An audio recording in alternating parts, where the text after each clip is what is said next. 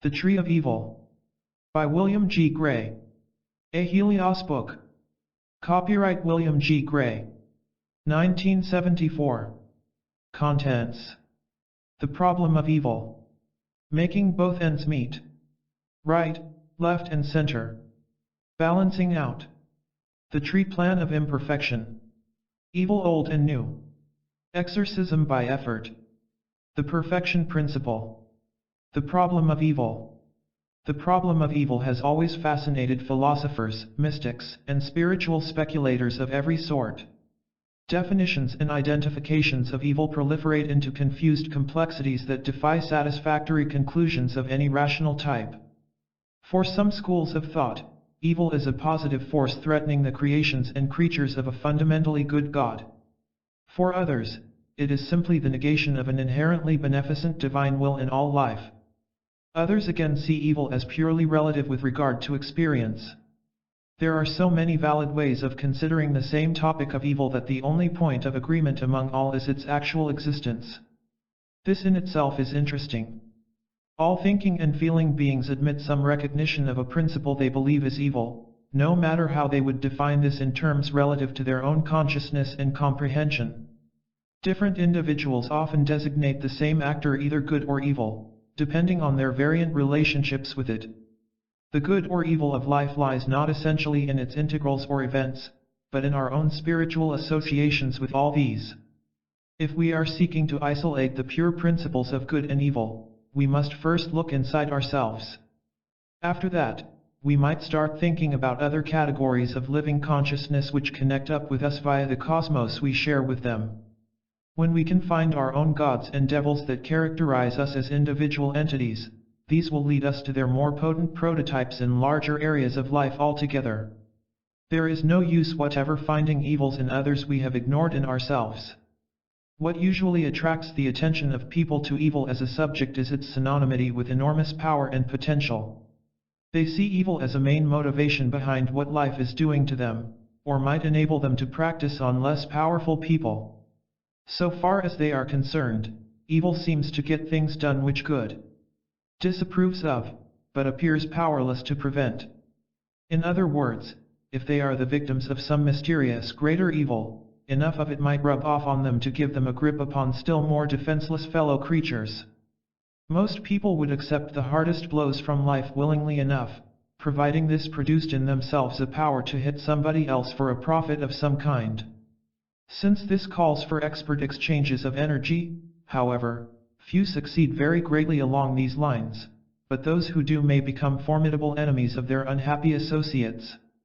Overworship is probably the most facile way of proliferating evil effects among living beings. The attraction of evil as a principle lies in its possibilities as a power source capable of being used to produce whatever its employers demand. An admittedly dangerous power source, but nevertheless one which should theoretically prove amenable to skillfully applied safeguards. Outwitting the devil was always a major motif in magical folklore. Perhaps there is some significance in the fact that one kind of popular old-time magic centered round the idea of raising evil spirits to perform whatever work was demanded of them. Good spirits were only expected to see that the bad is obeyed orders. There appears to be some implication herein that only evil spirits would actually do anything required by human intentions. Good spirits were more likely to expect a far higher standard of behavior from humans than these were willing to accept. So a sort of compromise was offered by magically minded human operatives to both good and evil spirits which the humans hoped would put much profit in their private and personal purses. The spirits did the work, the humans bagged the profit.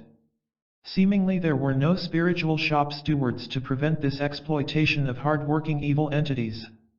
If all the fundamentals of this setup were transferred from the spiritual into our social fields of activity, it would produce a conventional picture of profiteering bosses misusing the misguided laboring masses. Not a nice or noble view of human motivations at all, but maybe a basic angle of observation, nevertheless. Both would-be goods and would-be bads alike agree that the principle of evil is inseparable from a concept of power motivated from purposes of profit according to the directing intention. Would-be goods acknowledge the power of evil by fear, hatred, sorrow, faith in ultimate absorption by good, or however their understanding copes with the concept. Would-be bads grasp gleefully at the calculated risk involved for the sake of immediate advantages anticipated. Neither side deny the incalculable energy associable with the principle of evil extending throughout every force field in which we have existence. Goodies generally believe all this energy will eventually operate only in conformity with the initiating intention of cosmos, or what was once called the will of God. Baddies would rather it did nothing of the sort, but arranged itself to suit purely personal purposes. Put another way, goodies trust to the ultimate triumph of the true self, and baddies hope to make all possible hay while the synthetic sun of pseudo-self still shines. There is yet another class of consciousness to consider. What might be termed the initiated intelligence.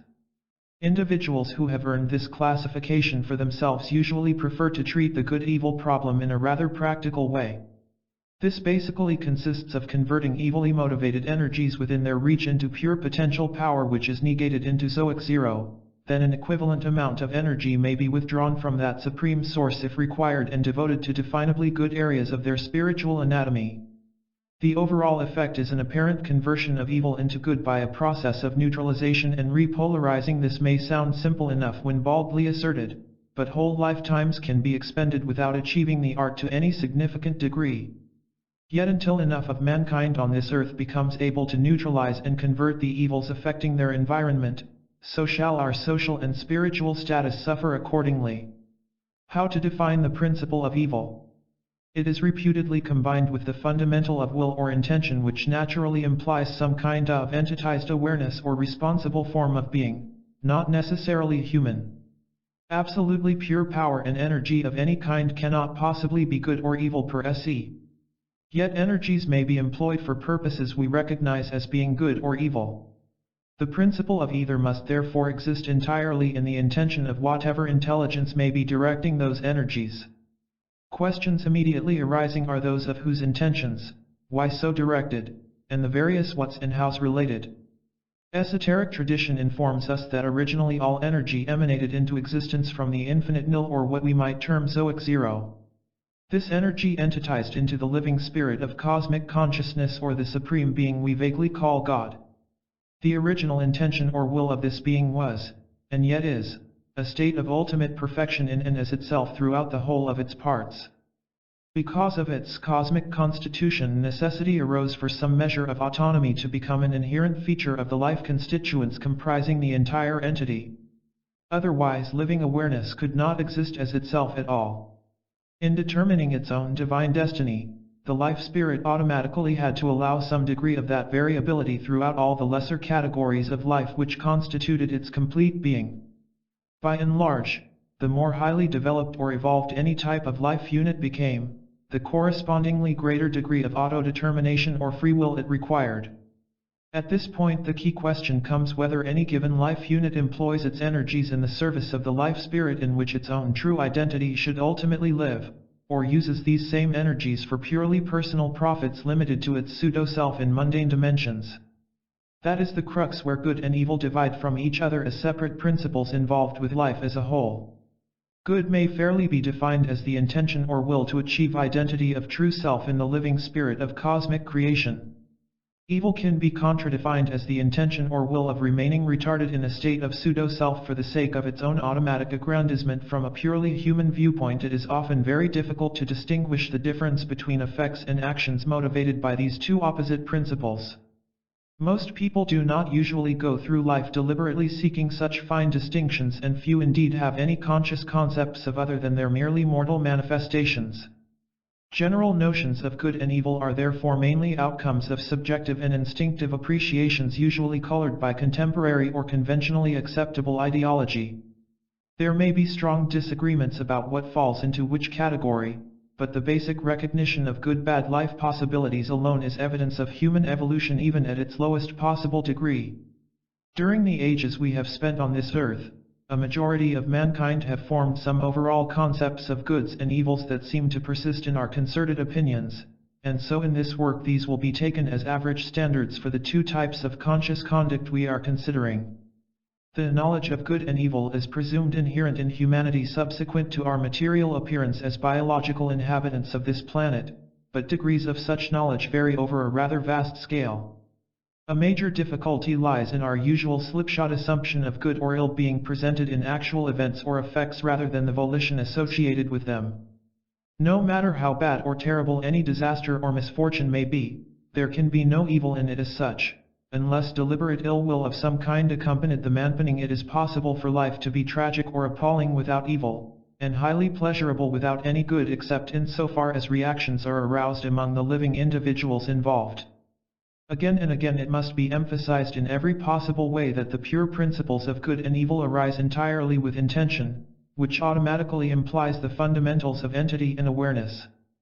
A simple way of appreciating this all-important point is by formulating the straightforward statement of, good or ill depends on will. The next question of course is whose will? That of a single human? Many humans? A non-human entity? What class of entity? Plus all the queries which relate these matters together or tie them in with our individual and collective destinies. It is obvious that the fundamental of will can be seen from quite a number of angles. Moreover, will has factors of both quality and quantity. The aggregate of individual wills combined to a single purpose may be said to equal the will of a group entity dealing with that particular issue. In theory we should be justified in assuming the united wills of all on this earth for good to represent the degree of God will active among us, and our united wills for evil to signify our devil degree. That is, of course, if we are prepared to personify the powers of consciousness operative through our cosmos. In practice, things are not quite so simple. The evil intentions of some may be turned to good by others, and only too frequently the best of intentions become perverted into hideous evils. To mean good is no guarantee of its appearance, but fortunately to mean evil may not materialize it. On the whole, however, the majority of mankind seldom has particular intentions of practicing either good or ill. Most simply act as prompted by their main life drives within their environmental frameworks and let issues of good or ill determine themselves as affairs fall out. Few people exercise much will one way or the other, and so what usually happens is that most of them are prepared to let the small degree of will they possess be influenced much more active and dominant directors of human intentions. Often such sources of intervention are other human beings, but we must not suppose those are the only agents of intention in existence. It is perfectly possible for metaphysical intelligences to influence human decisions and intentions. Depending on how we are impelled, we might consider ourselves contacted by angelic or demoniac agencies. Those old names are still effective for describing categorical types of intentionalist consciousness. One important point seems entirely clear. No matter what influences are brought to bear upon any living entity, that entity is in itself responsible for its own reactions thereto. Again, responsibility is a matter of degree depending upon the evolutionary status of the entity. The more evolved we are, the greater responsibility we have. Responsibility for and to what? The spirit of life itself in ourselves and all we are associated with. It is the ultimate authority to which we are alone accountable for our balance of being between good or ill issues of existence. Our interpretations of the intentions of this spirit in ourselves and otherwise are relative to our degrees of responsibility and evolvement. In the light of our past and present psychosocial history, it would not seem that, as a whole, humanity has advanced very high upon the ladder of life. Nevertheless, our progress is definitely perceptible over a broad range of vision, and if it is to continue effectively we must prepare to increase our individual and collective fields of responsibility very greatly. This, of course, calls for conscious and competent control of these areas, or truly knowing both good and evil. Initiated intelligence sees this problem in the following overall light. Every created entity of any description emerges from the same life source with some specific intention in it projected from that point. This is sometimes called the true will inherent in us. Ultimate fulfillment of that particular will through living experience results in achievement of true identity or real selfhood in the supreme life spirit, which could be described as a state of perfect peace, profound because it passes our entire understanding. Thus, if we acted according to the spirit which began our being, we would live, act and evolve only as the divine intention within us directed, and thus develop into the erect specimens of spiritual self we were meant to become originally. So what went wrong with us? Nothing that cannot ultimately be righted. Having a measure of autonomy or free will, we diverted our life energies into incorrect channels on lower levels, and so build up artificial ego existences which may be fairly described as states of pseudo-self. This was our so-called fall. Inner tradition tells that man was not originally intended as a biologically breeding native of the animal kingdom at all, but that our primal progenitors' willful infringement of procreative principles resulted in the rooting of human entities through these unsatisfactory channels until we learn how to live in better states of being. That was so-called original sin, because once human lives were bound up with physical sex reproduction they were automatically condemned to stay in those birth-death-rebirth orcs until they discovered methods of escape from them or bred themselves out in the course of sheer evolution. Those of us who have become human entities involved with a destiny of doom or deliverance upon this planet are faced with only three alternatives of action. 1. We can try directing our living in accordance with the divine intention in us so that we shall eventually evolve beyond embodied limits of being and become the better entity we were meant to be in the first place. Anything we are able to do in this direction may fairly be considered as good, leading towards central cosmic perfection. 2. We may continue to build up our artificial egos or pseudo-selves from incarnation to incarnation on this earth from misguided motives of procuring powers or personal aggrandizements, producing an illusory state of self-importance mistaken for success in living. What we do in this way cannot be other than evil. 3. We may abandon our entitlements to entity altogether and commit spiritual suicide by rejecting life at its deepest levels in us. This is the sin against the Holy Spirit which cannot be forgiven, for the simple reason that there is no entity remaining to be offered other life chances or forgiveness. At the end of an entity all its integrals are absorbed into other aspects of life and its energies used otherwise, so nothing is actually wasted, although the original intention in that entity cannot reach fulfillment if it ceases existing by its own will. Since this seemed like robbing God of a life, it was held in particular abhorrence by old-time initiates. Especially since they had reasons for believing that if any entity ended its existence intentionally, others would be called on to assume its abandoned responsibilities.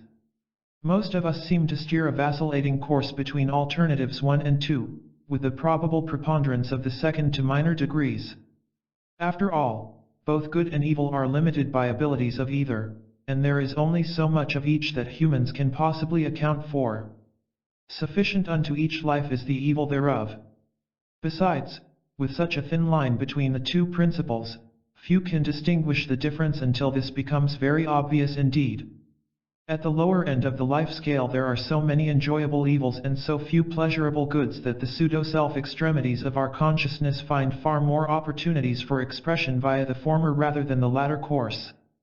It would be a mistake to suppose that our pseudo-self projections into materialized and mortal forms are evil as such, can be lived through, experience life at this level, feed back resultant energies required by the true self, receive and transmit energies from that spiritual power source in terms our average life level may deal with usefully, and act as very valuable agents in our world for an inner authority which rightly belongs to a better state of being. Used in the right way, pseudo-self can become a sound spiritual asset. Evil arises entirely from pseudo-self seeking to establish an egoic position in authority which rightly belongs to the true self level of entity alone. To clarify this issue somewhat further, let us see it in the broadest possible light. As life entities, we are supposed to be creatures with a clear circulation of energy in a cosmically cyclic pattern centered on the true self point originated by the initial intention of the life spirit which made us what we essentially are and ought to be. The cosmic circulation of our Earth should be centrifugally as far as our existence extends at all life levels, then centripetally back to the perfect poise of our spiritual identity again. Providing the total energy in such a living self-cosmos were equably and properly distributed according to the constant of its creation, it would be an absolutely balanced being. Whether this ideal condition is possible on this planet or in factual practice somewhere away from our world is beside the point. It is certainly not the state of an average or even above average human at present. We are mostly very rough similitudes of that perfect spiritual pattern indeed, and it is only by knowledge of our malfunctions that we usually manage to make guesses of what we could be like if only we might get ourselves into correct cosmic order. Our main malfunction is undoubtedly unbalance of energy due to overemphasis of ego concentration at the pseudo-self extremity of existence.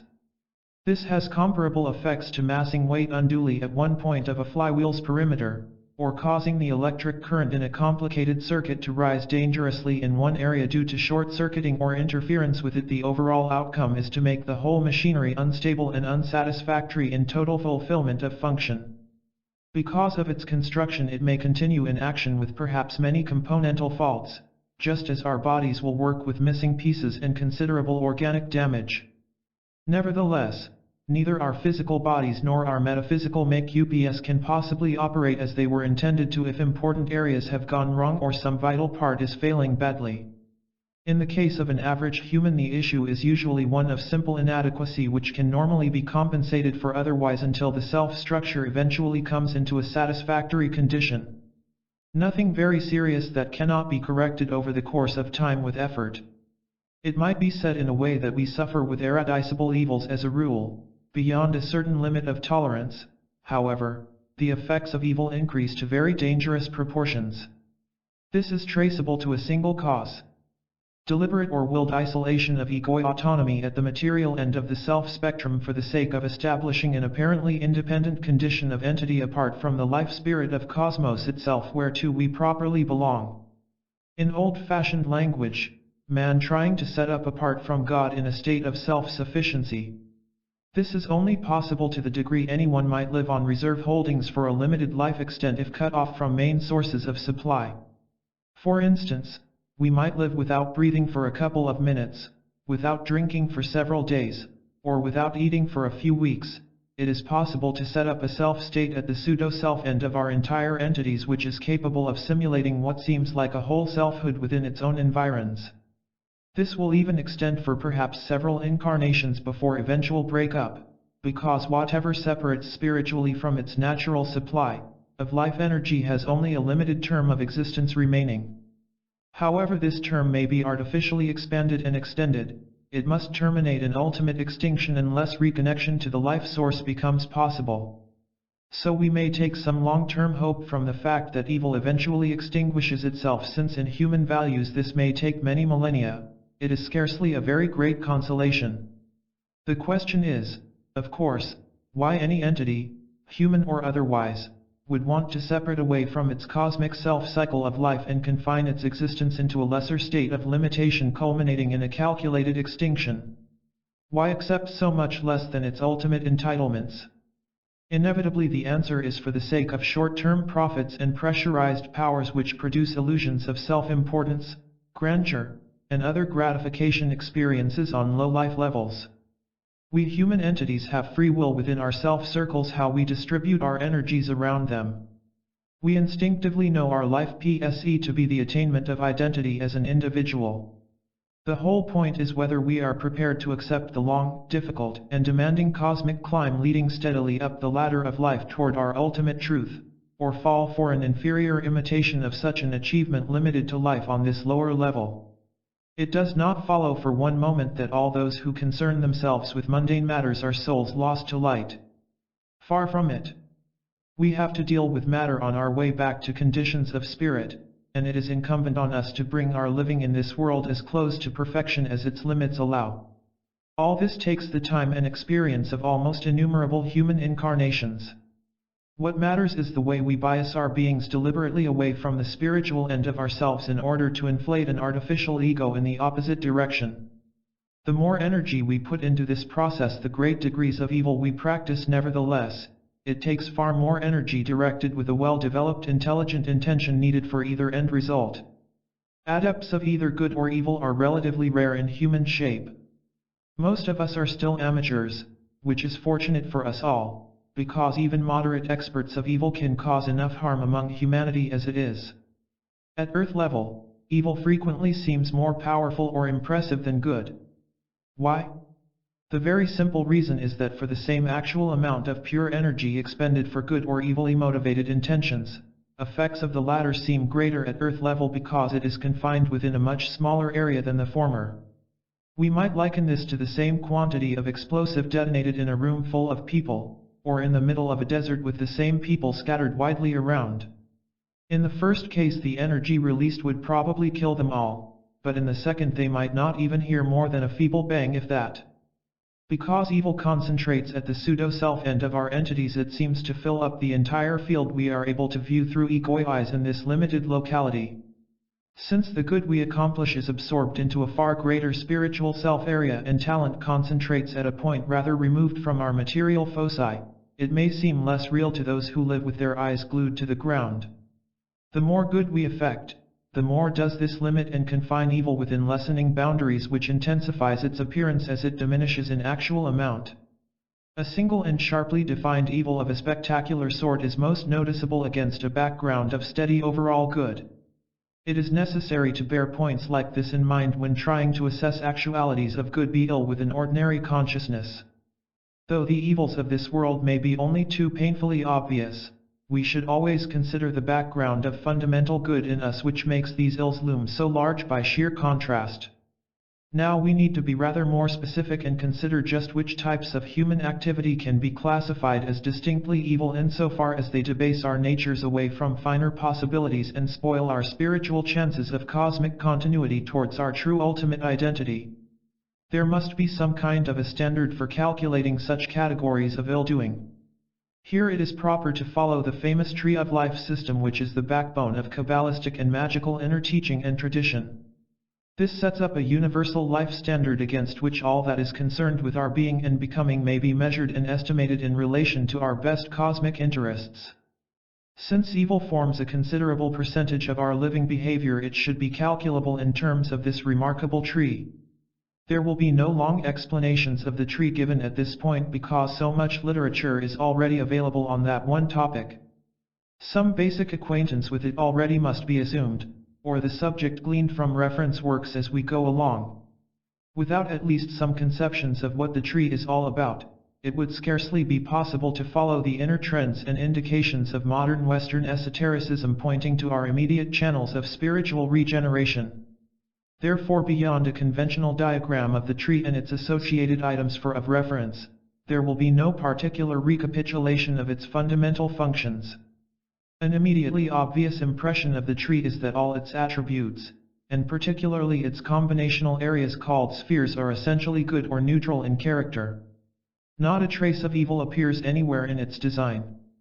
As it stands, the tree is a design of what life should be, rather than as we must admit we find it in this world.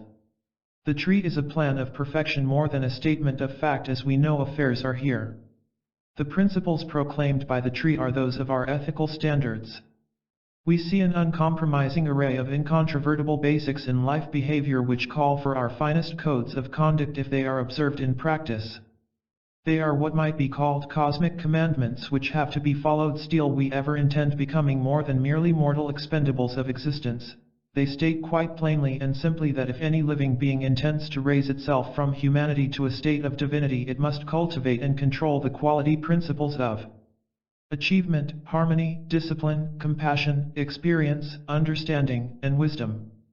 Those are the points which the Tree of Life proclaims as its principles. It is quite clear that any soul able to live all these within itself and live within a wider framework of life among others would arrive at very advanced cosmic conditions of life. What, on the other hand, happens in the case of those who either apply them inadequately, or else refuse to recognize them as standards, and deliberately attempt to reverse their effects? Kabbalistic tradition becomes very obscure on these issues. While reiterating again and again no evil can possibly be permanently associated with such a holy design as the Tree of Life, allusions are made to mysterious adverse influences called in Hebrew kliputh, said to mean shells, courtesies, or even harlots. Whatever these may be, very few references have much to say about them in explicit terms. It is almost as if a tacit agreement existed among exponents of Kabbalah that if these unpleasant issues were ignored they might eventually disappear altogether under some convenient cosmic carpet. Such a policy may have seemed admirable to bygone authorship, but since then experience of world events has rather led us into dragging our demons out into the light of clear understanding where they will wither away as they deserve.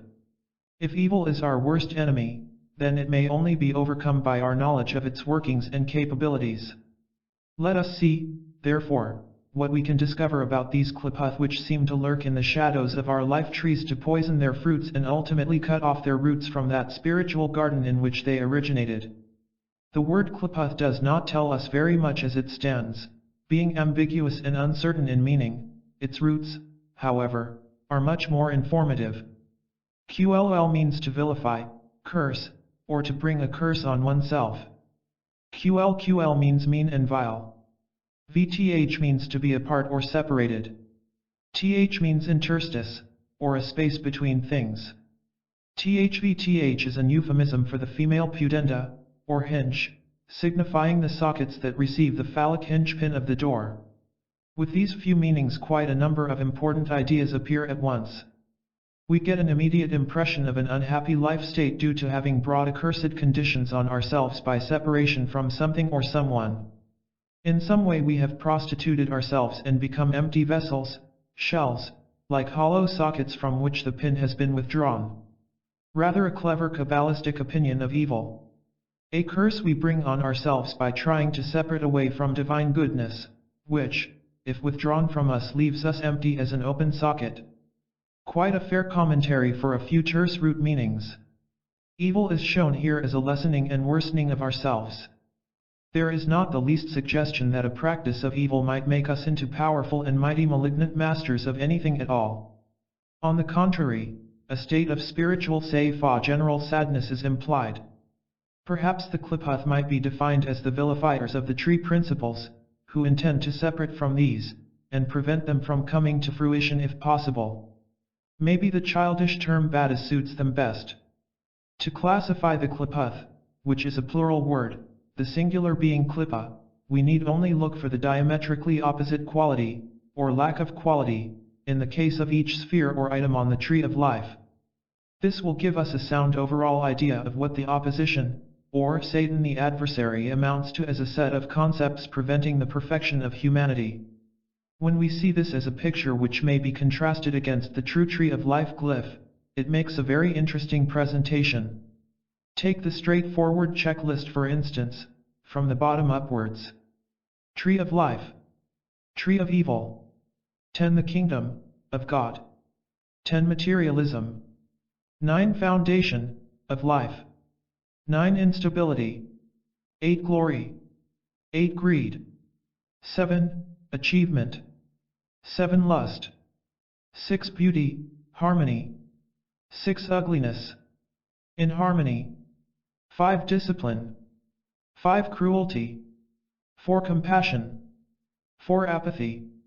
Here the abyss is crossed. Here the abyss is imposed. By experience. By ignorance. 3. Understanding. 3. Antipathy. 2. Wisdom. 2. Stupidity. 1. The apex of spirit. 1. Atheism. 0. Light.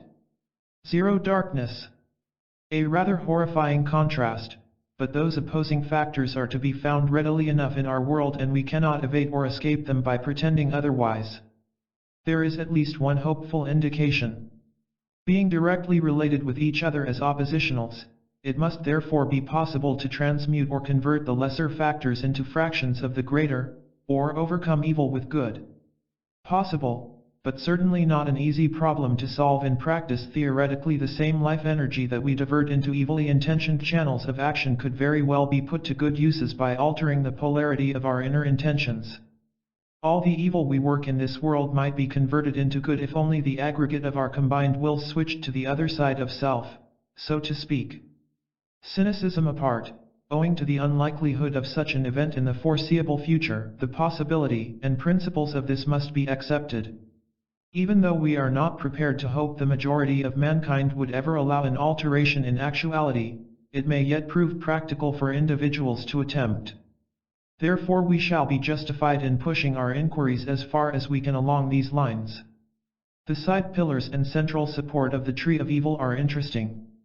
They consist of the extremities of compulsion on one side, coercion on the other, and condemnation in the middle. In the case of the tree of life, these are respectively severity, mildness, and moderation. This is to indicate that we should always look for a middle course of life between extremities of hardness on one side or softness on the other. A central ideal ought always to be looked for in every event of life, and the design of the tree tells us this quite plainly. The tree of evil sets a middle course of condemnation between extremities of compulsion and coercion. We curse or damn ourselves to the extent we deliberately apply coercive or compulsive means of driving ourselves or others into evil courses. Both of these drives imply intentional interference with the will or wills which might otherwise have inclined toward good. It is an implicit with the factors of compulsion and coercion that they are only employed in the service of evil intentions. People cannot be either compelled or coerced into doing good. They may be induced by such means into conformity with dictates, and that is all. No wonder we are such difficult creatures to deal with. There is such a narrow difference between our opting for good or ill that most of the time we seldom stop to bother which course we are pursuing. Intelligence and reason do not decide the issue, they simply exploit or direct it. We cannot develop the qualities of the tree in ourselves by any amount of training or education. They are natural fundamentals of our living which come from the depth of our inner characters. For good or ill we make ourselves with them as souls and potentially immortal entities.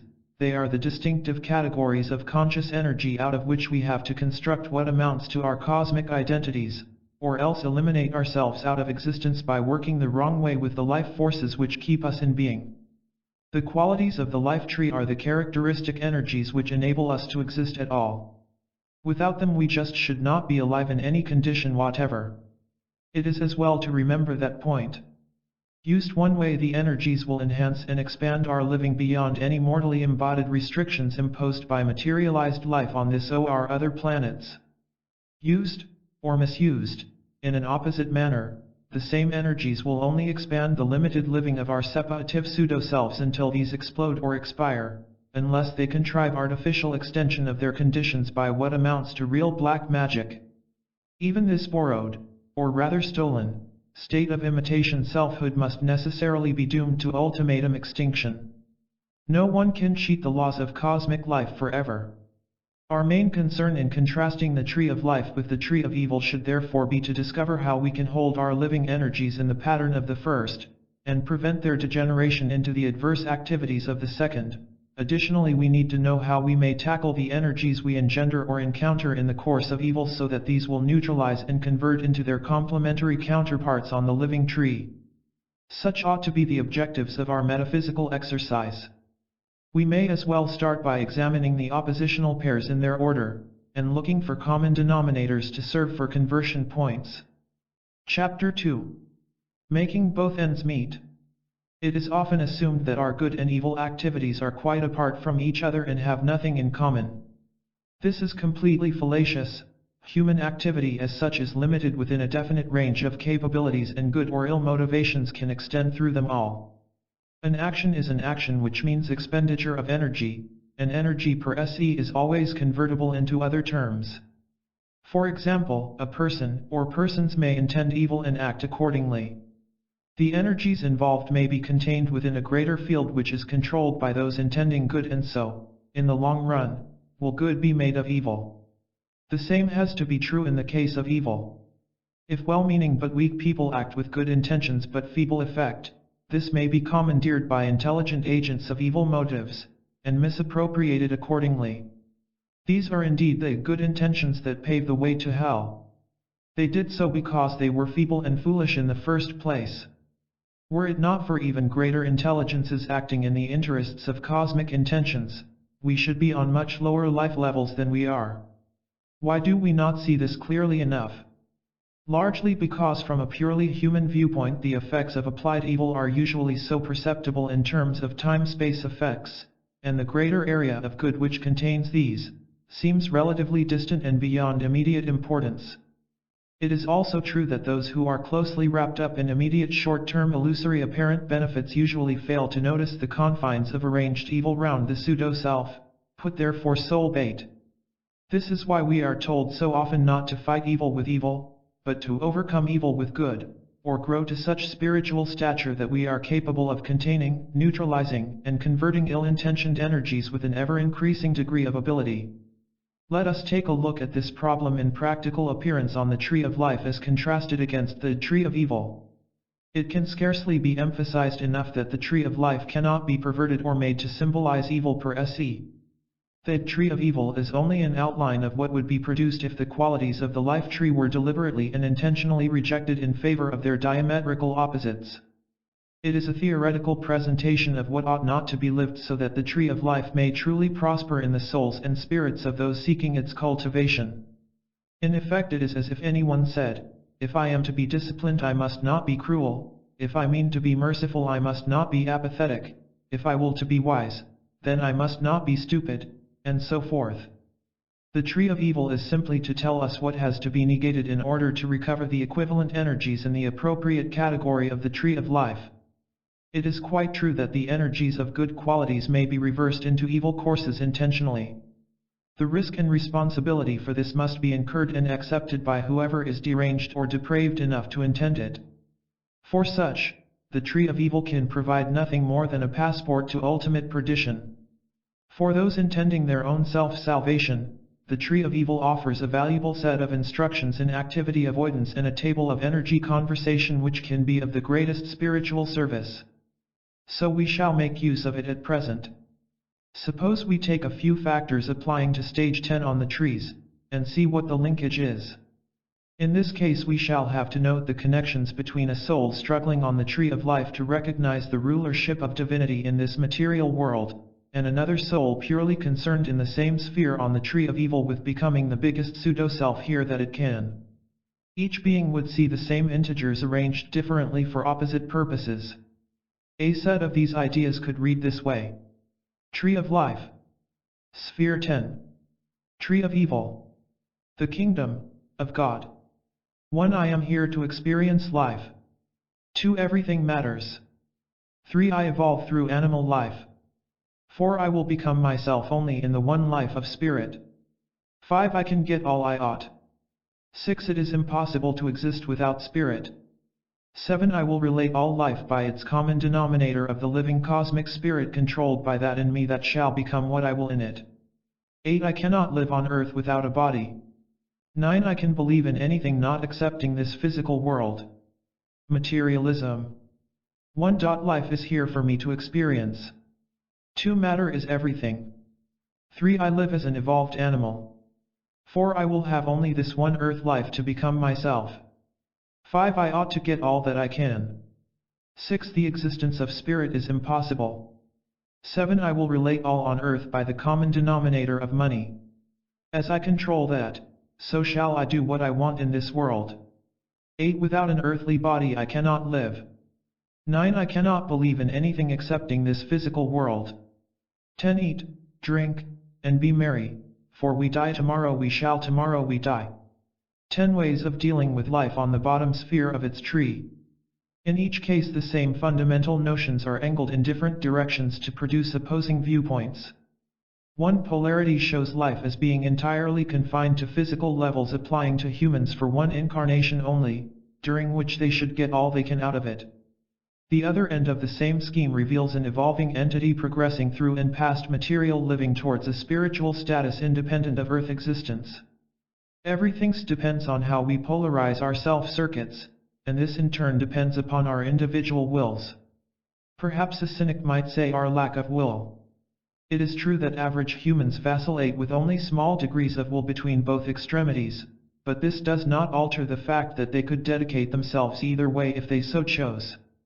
Eventually, they might even learn the middle method of progression towards a state of spiritual life perfection termed simply peace profound because it passes our understanding entirely. Instead of stopping to analyze each point carefully here, let us go straight on to the next sphere of the tree. This is classified as foundation, and deals with basics of life, which should give the nil factor is taken mystically to mean the ultimate zoic zero or point at which we pass beyond being human altogether. Therefore it is the highest possible positive aim of every initiated individual. It is only when people begin to appreciate the incredible potential of what others consider nothing that they commence the reversal of their polarities, which results in living upwardly and inwardly towards infinite light. In fact, it is exactly this change of polarity away from pseudo-self and back towards the true self which marks an initiated soul from one which has not yet begun this process of its own free will. To initiate means to begin, and once we have commenced our changed course of inner cosmos in conformity with what amounts to our true wills, then we may be classified as genuine initiates of life. No synthetic lodge or temple titles will ever confer this degree upon us. It is something we must earn of our own accord entirely. There is no other way. To continue with our tree contrasts, we shall branch out to the next sphere of glory or honor. This is concerned with the principles of life which provide incentives for us to develop ourselves in fair and legitimate ways which will bring credit to us, yet harm no one. Its opposite number in terms of evil is just plain greed, which cares nothing for how much anyone else may hurt as long as objectives are gained by hook or by crook. A set of contrasts may read like this: a stability, such as our families, our faiths, aims, and so forth. It also concerns fertility of body, mind, and soul, insofar as it divides the equivalence of genes out of which we have to build up our own life entities. Looked at from similar standpoints on both trees of life and evil, we might select another contrasting 10 ideas like this. Tree of life. Sphere 9. Foundation. What matters in life is that all should have a chance. Life in stability. Be responsible in living. Place faith in no thing. The meaning of life is found in infinite nil. Growth under control. Be discriminate in breeding. The significance of society is in families. Sex is of some importance to all. Life is certainly all. Tree of evil. Instability. Life is all a matter of chance. Live in instability. Live irresponsibly in being. Place faith in nothing. There is no meaning to be found in life. Grow uncontrollably. Breed indiscriminately. Families are socially insignificant. Sex is something all-important. All life is uncertain. Another 10 inversals taking place through the same sphere of the tree. It might be necessary to remind ourselves here that Tree of life. Sphere 8. Glory and honor. 1. You cannot cheat life without paying. 2. Know the import of being a self. 3. Take every advantage to benefit others for your own good. 4. Be not deceived. 5. Don't steal it, earn it. 6. It is foolish to enjoy flattery. 7. Grasp what being means. 8. Be clever, make others think. 9. Admire the possibilities of learning. 10. Laugh with others at what happens. Tree of evil. Greed. 1. You cannot make life pay without cheating. 2. Be known by your self-importance. 3. Take every advantage of others for your own benefit. 4. To deceive is nothing. 5. Don't earn it, steal it. 6. Enjoy the flattery of fools. 7. Be mean and grasping. 8. Make others think you are clever. 9. Learn how it is possible to be admired. 10. Laugh at what happens with others. Looking at the evil side of this tree, we can see a rather unpleasant sort of person sneering back, but who would be rash enough to deny some slight reflections of his own inner appearance. There should be little doubt, however, about where the dividing line between the two polarities comes. If we cross over the tree plan to the next sphere altogether, it may seem similar to the last because it is called victory on the good side and plain lust on the bad. Lust and greed are not exactly the same at all. Greed indicates some degrees of cunning and even perverted intelligence, but lust signifies a get-it-at-all-costs outlook. Lust will even destroy itself in achieving an objective, or destroy the objective to prevent anyone else achieving it. Greed may be temporarily satiated, but lust is unquenchable. Where greed would infiltrate, lust must dominate. Its victory is so often purely. A contrasting tree at this sphere could read. Sphere 7. Tree of life. Victory, or achievement. Overcome evil with good. Achieve what is right. Be master of yourself. Desire to be satisfied. Make forces obey your will. Never use compulsion on others. Let no cost be unaccounted for. Break nothing you cannot make. Conquer hate. Tree of evil. Lust. Overcome good with evil. Achievement is your right. Be the master yourself. Satisfy your desires. Make your will obeyed by force. Use your compulsion on others against their will. Count not any costs. Break to nothing what you cannot make. Hate and conquer. Tree of life. Never persuade people to accept ugliness. Keep in control of yourself. Control confusion in yourself and others. Make opportunities for others to regain lost balance. The secret of perfection lies in preventing deliberate disorganization. Oppose all intending to destroy you. Tree of evil. Persuade people to accept ugliness or nothing. Keep yourself in control. Confuse others, then control them yourself. Unbalance others to make opportunities for yourself. In deliberate disorganization lies the secret of preventing perfection. Destroy all intending to oppose you. A concentration of the tree of evil characteristics on this sphere would certainly produce a dangerous and vicious person. Yet the same factors turned round could result in a very noble and potent being. The next sphere ought to show up some interesting contrasts too, because it is that of beauty, or harmonious balance. If that is seriously out of true, then the poise of the entire plan is bound to be affected somehow. Glancing here we get a picture of an evilly intentioned being with sufficient intelligence to know quite well how to upset the processes of cosmos in his own self-circles for very anti-cosmic motives. It is natural that the higher we climb the tree the more advanced we shall find the degree of adepthood either way. An interesting point here is that evil entities show recognition of their own limitations. They realize they could not entirely destroy the workings of cosmos at this particular point without breaking up their own pseudo-selves also. Therefore they learn how to create a controllable chaos which affects others adversely yet leaves their own main interests clear. Such as outbreaks of civil violence, contained warfare, inexplicably altered economies, and carefully directed confusions of thinking coupled with attacks on basic beliefs. If asked for their own beliefs, they might reply cynically that the hand which rocks human concepts of order and balanced beliefs may also rule this world. It is all a question of tipping the balance of everything toward their own favor. The next sphere up the tree is a really stringent one. In good terms it signifies discipline, economy, strict justice, and all the qualities of correct training at any life level. On the evil side it degenerates into plain and horrible cruelty. Again the factors are convertible. We can change to either side at will. One set of from one tree to the other, we might see something like this. Sphere 6. Tree of life. Beauty. Harmony. 1. Control chaos, then create what you will.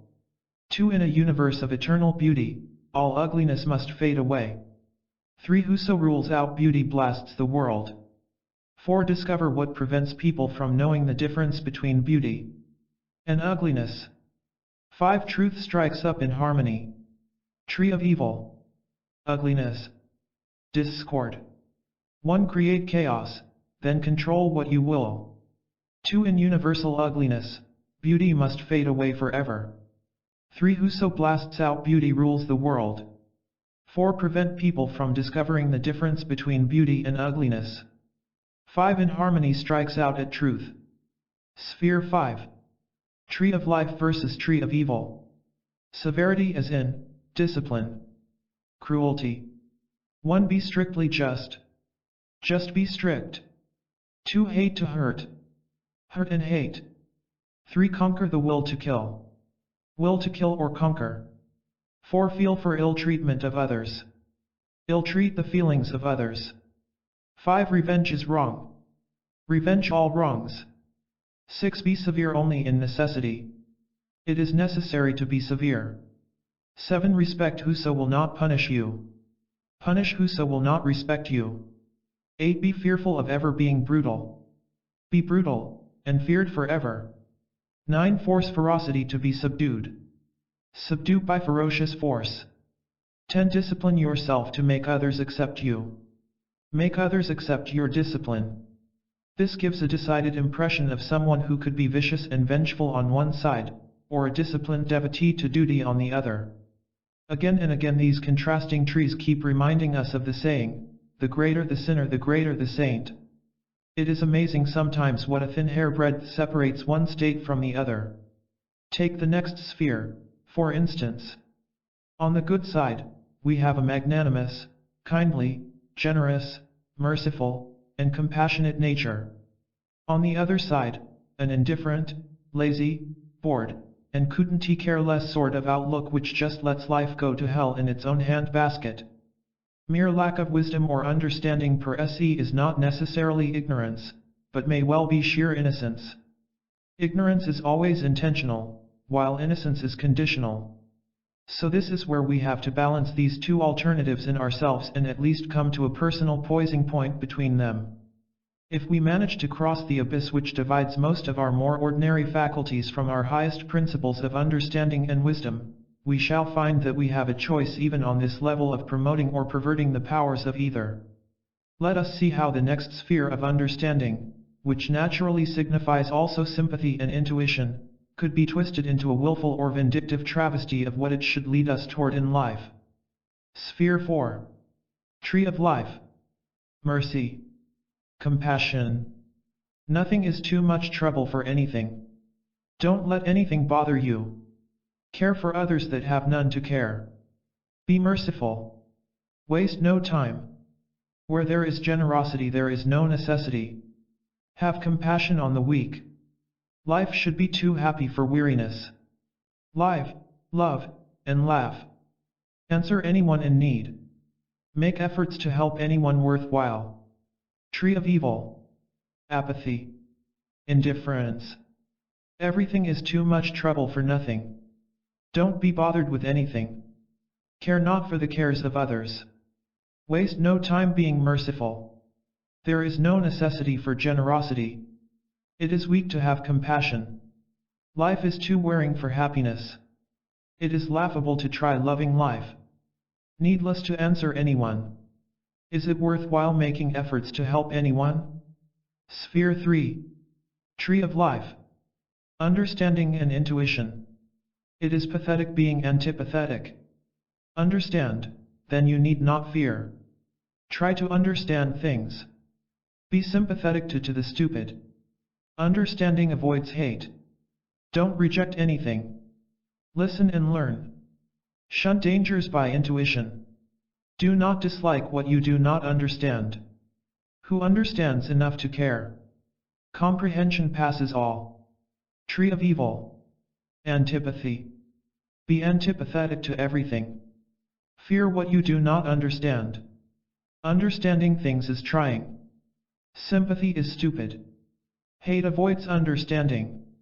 Don't listen to anything. Reject learning. Intuition is dangerous, shun it. Refuse to understand what you dislike. Who cares enough to be understood? It is all past comprehension.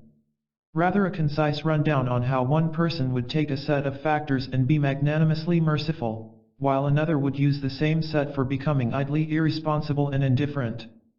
As always, everything turns upon the pivot of individual inclination. We now come up against what we might as well call the ignorance gap in our tree scheme. By ignorance is meant a deliberate refusal to cross the borderline between real understanding wisdom linked with acceptance of an ultimate awareness, and a state of stupid and strenuous denial that a cosmic constant of spiritually living consciousness exists. Ignorance implies intentional rejection of the life spirit as a controlling consciousness of cosmos.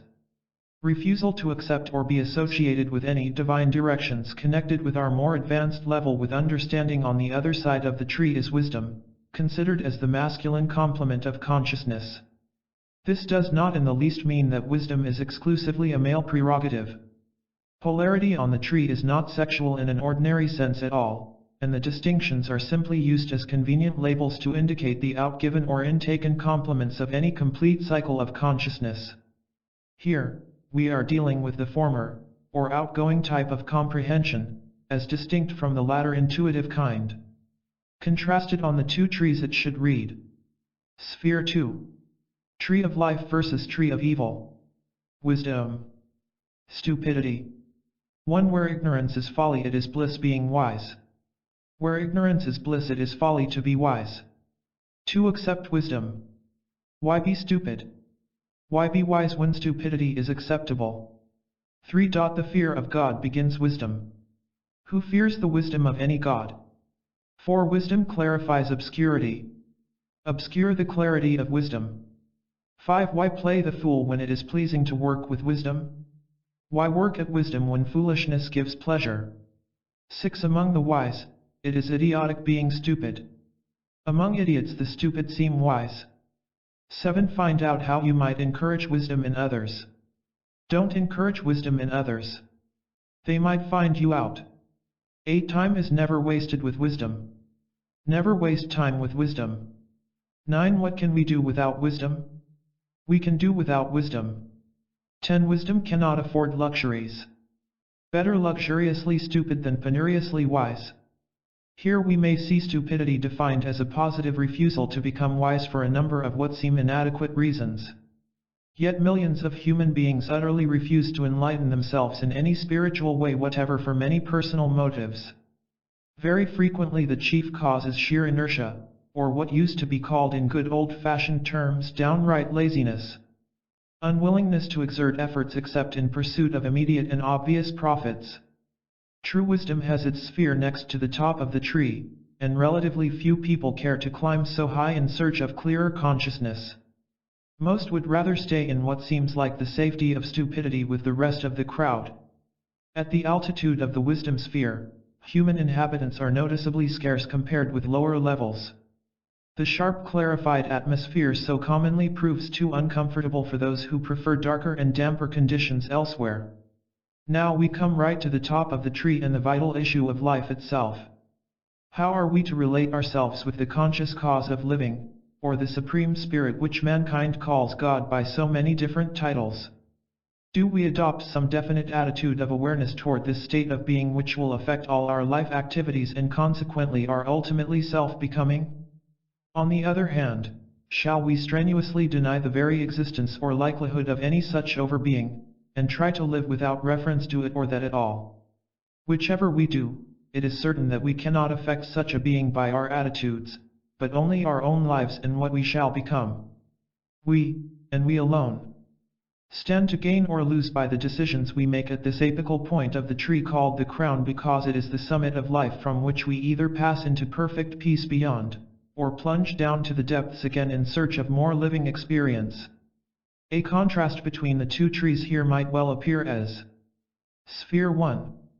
Tree of life versus tree of evil. The crown versus atheism. 1. God is living, not dead. God is dead, not living. 2. O God, do what thou wilt. No God, do what you will. 3. God is everywhere. Wherever is God.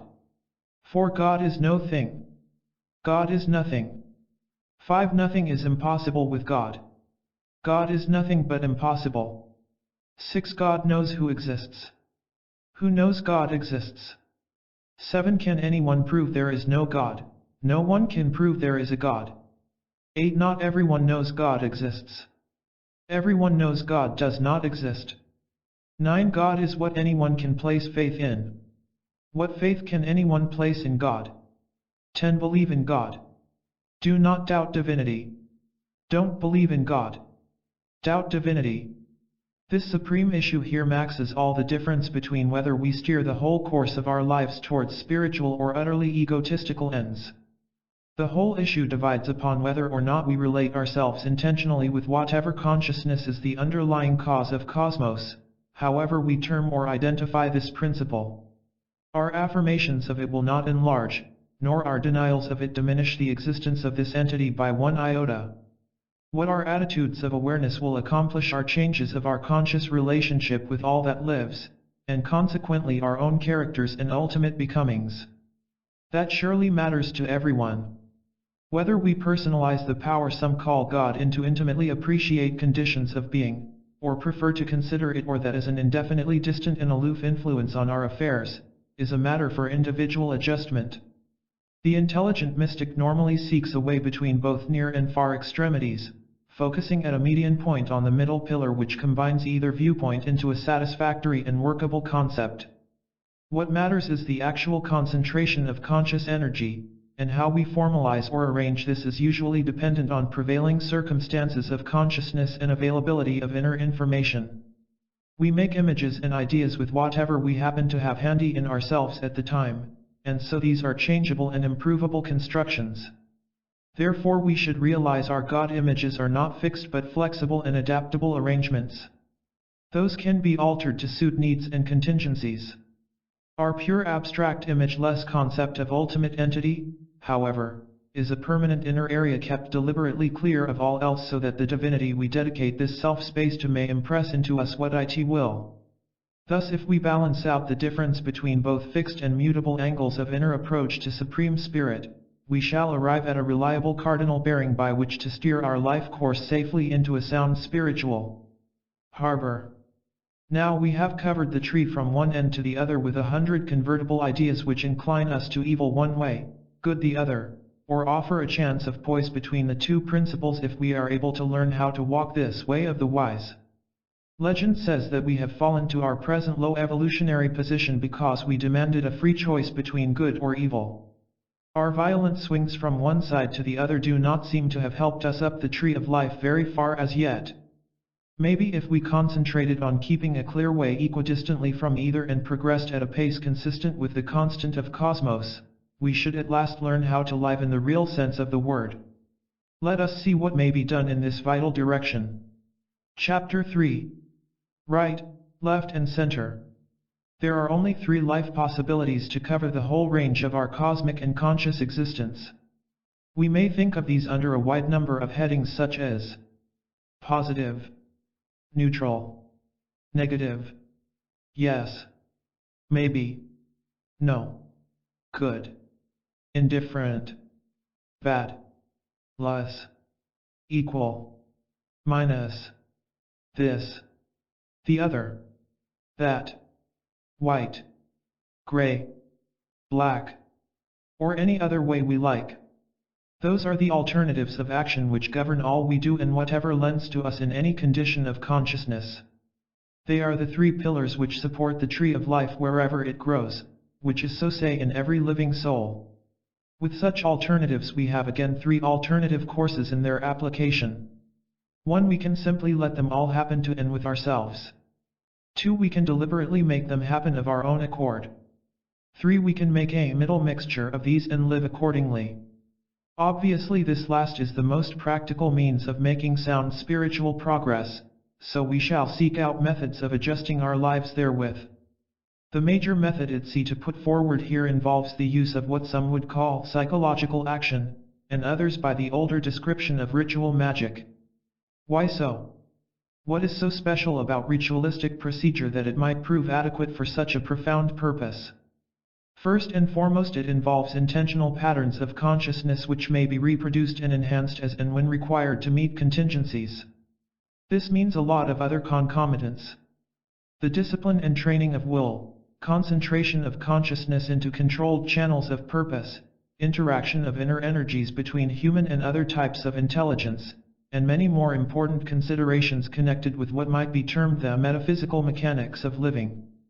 Nobody can work even minor magical rites without automatically employing many of these factors to some degree, even if such a degree may be very small indeed. The efficacy of any ritualism depends upon the direction of its related inner energy, and this depends again on the energy available, skill of operators concerned, pattern of circuitry used, and of course, capabilities and scope of the inward and invisible agencies of intelligence operating. It takes 2 sorts of entity to work what may be called magic with any effect from an earthly basis: embodied humans intentionally employing specific formulae of consciousness and behavior, partnered by non-physical of entity capable of linking in and at least generally guiding the appropriate inner energies necessary for accomplishing whatever the overall purpose of the whole operation may be. Our cosmos being constructed as it is, the actualities of this entire process are attenuated through a very deep range of reactions, and humans attempting to work it from merely wish-want motives are likely to be extremely disappointed by the non-results obtained. Unless, of course, they are so determined on gaining their immediate ends that they are prepared to sacrifice very valuable sections of their spiritual structures in exchange. Assuming such insanity is outside our present picture, we can take quite a practical view of the problems posed. On one hand, we see humans determined on following courses of consciousness and intention which lie rather beyond their normal powers of performance.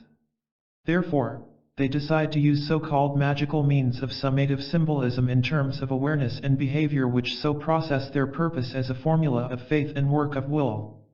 On the other hand, we may see, suppose, or otherwise postulate beings who live beyond embodiment as we know this term, well able to employ energy entirely without physical mechanisms, yet quite cognitive of patterned consciousness arranged by people living on this or other planets. A working partnership between these distinct life levels is perfectly possible among those capable and willing to form such relationships of spiritual symbiosis. Let us take rather an odd analogy to illustrate the situation. Suppose someone to be standing on the edge of a fish pond observing those very different life forms going about their normal business in an element and circumstances quite incompatible with human living. If the fish are aware of the human at all, it can only be in the vaguest way which cannot comprehend our natures or modes of living to more than the very least degree imaginable. The human watches the fish swimming around and gets a general notion of their behavior patterns and adaptations with their circumstances. Now let us suppose a virtually incredible happening. One solitary fish starts swimming in repetitive and most peculiar patterns which turn out to be message in plain English, "Help me." Again and again the creature spells these unmistakable words in our language. If this happened in actuality, one would hope an interested observer would summon all the aid he could in the way of veterinary and scientific specialists, all motivated by a united aim of helping a fellow creature in totally different dimensions of living, yet capable of communication with us in mutually recognizable evidence of awareness. To quite an extent, this is more or less what happens in ritual magical procedures. By carrying them out on our levels, we make symbolic signs which convey sensible communications to observers and sympathetic types of entity operating along what could be called contiguous channels of consciousness in different dimensions of living. The patterns of ordinary human living at Earth level are familiar enough to those inner intelligences. Our behavior to them is much what the behavior of animals and other creatures are to us. Predictable and reasonably certain patterns of conditioned consciousness. Even our most insane and outrageous activities are easily calculated into anticipated cycles. In fact, the behavior of insane humans is much more computable than that of the most balanced beings. As a species of living creature, man is a very guessable proposition to those even a little more advanced in evolution. What happens in the case of those exceptional humans who go beyond standards of average behavior and awareness enough to make recognizable signals in terms of an inner language immediately intelligible by those whose common consciousness deals with similar symbology? Whatever their reactions may be, it is certain their attention will be attracted and interests aroused. Whether or not this may lead to closer relationships developing is a matter for specific settlement among those concerned. All we may be sure of at our end of Earth living is that certain formulae of consciousness and associated behavior which some call magical are bound to make some kind of contact with other types of consciousness than ours on ordinary mortal levels among the rest of mankind. What eventuates from such an inner linkage with different orders of living intelligence than ours, depends on many factors outside our immediate control. Whether indeed this may be to our ultimate benefit or otherwise is another issue entirely. What should concern us at present is the post of this matter per se. Applying the 3 points of the tree pillars to this problem, we shall find that such extramundane agencies A. exist, B. do not exist, or C. ambivalent. This means to say that the postulate of existence or non-existence apply purely to our conceptions of those limits. What has no existence for us may well be definable by an awareness operating far beyond our greatest range of experience. We are in no position to state dogmatically, nothing exists after such and such a point. We may quite fairly say, I cannot conceive the existence of so and so. That would be true because it is an admission of human limitations. The central position adopted by anyone of initiated intelligence is to a G that past our furthest point of perception, where non-existence begins for most mortals, the possibility of indefinite extensions into very different dimensions must be at least accepted hypothetically. Once this balance of belief becomes workable, it then proves possible to think, act, or behave relatively to the terms of the hypothesis for the sake of experience within its operative field. Thus it is quite practical to take a midway stance between the being or unbeing of what were once called simply spirits but have since been promoted to becoming paraphysical entitizations. Be it noted that we do not have to believe or disbelieve in the actuality of such inner agencies per se. What we must believe in is the possibility they exist in their own state of being, yet are capable of interaction with ours by unspecified means or degrees. In other words, we must be prepared to accept a working hypothesis and go on from there within its term of reference. We might say in effect, acting on the assumption that the position is such and such, I behave, think, or conduct myself accordingly. That is a perfectly legitimate standpoint for those seeking the middle way of magical practice. The act of faith involved does not rest in whatever inner beings may or may not be concerned but in one's own ability to make relationships with relative metaphysical equivalents. This makes an important difference in concept. We need not believe in spirit unless we want to, but we positively must believe in our capability of living and behaving as if the energies available to such entities it be employed on our behalf. In some way this is rather like the personal credo of an agnostic who says firmly, even if there isn't a God, I shall still live as if there were one, because I honestly believe that is the best thing to do. Here the two extremities of belief and unbelief both support the central course of conduct. This could be paraphrased by a thoughtful exponent of magic to read, even if magic may not work, I shall act as if it did, and then it might. Here again belief is centered in an individual's estimation of its own abilities. It is really extraordinary how relatively little faith is needed to form a basis of magical action. Especially when nowadays people are willing to believe so much more unlikely propositions. They will readily pay for lottery tickets in the belief of becoming rich against fantastic odds. They accept the most preposterous come-ons, the wildest and wheeliest catches of advertiser and confidence tricksters. Some are even gullible enough to trust politicians' promises. There seems no end to the credulity of mankind in pursuit of phantom profits. Humans will literally believe in almost anything that activates their dual greed-fear-life drives. If they ever learned how to equate these out into a centrally poised power or purpose, their faith would change direction quite dramatically.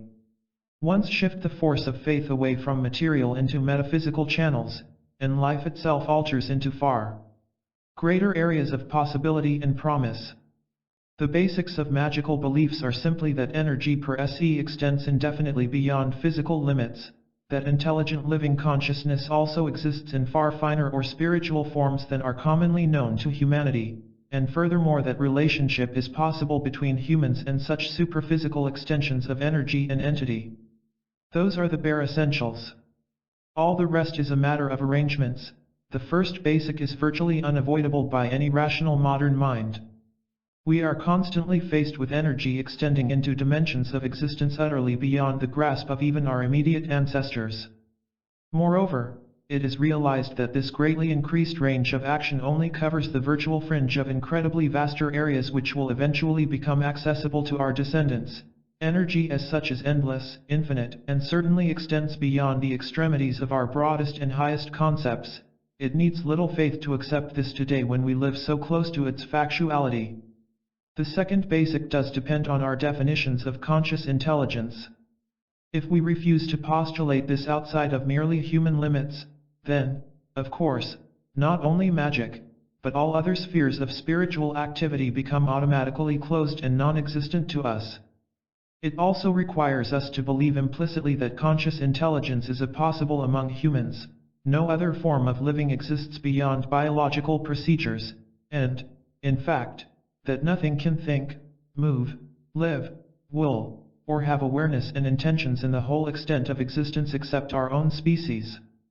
An acme of egotism apart, the demands on human credulity of an absolutely atheistical creed are virtually past calculation. Positively and insistently to reject the slightest possibility of other living than within the small limits of mortal experience takes an intensity of belief unreachable by the vast majority of mankind. No one strains harder at gnats or swallows larger camels than a dedicated and devoted atheist. Strangely enough, it seldom occurs to him that his strenuous denial of all extra-mundane existence derives principally from his deliberate refusal to accept its possibility. He may prefer to suppose his atheism results from his intellectual experiences and whatever else he accepts as evidence, but if he were honest he would have to admit limits to his capacity of consciousness. Within those limits his denials are legitimate to himself alone, but past that mark others are entitled to what experiences they will. It is quite reasonable for anyone to say in effect, within my experience and understanding no other types of conscious life or entity exist than those inside my range of intellect and comprehension. Such is my sincere belief. That is not atheism but a simple admission of self-limitation. It would also be fair to say, I refuse to concern myself with other than human limits of living. That is an entitlement of free will which is our natural birthright. Or someone could equally say, I admit such things may be, but I would rather have nothing to do with them. That again is entirely a matter of personal decision or opinion. The crux of the whole issue is one of recognition or admission that what are now called paranormal conditions of conscious entity are conceivable as concomitants of our cosmos. This is all once such a standpoint is made, the second basic belief behind magic becomes possible. What follows from thence, if anything, will depend entirely on the people or circumstances concerned. The third basic of relationship between intelligent humans and energy entities usually inaccessible to most mortals, may almost automatically be considered as a possibility once the first two basics prove acceptable. We are not asking here whether or not this should occur, be a good or bad practice, how it might be done, or anything beyond its conceivability. If relationships of any kind at all, however remote, are possible between embodied mortals and non-incarnates of whatever category, then magic becomes at least theoretically workable, and translation of theory into practice is generally only an affair of application through adequate condition of development. The very moment that magic amounts to an admissible possibility, almost endless questions arise to be answered. Is it worthwhile or not, beneficial or otherwise, difficult or easy, and what is its methodology? Those are some of the most immediate points presented to inquirers. There is also the overriding query of why bother with any form of inner agency at all? Why can't we do what we want by ourselves? The straight answer to this, of course, is that if we had such capabilities we should be higher than humans, anyway. If, while yet human, we insist on making intentional demands of life none of our facilities are able to supply, then we have no alternative but to direct those demands toward whatever agency seems most likely to deal equitably with them. It does not follow in the least that our initial intentions will eventuate as specified, or even seem to have had any effect whatever outside the originator's awareness. So much depends upon the inner agencies concerned, and a wide variety of factors outside our competence to control. On the other hand, it is amazing what may be accomplished through such agencies, making allowances for natural factors of time-space events comprising our cosmic continuum. Mankind as a whole has always realized those possibilities one way or another. Whether by means of elaborate sacrifices to God concepts, placation of dreaded demons, charms, spells and conjurations, or straightforward prayers to saints and divinities, humans have placed problems beyond their power of solution in whatever higher hands they believed upon all down the ages. As often as not those problems were either answered or ultimately equated. Very seldom by any sort of unusual intervention with natural laws, most eventuating through normal, though often unexpected, channels.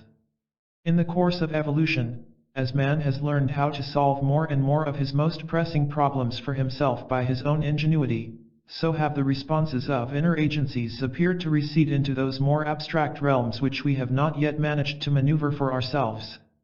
We seem to have been led along, as it were, by our attempts to contact spheres of consciousness lying somewhat beyond whatever range of awareness we presently possess. No matter how far we progress, it is always that immediately unknown area just ahead of us which calls us with unmistakable clarity along our cosmic course. That is the area in which we are most likely to make our closest contacts with inner intelligences interested in helping us evolve into increasingly higher levels of living. Therefore we shall focus our attention on that point and see what follows. The first obvious factor is what we might call the validity value of the inner contact we seek. That is, say, whether or not our original purpose is likely to meet even the slightest response from any spiritual sort of agency. For instance, we should have no hope at all of any magic immediately materializing some demanded objective. Yet magic may subtly start a chain of events commencing with consciousness and culminating in concrete form through appropriate channels. It is a question of energy conversion. There is a formula for converting energy between physical and spiritual dimensions, but it will not help greedy opportunists very greatly. It is expressed Q and A, S and M. Q is for quality, A, amount, S, skill, M, means, I, intention, C, constant, E, effect. Here we see that the factors of quality and amount are divisible by available skill and means, the whole being related by a constant being applied intentionally throughout the equation to produce an eventual effect. In our external cosmos the constant is light, and in our inner cosmos it is the mystical equivalent of light, or illumination. From this formula it is obvious that if the C factor is slight the remainder will be insignificant of issue. Also, no human being alone could produce a sufficient amount of spiritual energy out of its own private capacity to make much of an end effect. Hence the need for contact with inner sources of supply. Then again, the intention factor is an awkward one. For any human to make this great enough for satisfactory results, it would have to be augmented very considerably by other intentions in agreement, or extended perhaps a great deal through time until an adequate build-up occurred. Magic is not just a matter of wand-waving but of coordinating all necessary points of a power plan, related with purpose. In general, therefore, we may expect that the spiritual factors employed in magic will operate through purely inner fields of force, only affecting our material condition where direct linkage is available. Assuming a validity of intention and correct constant of consciousness, there is every reason to suppose the other factors are likely to be augmented from inner supplies by responsible agencies. What, then, seems to be the most valid intention a human being might have in this world? The conversion of evil into good? Strange to say, not entirely, because good can be perverted back into evil again by contrary intentions. To convert evil into good and then equate both principles into a poised perfection, however, is the highest, holiest, and surely the most valid intention possible to humans hoping for ultimate emancipation into infinite enlightenment. It is the transmutation of Hermeticists, which signifies establishment of the golden mean pillar between the extremities of the black and white ones. This takes us back to the legend of our fall, or accepting responsibility of choice between good or evil. It is the very convertibility of these principles in our world which indicates how far we have fallen from original potential perfection. The very best of all we consider good, and the worst of what we accept as evil is impermanent and alternative. Each principle automatically implies the other. As affairs stand with humanity in mundane conditions, we cannot work good unless evil existed, nor could we work evil unless its opposite principle made it so. Each creates the other's possibilities. That is the position we have arrived at since partaking of the fatal fruit obtained from the tree of knowledge. In other words, the development of our intellect and experience has very greatly increased our scope for both good and evil. Only the tree of life can produce the inner qualities we need for equating everything into a stable spiritual cosmic condition by the middle pillar connecting us directly with that supersupernal state termed perfect peace profound. This amounts to the redemption of mankind into the immortal status of identity intended originally by our eternal initiator. Therefore, in designing any kind of magical rite or practice to incorporate and relate all these factors, we must bear in mind the fundamental pattern of the whole spiritual structure. This is simple enough in essence. We need to take our starting situation and project it through its evil or worst possibilities into infinite negation, pull back the good and best possibilities from the other side until it levels with us, then raise up the pillar of perfect poise between the two extremes which connects us directly with whatever we accept as divinity. By this act we identify our own wills with that of the eternal entity operating through us. If we can make a satisfactory symbolic and dramatized version of all this, it should prove of the greatest spiritual help. By acting out our problems with coordinated hearts, minds, souls, and spirits, their solutions are bound to eventuate through the inner energies which will become set in motion thereby. Ritual psychodramas are usually enacted in a temple or special area set up for this sole purpose. Their vital inner patterns, however, should apply to life itself on all intended levels. That is to say, what we do or say symbolically in our temples must be capable of translation into other terms of living both in physical and more subtle spheres. Otherwise a rite would be no more than private theatricals. It is the extensibility of a rite into life which is of paramount importance. That is the keynote of sound ritualism. Once any rite is successfully temple set, its performance in terms of inner or outer living should become perfectly practical and normal. The function of a temple is similar to a research laboratory which develops prototype specimens of important items intended for much wider fields of application. Temples ought to be for producing life patterns which will eventuate according to intention. The advantage of temple work is that it affords favorable conditions for humans to cooperate with other types of entities whose capabilities of consciousness are very different from ours. Our natural interests should be to establish linkage with those inner or spiritual beings who are most closely concerned with our highest and best possibilities of life in its supreme sense. This is accomplished by mutual intentions and patterns of partnership. Quite possible outside a physical temple, of course, but such a starting point is undeniably useful and convenient as a basis for building the true temple not made with hands, which has to be constructed inside ourselves where the actual inner contacts are made. Temple ritualism works by means of physical, verbal, and other coordinated symbology which forms a framework for the equivalent energies employed. It is best to keep these carefully confined to essentials only. Whatever is not part of the pattern should not intrude into the rite. Apart from temple working space, the physical elements of this particular rite are very simple. 2 practical pillars, black and white, a central staff, gold or otherwise, plus a symbolic overhead contact between the pillars with a central zero significance, and a floor-level symbolic linkage with a central base for erecting the staff. All this can be easily contrived from hardboard and wooden uprights colored with ordinary enamel paint. For those without their own ideas, the 2 pillars may be about 7 feet high, minimum of an inch thick, standing on made-up bases or in earth pots, connected at bottom by a flat foot-wide strip of gray material and across the top by an arched strip to represent the rainbow, violet at the white pillar and red at the black. The yellow central point of this hopeful spectrum may be zero-shaped or, better still, have a hole in which a point of actual light appears. The pillars are best about 32 inches, 81.3 centimeters, apart. A thin gold-painted rod at least as tall as the ritualist should be ready to erect centrally in some special symbolic base or an ordinary earth pot placed centrally between the pillars on the gray strip connecting them on the floor. The mime mechanics of the rite are again easy. It all begins with the ritualist facing the pillars at a distance of the gilt staff which is lying exactly between them on the floor. Directing attention at the central base point, the operator visualizes or otherwise concentrates on whatever issue is being dealt with.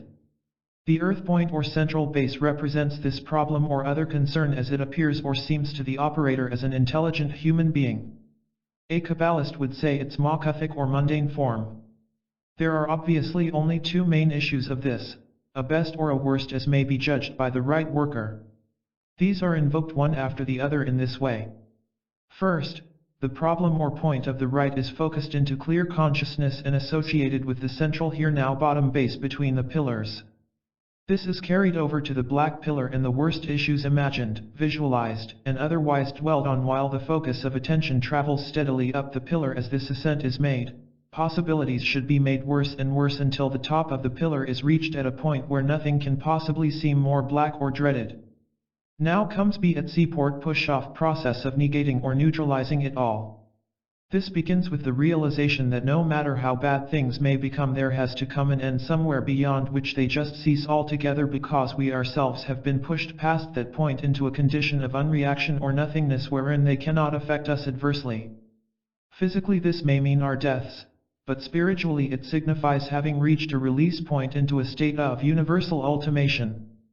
Kabbalists would say we had entered the Ein Sof or of infinite nil or Zoic zero. Mystics might call it passing into peace profound, and Christians could term the condition being gathered into God. However we nominate the spiritual state we are symbolically seeking here, its significance is that of having gone beyond all human limits along a specified path, in this case that of the worst possibilities related to a particular problem, and reaching a point where the whole issue can be dealt with by a much more capable consciousness than our own. Such a cosmic competence is obviously quite able to take this stream of energy we are directing into it, neutralize the forms of its force into zero potential, then reissue it all out again in an entirely opposite way. In childish language, God can turn bad into good if we ask him properly. So, having made out matters to be so bad we cannot possibly conceive them worse, we push them off the black pillar at the top altogether, and along the upper arc to its center point, where they should be seen as going out of our cognizance entirely into whatever infinite identity we accept as being inconceivable by our pathetically limited consciousness. If a color spectrum is used, we may visualize the fierce red flames of torment changing down through orange into a beautifully glowing light of a beneficent sun shining for the sake of cosmic comfort and limitless life. Into the utterly unknown sun behind the sun we must keep pushing all the fearsomeness we have raised so far with the voiced or unvoiced plea for transformation into its equivalent opposite. In a sense, this is not unlike the Christian custom of offering up one's sufferings to God. The practice calls for great concentration and aim, somewhat resembling the attitude of a marksman lining up sights upon a target. Zen archery practice is a good example of what is needed here. A dedicated aim offered utterly and unreservedly to the ultimate aim of life itself operating through the human archer. A total transference of will from the human to the divine end of an entity. When the sense of entry into the neutral nil point of balance between the pillars has been achieved to maybe some slight degree, an emergence of energy having in its polarity and proceeding toward and down the white pillar should be called to consciousness. On the color scale it may be as first gloriously gold, then peacefully green, and lastly splendidly blue, fading to ultraviolet as it blends into the white of the pillar. Now we can see the prospects of our original problem getting all the way down the pillar until by the time we have reached the bottom starting point nothing could be more to our estimation of its greatest good. Another NE plus ultra has been arrived at, this time in terms of what we believe might be possible in our mundane here now if divinity itself intervened in our favor. It is maybe tempting to leave the process at that and hope for fulfillment of such wishful thinking, but this would be a very futile and silly thing to do. We should know that these best possibilities invoked have no more permanence in cosmic continuity and constancy than their worst opposites. What we really need is an absolutely balanced relationship with the central source of spiritual power exactly between and above all living awareness and action. We need to so rise above the goods and evils of human existence that we shall live only by and for the central cosmic principle of perfect poise, or the correct course which, when found, leads humanity toward divinity. Sometimes this is called the straight and narrow way. Buddha defined it as selfless rightness, and Kabbalists refer to the middle line or most direct and exact connection between the human and divine ends of an entity. Whatever it is, it amounts to a dedicated sense of balanced being and continuity extending not only through extremities of a single lifetime, but right through an entire existence of indefinite evolution. Once this was considered to be submission of human will to a divine intention. Perhaps a broader view is that we become enabled to fulfill our own proper purposes as directed by the intention responsible for our existence as entities in the first place. However the issue is considered, it adds up to living and being as we should in accordance with our Maker's instructions de vete indelibly printed on the base of our most secret selves. This is something quite apart from what we might want or feel like at any given here now of our mortal manifestations. Materially we are a mass of mutables, but our spiritual basics reach a stable permanence in the perfect peace behind our beings. Identification with that would mean immortality. Therefore we need to connect our consciousness with the ultimate point by means of the light line or golden rule, which is symbolized by the slender staff lying on the floor centrally between the bases of the pillars and our feet at its other end. There are several ceremonial ways of raising the rod. A gracefully significant one is by first kneeling on both knees so that the end may be grasped by both hands, then a rise is made while gripping the staff, first on the left leg, then the right. The staff is then raised in position by walking steadily forward as the hands alternate down it. At final position the staff should be fixed in its base and lined up with center top precisely between the pillars. The hands may still clasp the staff at about middle point if desired. The symbology of this act should explain itself. We seek our highest aim by kneeling humbly before the Supreme Spirit and consequently find what we should at our very feet. If we grasp this slender standard firmly enough, it will assist us to rise from lowest levels into an upright and firm standing position of poise. Moreover, it will point our way quite clearly to our highest ultimate aim. All that kind of thinking should be followed and developed while the staff is being raised between the pillars. When finally positioned, it represents the ritualist himself in perfect balance with every opposed energy of existence to be experienced within the force framework of the pillars. The ideal spiritual stance to be adopted in all cosmic contingencies. Once the staff is in its final position, a comparably poised inner attitude should be arranged by the ritualist. The aim should be to arrive at a sense of acceptance and agreement with whatever will steer our lives equably between their best or worst possibilities and lead us most directly toward infinite illumination. This was once put, "Not my will, but thy will in me be done." A few moments of appreciation or reflection at this stage of the rite would not be amiss. Such then are the bare bones of this somewhat remarkable rite. It amounts to a practical exercise of relationship with life circumstances and the Supreme Spirit in which all exists. At first it takes time, effort, and equipment to organize. Once the pattern and procedure is firmly established in the operator's consciousness, it will begin to condition reactions towards living on all levels. Eventually the artificial props and aids of temple arrangements and equipment will become unnecessary for the extension of the exercise into any other life field. We should prove able to live the rite as a normal activity in terms of applied principles at any given moment. That is the whole idea behind ritualism. First we set up a carefully constructed framework for spiritual energies and suitably symbolic conditions. Then we work at this conscientiously until it ultimates into a state of actuality along intended life levels. As we operate in our temples, so should we subsequently live and eventuate. A true temple is a life laboratory for determining ourselves as we should be if the original intention behind us as individuals is to be realized. When this solid spiritual function of temple activities is fully understood and appreciated, ritualistic practices take on an entirely new and vital meaning for those best able to use them effectively. All the basic behaviors and appurtenances associated with specific verbal symbology are seen as a means of coded communication between otherwise ordinary mortals and types of consciousness which are not normally observably intrusive into our mundane affairs. In this case we are using this life language to obtain the cooperation of that inner intelligence in helping us align ourselves correctly between whatever extremities we are likely to encounter in connection with our specified subject. Strictly speaking, it is best for everyone to work out the verbalization and arrangements of his own rites once the general pattern and layout is determined and agreed upon. However, for those finding difficulty with such details, here follows a ritual script which covers all the areas we have been considering. Most of it is in succinct rhymed meter in order to condense the necessary consciousness into suitable force foci. Unnecessary and pointless verbosity in ritual work is a bad fault leading to little but boredom and disillusionment. Every single word and phrase should be so charged with meaning and power of purpose that it may even be difficult for the operator to enunciate them adequately while attempting to appreciate their significance. Assuming the properties and symbols for this rite have been correctly set up, it may open with the sign of the cosmic cross.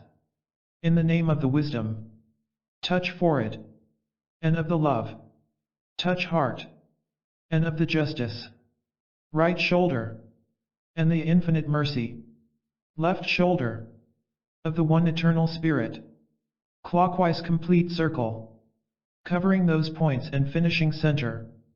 Amen. Join hands prayer position. 1. Indicating all the symbols, say and mean.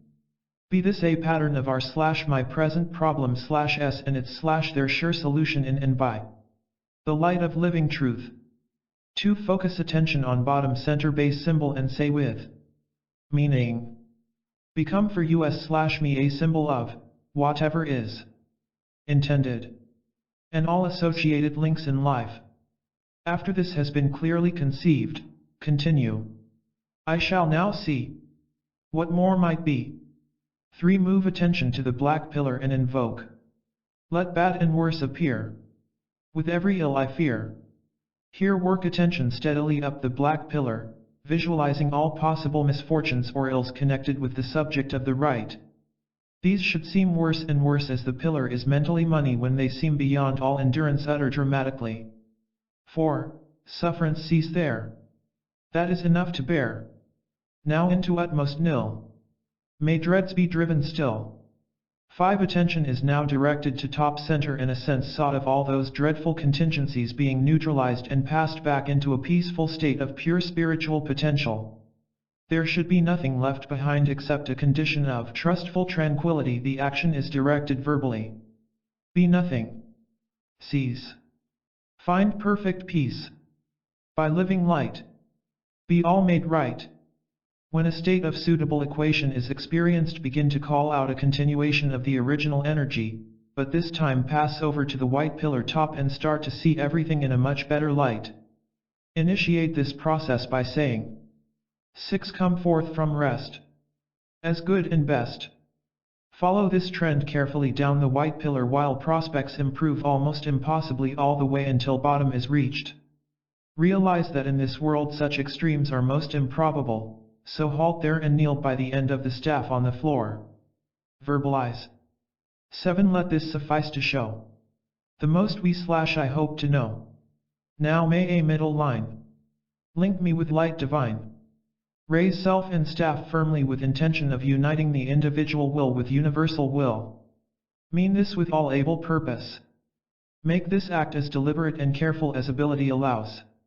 Line up the staff as if it were an ultra-accurate micrometer measure, and the difference between total failure or success of everything depended entirely on the delicacy of this action and calculation.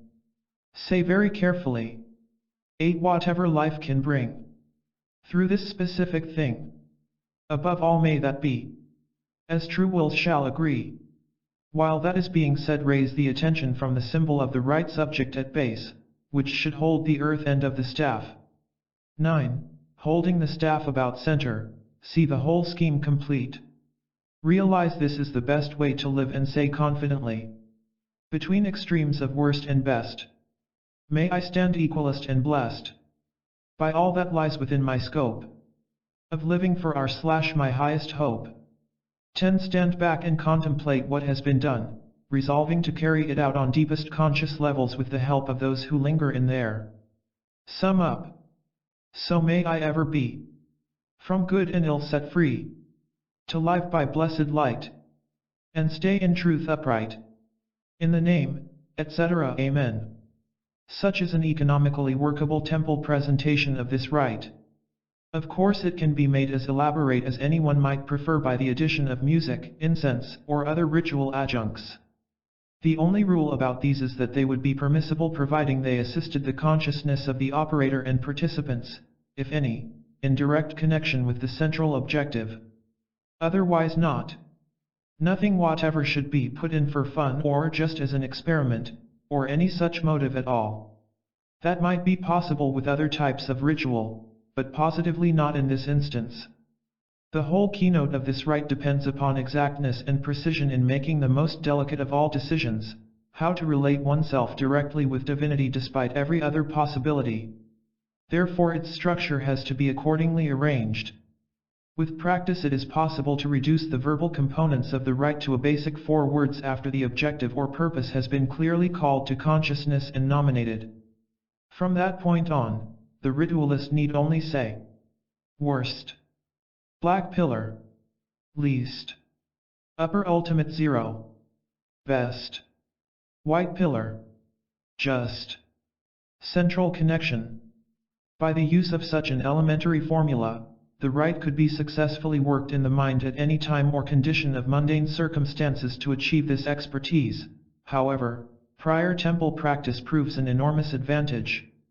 There is no doubt at all that suitable temples can create favorable womb conditions for gestating spiritually what will then become projected into life on other intended levels. It must never be forgotten, however, that the real temples are sacred spaces with symbols consecrated and constructed within one's inner being. Physical temples, no matter how mystical and magical, are only guides and suggestions towards that end. Magical rites may not seem very effective when read in cold print, nor may they appear all that impressive when performed or participated in. Once their patterns penetrate deeply enough beneath the surface levels of mundane living, however, experience will show that considerable effects are produced in actualities of existence. A major effect of this particular rite is of stabilizing and regulating whole life attitudes by a standard system of simple self-adjustments. This alone would be sufficient to cause many favorable changes in the makeup of most mortals and their circumstances. To alter ourselves is always the best move to make first if we intend to alter our conditions. If, in addition, we have favorable force flows from other entities of superior spiritual status, then so much the better for us eventually. Now we need to shift our viewpoint from these considerations to another angle altogether and see how the problems of dealing with good and evil look from that line of investigation. We might be led to some very interesting discoveries. Chapter 4. Balancing Out. Possibly one of the most significant lines from Goethe's Faust is Mephistopheles' description of his own nature. He says, "Art of that power, misunderstood, which always evil wills, yet ever worketh good." The enigma here is how a devil could possibly come to work good against its natural inclination. Whether or not such good would prove as ephemeral as the evil it converted from is not the point at issue. The implication behind the lines is that no matter how evil our affairs of life may be, sooner or later everything is bound to be for the best. No consolation whatever for those in states of suffering, but at least some foundation for faith in an ultimate intention of perfection behind all our being and becoming. To observe reflections of this principle in action we need only examine characteristics of human behavior over the centuries. Yesterday's bad has become as goodies despite so many of their efforts to the contrary. Once the old robber barons had pillaged, murdered, savaged, and otherwise ill-treated their fellow humans into subservient support of the feudal system, they began to alter their outlook through succeeding generations. Their descendants eventually became a controlling class within a much wider social system, which circumstances forced them to share with those who challenged their superiority along very different angles of approach. It now seemed that the lineal inheritors of the bold bad barons' ill-gotten gains had become the staunchest supporters of law, order, state, church, and other respected institutions. In fact, few people turn more respectable than reformed revolutionaries. The criminals of one century convert into the conforming citizens of the next. Not for any particularly noble motivation, but generally to support their superior social status. In the course of this change a great many evils are bound to alter with advantage for many involved with the immediate pattern of procedures. Perhaps an excellent example of all this can be found in contemporary history of big-time American crime. Before World War II, economic and social disturbances in the United States resulted in the successful emergence of a ruthless and determined criminal element who fought their way into control positions of finance and influence by similar methods to old-time robber barons extrapolated into the present century. Once these challengers of reputed legality had obtained their main objectives, their incentives altered accordingly. To cover their criminal activities they purchased and set up acceptably legitimate businesses, only to discover that the profits on these could far outstrip their wildest expectations of illegitimate avarice. An elaborate operation to rob a bank of $1 million in cash would be a hazardous and difficult undertaking for many experts, whose distributed profits after discount, etc., might only be a small percentage apiece. On the other hand, if a wide chain of grocery stores were owned, a few cents on items purchased by all consumers would amount to many millions of dollars profit in a very short time. Where hard-working crime could earn cents, computerized commodity selling would rake in untold dollars more or less for the asking. All it needed was organization and elimination of serious competitors. When the hierarchs of this modern-style invisible empire were successfully established in positions of almost unassailable power, their influence became virtually a matter of mere mechanics. Like their baronial predecessors, they aspired to aristocracy with a capital A.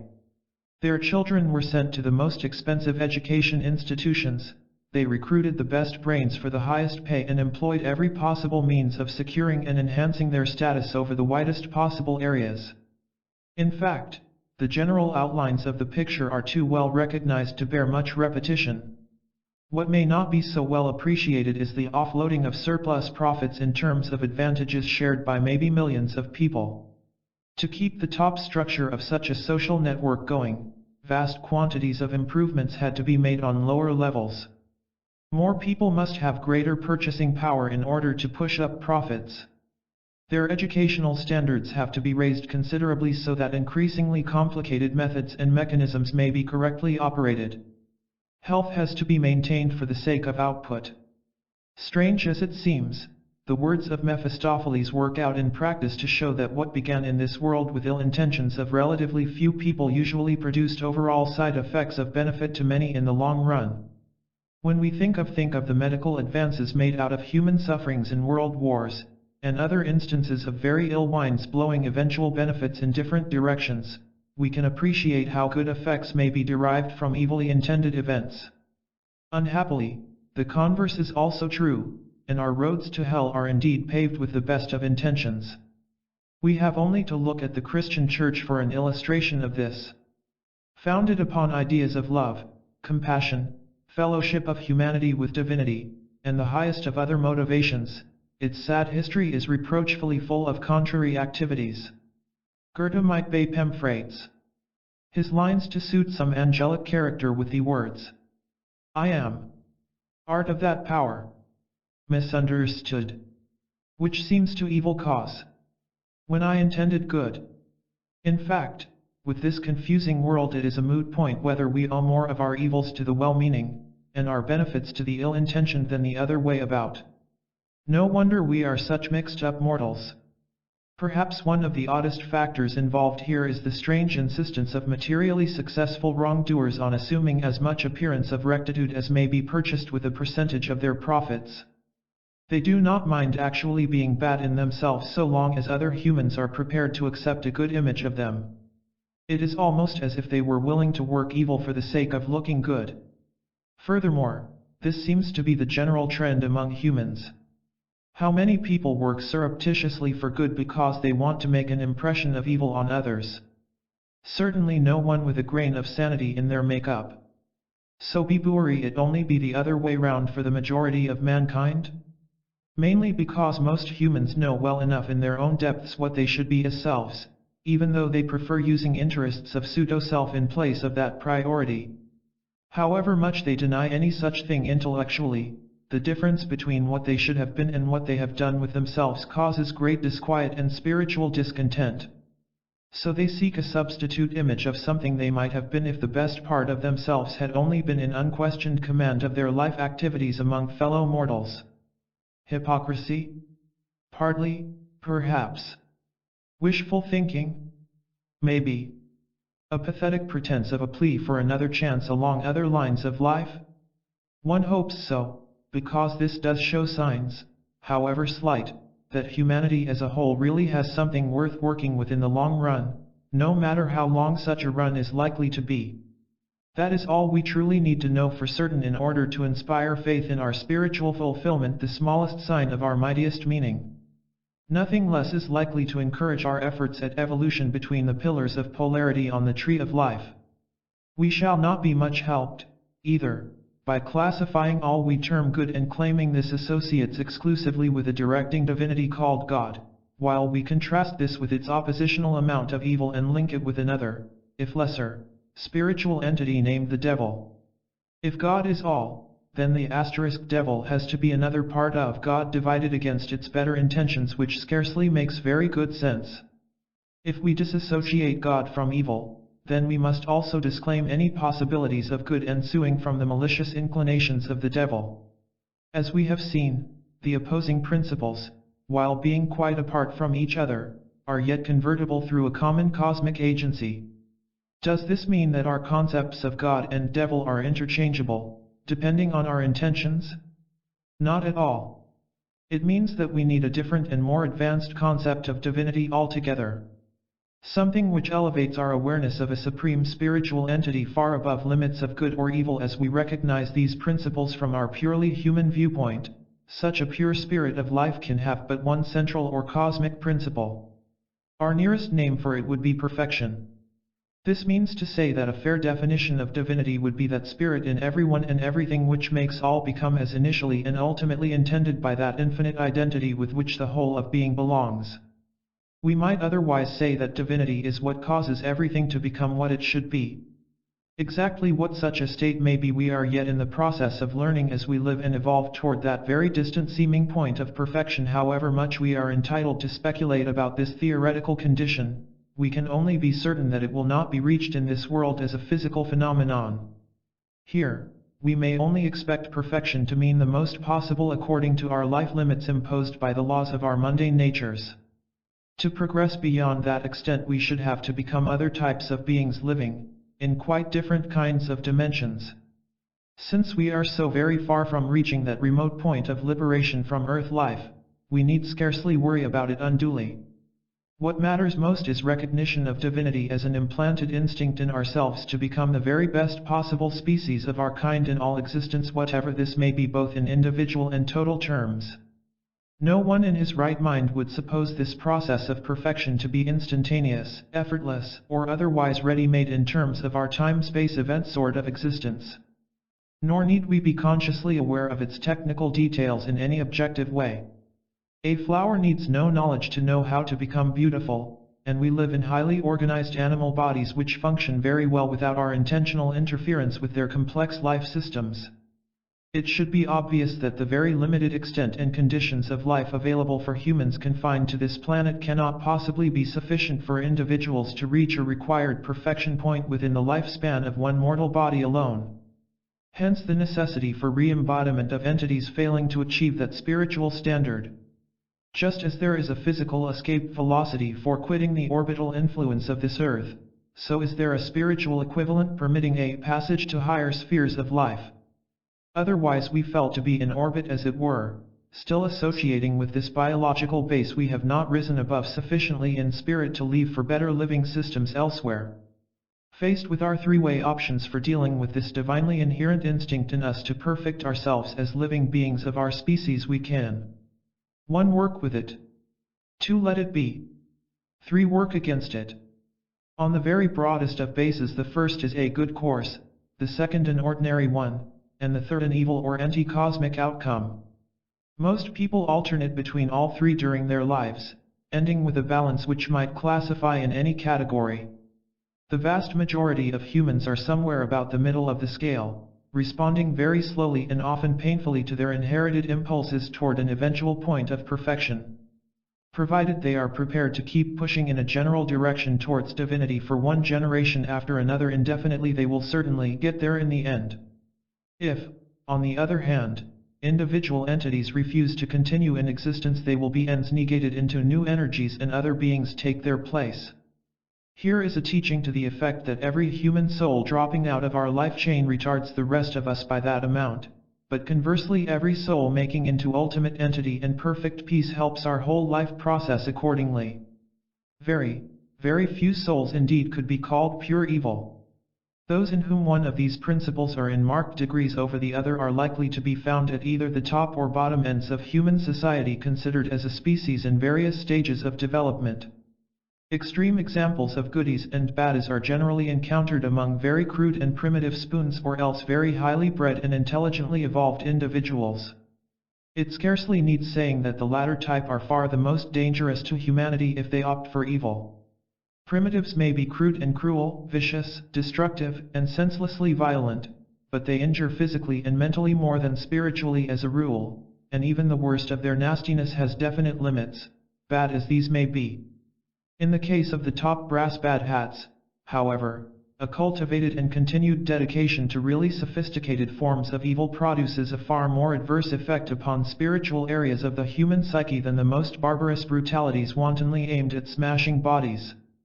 Both top and bottom types of baddie are motivated by the same drive, which amounts to aggrandizement of pseudo-self in opposition to the inner impulse towards spiritual perfection. This was once called disobedience to God's will. However we term it, what seems to happen is a split in our self-systems between an inbuilt inherency to perfect our species as intended by our life origin, and an impulse to individuate at much lesser levels regardless of method or consequence. Let us be quite clear about this issue, because it is a very important consideration. We are creations whose initial function is individuation. To that end we are equipped with a sort of spiritual homing device which has the self-circuit intended to direct all our energies through indefinite incarnations toward that ultimate aim.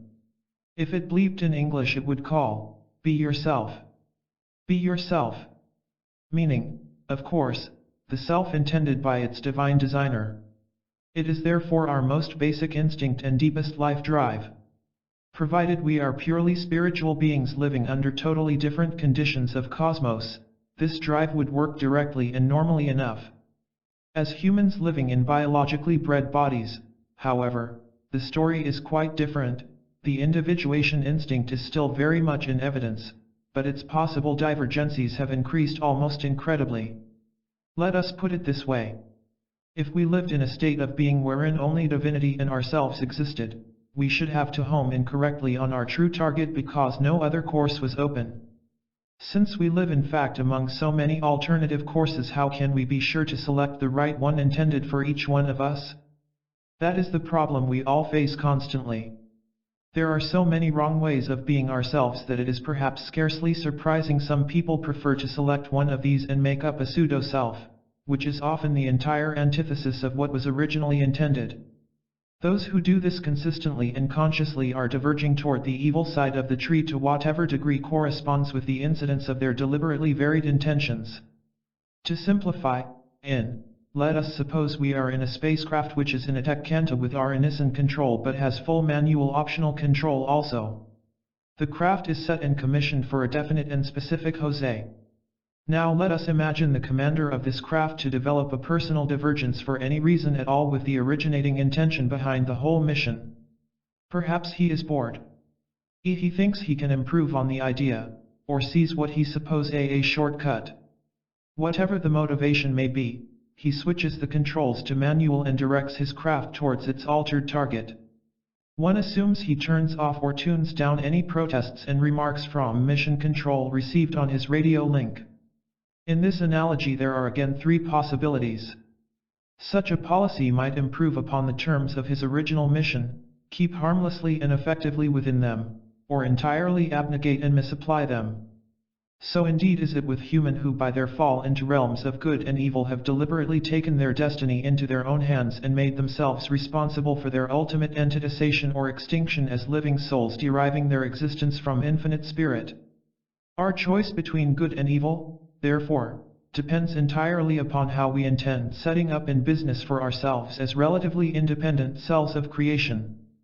This again ties in with our levels of intelligence and facilities of consciousness which are normally commensurate with evolution. At the crude end of the scale, which is scarcely much above animal level, pseudo-self-assertion is generally violence and aggression on the evil side, or gentleness and amiability on the good. As awareness and experience expands consciousness through successive incarnations, however, those early methods alter very much indeed. Intelligence converts aggressive tendencies into authoritarian and other forms of dictatocracy which also instigating clever and subtle schemes for coercive control of social situations. On the other side of the picture it guides the basics of gentle amicability into compassionate concern for living creation and an interesting bringing the benefits of advancing culture and civilization to bear upon universal well-being. The point at issue is that neither goodies nor baddies are faithfully following their maker's instructions, but both are setting up independent establishments, so to speak, for their own specifications of automatic self-government. There are no rights or wrongs to this, but simply unfulfillment of creation conditions in each case. Each category by itself, if extrapolated to extremes, would produce an impasse nothing short of annihilation could possibly clear out of cosmos. The baddies would make a hell so awful it would destroy them as well when it reached critical mass, and the goodies would make a heaven so self-sacrificing that no one would be left to enjoy its amenities. Both would negate themselves in their own fashion if their counter-continuance did not assure a mutual field of existence. What we need most of all as individual and collective humans is to find the precise path which leads our lives clearly and exactly between the principles of good and evil alike, so that we direct our cosmic courses according to the divine inherent intention in each and all of us. Whether we call this the will of God, or our own true wills, it amounts to the same thing, our best becoming. Whatever it may be, it is most certainly something we shall have to find for ourselves within ourselves, because it is ourselves in the real sense of the word. From time immemorial in this world there have been traditions, religions, systems, secret schools of initiation, sacred mysteries, and all sorts of contrived patterns of symbolic consciousness aimed at this one point of helping human souls to find themselves. Their value cannot be denied until the fatal doctrine of, we are right and the rest are all wrong. With us you are saved and with them you are damned, makes it ugly appearance. All that any of these associations could or can fairly claim is to provide facilities for human souls to seek salvation according with whatever particular divine design lies within each true self a soul belongs to. Since humans can be categorized into broad and subsequently more selective groupings, it would be quite legitimate to say that specific traditions, schools, etc., are most suited for this, that, or the other type of soul. It is for everyone to find such channels of inner communication for themselves according to need, yet in the end they will have to find what they are seeking within themselves and nowhere else. Honest systems of initiation will freely admit this while offering whatever assistance their experience and inner facilities may make available for fellow mortals. Any specious claims or offers of special initiations for payment should be treated with the suspicion they deserve. So should religious claims of exclusive salvation, providing generous support is received from subscribing members. How is anyone to know how to find the golden mean between the black and white pillars of their life trees? Though this vital question is virtually unanswerable except as individual realizations, the general indication could be in these terms. By determining a life course, entirely devoid of personally perceptible profits, which carries a complete conviction of being correct entirely for its own inherent reasons. It was otherwise put. A thing is not right because God wills it, but God wills it because it is right. The Gita reduced the idea to a single instruction, work uninvolved. The Kabbalah illustrates the point by symbolizing its highest concept of divinity as a dignified hand profile in the phrase, he is all right, and in him there is no left-hand path. In other words, something cosmically correct in itself, whether or not anyone other than its originator existed to realize this. As humans, we can only reach a reflection of this perfect principle in that self-state of living consciousness we are confined to on these earth levels. Nevertheless, if reflections are faithfully and carefully followed with attention, they will lead to the reality they represent in the end. That is to say, providing we do recognize reflections for what they are and remain ready to alter our attitudes as our advancing awareness comes closer to the actuality in question. The difficulty is that with so much confusing reflections in this world, how are we possibly to pick on the right one leading to ultimate light? Especially when we all have individual leads to look for. Various systems have advised different specific methods of achieving such awareness. They mainly amount to graduated exercises calculated to establish links between consciousness at incarnation level and subtler states of spiritual sensitivity extended inwardly toward divinity. These are chiefly intended to help users recognize and identify their own particular paths among all the possibilities encountered on Earth life levels and immediate inner associations. As a rule, all this subclassifies into very broad bands of action designed to cover a majority section of humanity, after which these lead into narrower and more specialized channels which again find down to points of individual focus. Thus, it is at least theoretically possible for sincere souls to start self-searching in very wide waters, so to speak, which will gradually provide currents that diversify in according with needs, so that in the end everyone becomes carried along their own closest course to the ultimate destination all may share as one. Although there are so many time-wasting proliferations among all the systems of spiritual and pseudo-spiritual development, there is one factor which can be used like a razor to cut out most of the doubtful elements. That is the presence of a profit motive, not only in terms of money, but also of power, advantage over others, or more subtle sort of gain for the sake of pseudo-self-aggrandizement. Whatever scheme is concocted to enrich its promoters at the expense of its supporters in any way, is beyond doubt fraudulent so far as spiritual rectitude is concerned. This does not mean it might be legally or even morally wrong in a strict sense, but simply that by its very nature it cannot operate beyond the lowest levels of inner human instincts. Past a certain level of our inner beings, desires and compulsion to amass profits by scheming, greed or other means cease entirely. If those motivations are traceable, then it is safe to assume that they only proceed from less than midway up the spiritual scale we should accept as a standard of human relationships with infinite identity. That is just inadequate for finding our highest sight lines of true selfhood, and therefore should be transcended in ourselves or in schemes promoted by others. There is no use suspecting spiritual dishonesty in others and not recognizing it in ourselves. If, by any chance, we are seeking spiritual advancement in order to get ahead of everyone else, gain advantages, reap fat profits everywhere, and otherwise get into the best positions of earth, heaven, and maybe hell, then we shall be just as guilty as the cheapest crook in search of dollar-constipated suckers. If indeed anyone is merely looking for entertainment and amusement in the fringe areas of human spiritual activities, then it is best to recognize and admit this honestly while remaining within those limits until sufficiently ready to rise higher up the self-scale by the path of perfect poise. Far better admit an unsatisfactory self-state and cope with it clumsily than hypocritically pretend otherwise for foolish motives of attempted self-deception. The true self is never deceived. Only pseudo-self enjoys personal pretenses while these last. If only people shopping around for spiritual leads to follow towards ultimate truth would face facts sometimes and say, I don't know what I'm really looking for, so I'm playing with all these pretty things in the hope they might suggest something. I like dressing up and having fun with psychodramas.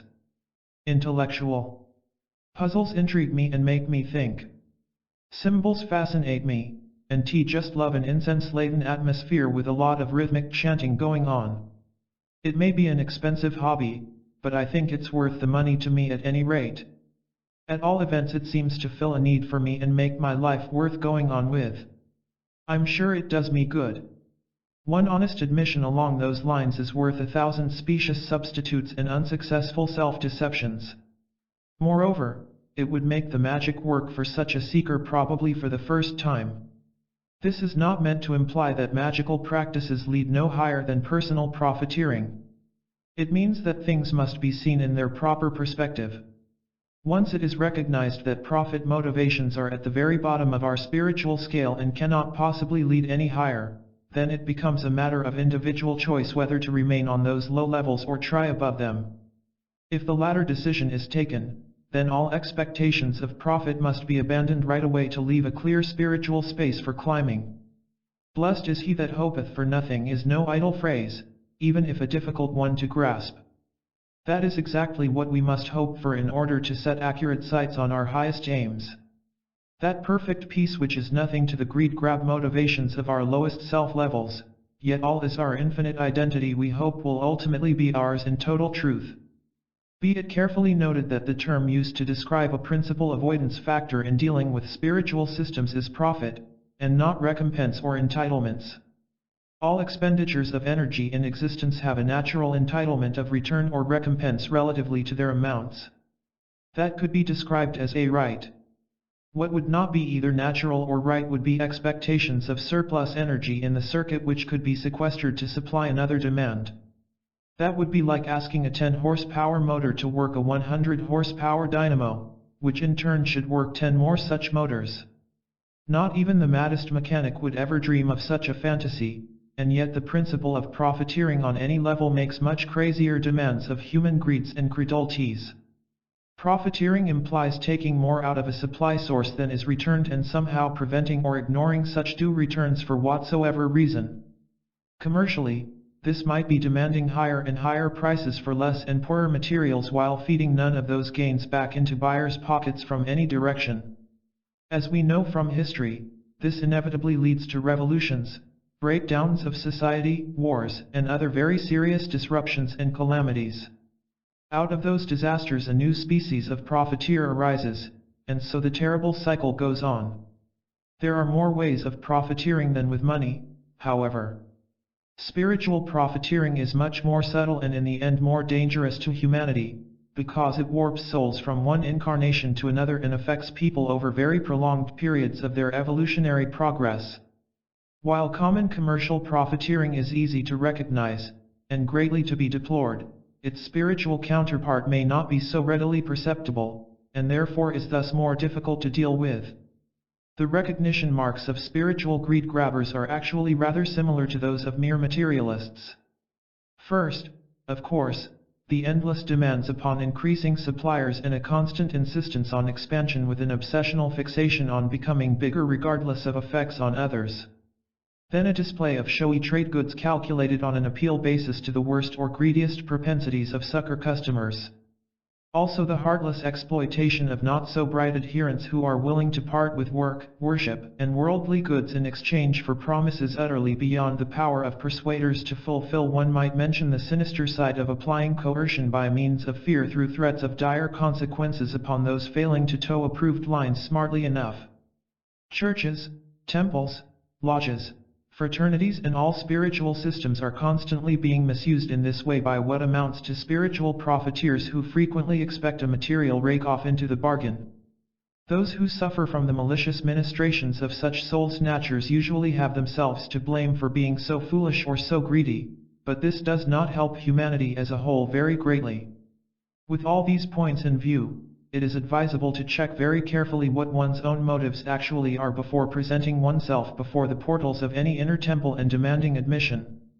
If personal profits are the motive, and all that is expected comes to something like spiritual one-upmanship with a lot of fringe benefits such as pretty costumes, high-sounding titles, decorative accessories, social amenities, and the rest of similar rubbish, then those low levels are as much as may be anticipated.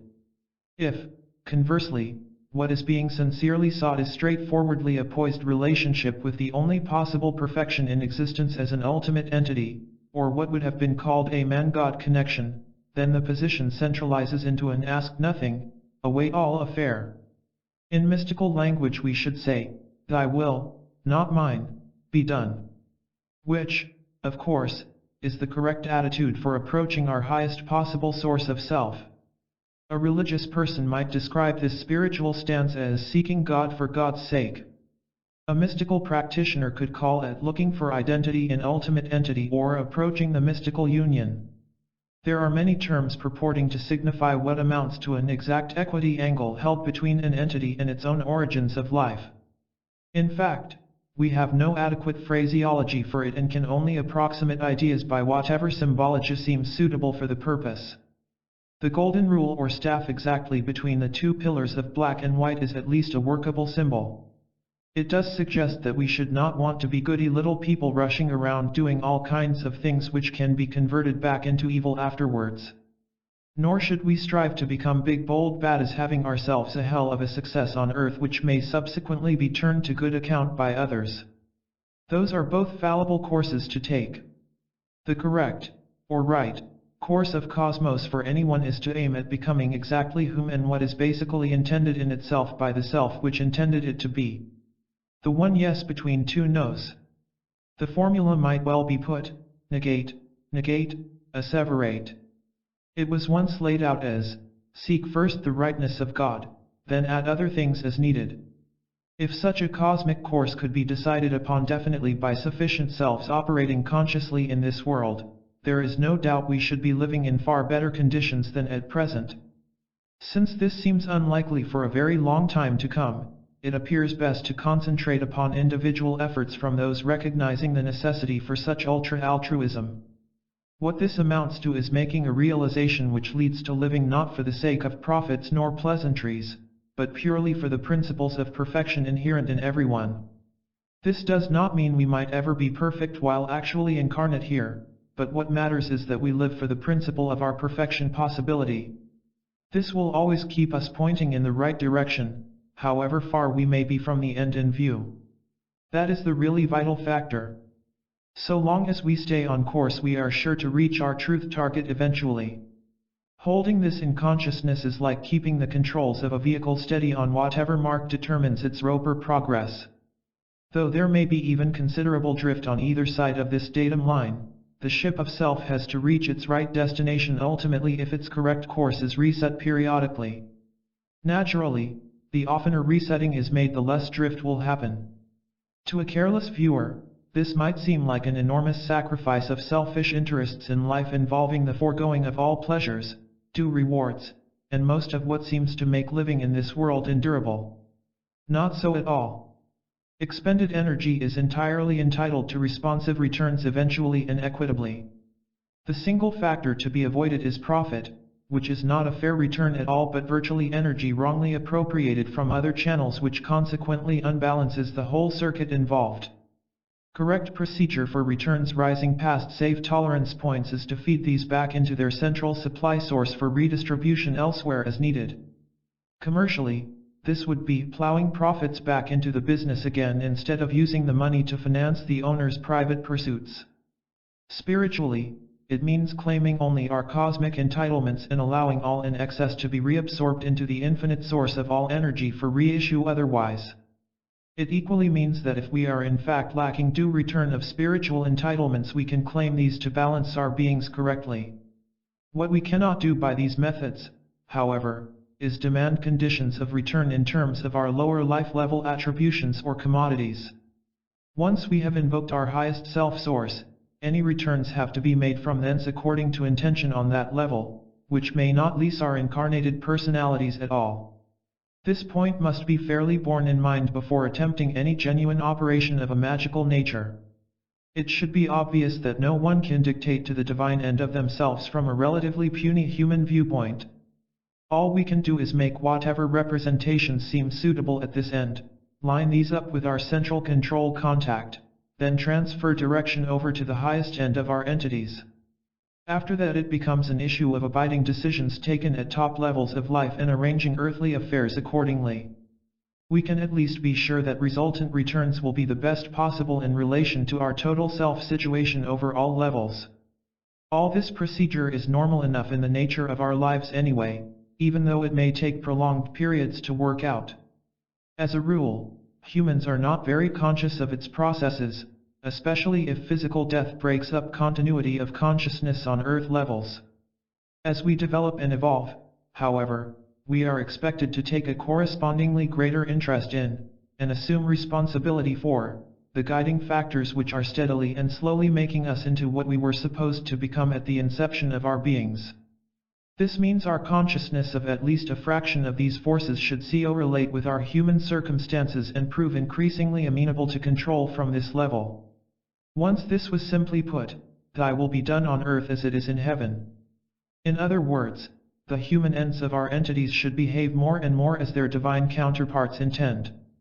A faint beginning in this direction is made consciously when we start intention, attempting to operate with our highest inner contacts linking with cosmic life.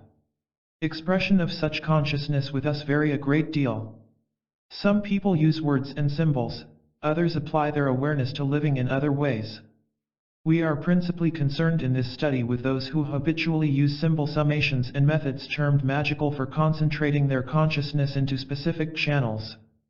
So we shall see how this concept of central control of consciousness linked between the human and divine ends of any entity works out in ritualized symbology. We can use our pillar staff symbols quite well here.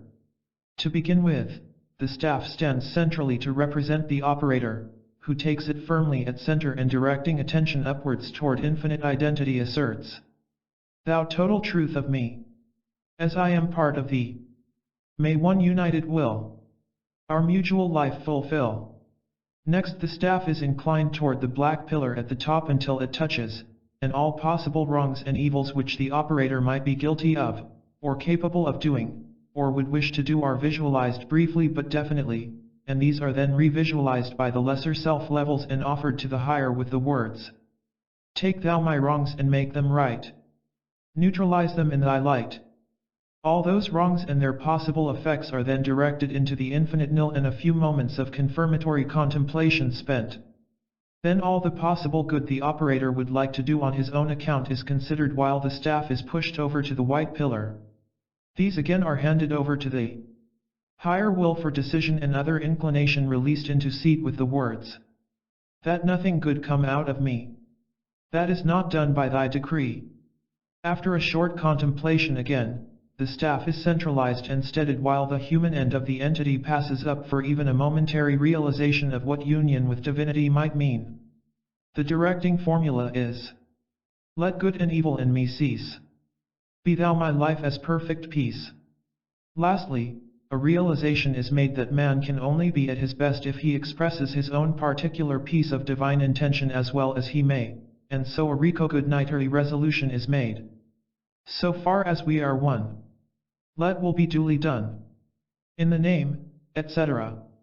That final formula conveys a definite intention of only doing whatever both human and divine ends of entity agree upon in the individual concerned. This right can be expanded, of course, or maybe better still shortened down to a very brief form which is only reliable to those who know the working principles behind it.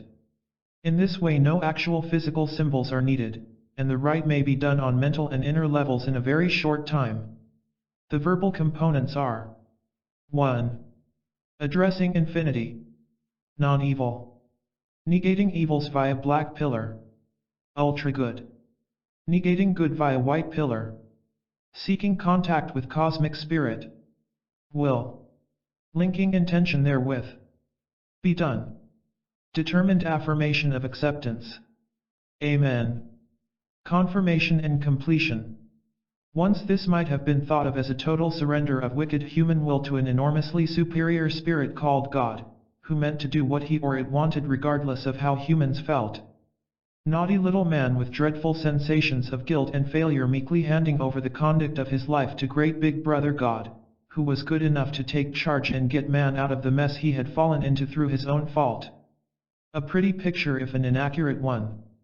What we actually do is acknowledge our fallibility and limitations on merely human levels of living, and therefore have enough common sense to move the intentional direction of our lives back into those deeper regions of our beings which reach a life level we consider divine because of the difference between its nature and that of our ordinary personal projections as people of this planet. We are not abandoning the control of our lives to anyone else except ourselves in a far greater spiritual sense. It all depends upon which level of life we make our decisions from. The difference between man and God may be one of degrees, but the relationship possible is one of realization. Now what happens in the case of those who resolutely refuse to rise upon the tree of life and insist on conducting their affairs according to the tree of evil?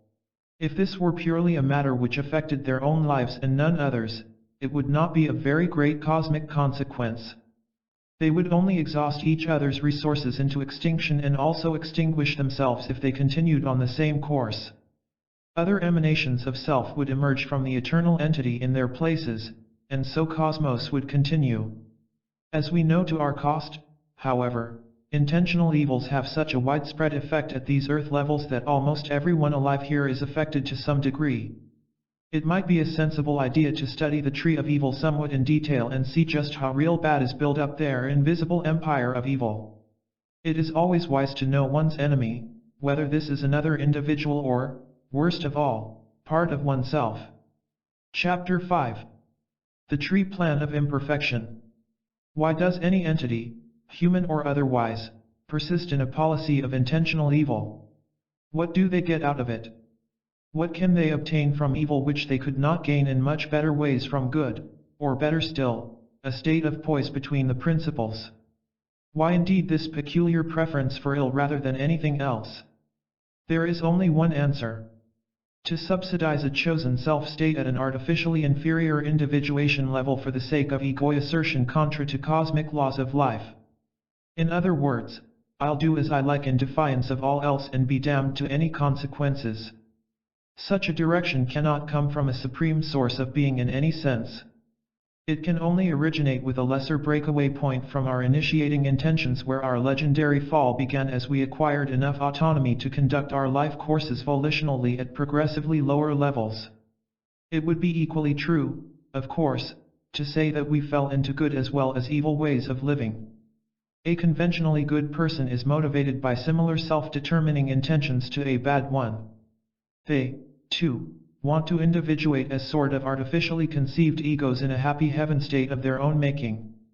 They are not so concerned in becoming what divinity intends, so much as with divinity being what they expect or demand. Like the Buddhists, they are content to stop short of total truth and impose their conceptions of well-being impartially among all other lives regardless of any acceptance factor. Goodies are convinced that if only the whole of life were universally good, all would be unbelievably wonderful for everyone, especially themselves. Baddies are equally certain that if only living might be made evil enough, nothing could be finer for them than their undisputed domination of a state so chaotic that cosmos could scarcely negate everything without eliminating its own intentions. We may be reminded here of the parable about the tares and grain harvest, or the analogy of a condition which could not be cured by intervention except by killing the patient. Apart from all this, it is well to consider sometimes that we humans are scarcely the only intelligent types of entity in the whole of existence. The deeper our lives link up with what to us are our inner dimensions, the closer do we contact species of being whose condition in relation to ours is relatively that of pure energy which is commonly affected by a connected consciousness and intention. Depending upon which side of our natures these appeared to influence most, so were they once broadly classified as angels or devils. Sometimes just as good or bad angels. They, like us, seem to favor one or other of the opposites, or else rise sheerly between both toward spiritual heights we can only conceive through negative inference. All mythologies agree that such spiritual entities and ourselves share at least some common interests in spheres of living which extend far beyond the limits of this particular planet. Our ultimate destiny and theirs is connected by life links which go back to the same origin and ultimation. Therefore, having mutual causes to serve, some kind of symbiosis should prove possible between such variant entities for their particular purposes. This is actually the reputed difference between black and white magic, the former consisting of intentional inner workings by ill-willed humans in collusion with equivalent non-human entities, while white magic is an inner activity shared by beneficent beings on both sides of their dimensional dividing line. Few magical traditions reveal much of sacrosanct, or the sacred secret spiritual methods transcending other branches of the art, because its centripoises directly between divinity and those employing it. Only very truly trained and advanced adepts dare invoke its aid to any marked degree. Lesser initiates prudently handle its reflective representations which are nevertheless sufficiently potent for most requirements of human inner necessities. It is an interesting point to note that whereas mankind is credited with ability to commit good or evil at will, his spiritual colleagues are believed to have bound themselves up with one extremity or the other for the rest of existence. While there is no real inner evidence that any purely spiritual entity is irrevocably cast into good or evil courses beyond all possibilities of alteration, it would seem that these tend to either direction much more definitely than we do. Since their inner constant is very greatly more stable than ours, their rate of change is naturally over a far wider and farther ranged arc than humans are accustomed to. So it would seem to us that they are committed to courses of conduct because these extend considerably longer than human lifetimes or eras. The old idea that humans are influenced to good deeds by one type of spiritual agency or to evil activities by others has a basis of truth, but only insofar as we acquiesce in either direction. Decisive responsibility always rests with those concerned to whatever degree they have achieved individuation. Man in the mass, though, is usually too spiritually inert for much movement either way, which has taken advantage of both opponents' operating inner inclinations. The aim of either side is the same, namely to utilize life energy made available through human activities on all levels for their specific purposes. Since their ways of life for establishing identity are even more oppositionally divergent than ours, they need supplies of energy from every convenient immediate source, and we happen to be comparatively accessible as more or less willing donor of this valued commodity. Conversely, we obtain exchanges of energy in terms of stimuli along subconscious levels which are fed back into our lives or converted into consciousness one way or another, and so the cyclic changes continue. Although these interdimensional dealings are conducted on living levels usually well away from areas of normal awareness, they do have very considerable effect upon human destiny. Not that we should suppose for one instant mankind is no more than so many pawns to be pushed around the checkered board of fate by opposing powers of good and evil. We are here to make our own ways in life towards ultimate entity or extinction, and though we may be pet or hindered to either event, it depends entirely on our individual and collective selves what will become of us. The likelihood is that we should reach the same cosmic conclusions whether or not any other spiritual entities were closely concerned with us. We are quite capable of good or evil on our own accounts, but our life with inner categories of consciousness can have effects of acceleration, retardation, or otherwise alter details of spect for better or worse in our living patterns as these tend toward total truth. Therefore it is worth our while to learn something about how this happens. The plain motive of dedicated evil intenders is continuance in the sub-self state which satisfies them through their chosen systems for maintaining egoic conditions mostly at the expense of other beings. A prime need of evil is consumable fuel in the form of usable energy obtained by any means at all from the most convenient source of supply. Hence the symbol of hellfire, or prodigally wasted combustion for wicked purposes associated with evil. Cut off those supplies, and evil would be a self-consuming principle reducing to small proportions of our life plan indeed.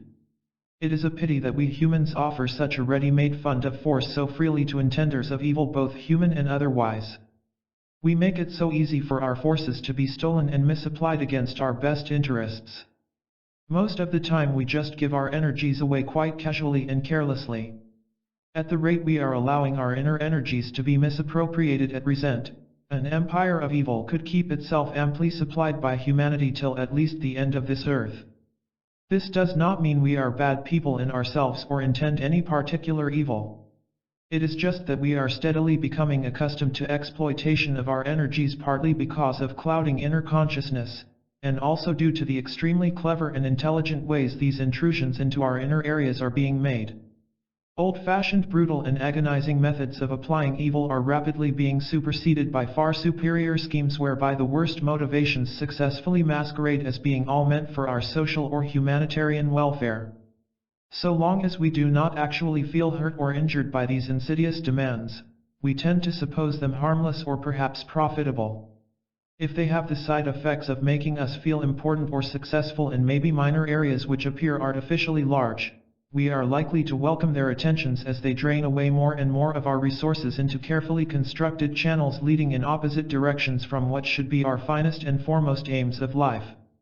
Even methods of evil evolve, and it is proving more practical to purchase requirements from unresisting humans than force these out of them by extravagant violence. Docile submissive slaves are always better bargains than resentful and rebellious ones. The surest way of selling evil is to see that buyers enjoy it. We humans do tend to have very old-fashioned ideas about good and evil.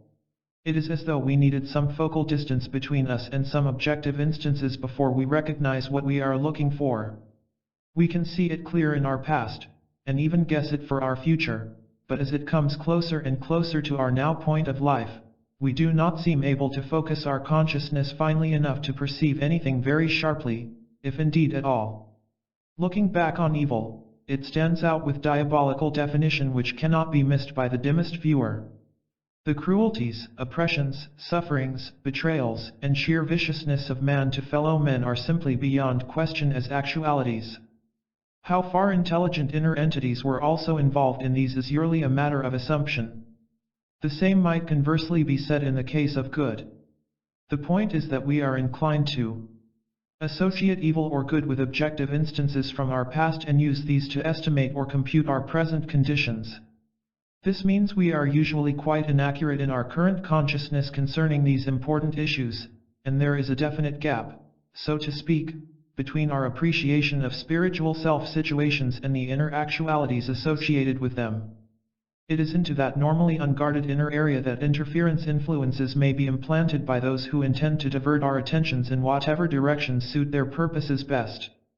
Whether or not we accept or act upon them, however, is another matter. For these reasons alone, it is well to take very close looks at contemporary forms of evil, being as careful as we can not to confuse forms with forces. There is little point trying to sort out incidents, trends, events, and other observable phenomena into classifications of good or evil. That would only lead to greater confusion than ever. The only reasonable guiding rule for recognizing evil as a principle is to look for whatever seem intentionally likely to alienate our self-sense of individuation towards our ultimate identity. This was once described as being a deliberate attempt to interfere between man and his instinctive growing toward God. That is the real root of evil, whether emanating from other entities or arising of our own accord in ourselves. It may be present in every possible or imaginable form in creation, which could also be equally effective for good. We should always look for intentionally directed forces behind forms, however well these can be concealed from carelessly investigating consciousness. Now we may as well take notice of the tree of evil, which portrays the general plan of intentional promoters of evil per se, and the overall network in which we are caught up during our self-struggles in search of our ultimate entity. If we consider it briefly point by point as it reaches away from our common earth level of consciousness, we should learn quite a lot about how it affects our chances of eventually becoming individuals in a life beyond any bodily boundaries. About the first point of interest is the pillar layout, which shows clearly enough that the factors of compulsion and coercion drive us along a center course of condemnation towards eventual extinction. It does not follow that these are only applied to us from outside, as it were. We can apply them to ourselves, or worse still, attempt inflicting them on others. The difficulty here, of course, is one of definition. Compulsion consists in illegal use of force or threats to achieve aims, but what exactly constitutes the illegality? At what point, for instance, would the same force become justified if otherwise applied, and when might a threat conceivably become a warning? Also, where does a corruptly coercive scheme turn into a straightforward incentive offer or permissible benefit? There has to be a dividing line somewhere, and this must undoubtedly depend upon motivation. About the only fair description possible concerning coercion and compulsion where this applies in a spiritual sense is the intentional application of energies calculated or believed to interfere adversely with the natural processes of perfection inherent in individuals, species, or other kinds of existing entities. Otherwise, directed action or arrangement which in some way prevents or retards our evolution toward increasingly perfect states of spiritual being. This may sound a very blanket sort of definition, but it has to cover a vast field of living. It bases on the assumption that we are imperfect beings seeking our supreme state of life. If we were able to establish direct links with the cosmic condition and follow those lines faithfully, we should ultimately arrive at such an apex and zero out into a state of perfection. In the case of mankind at least, this seldom, if ever, happens with any consistency because of the diversionary possibilities which interfere with the process. Where these act against our highest interests in life, they broadly vary between extremities classified as coercion on the pleasure side of our self-scales, and compulsion on the pain side. Shuttled from one to the other of these, the middle course is one of condemnation to continue in that unsatisfactory state until released by redemption or extinction. In the case of redemption, we would have to convert the tree of evil energies into those of the tree of life. Coercive and compulsive factors are usually applied to living beings by themselves or others for purposes of profit in some way, however far-fetched this might seem. The malicious motivation lies with the injustice and disregard of what might be called common cosmic law involved.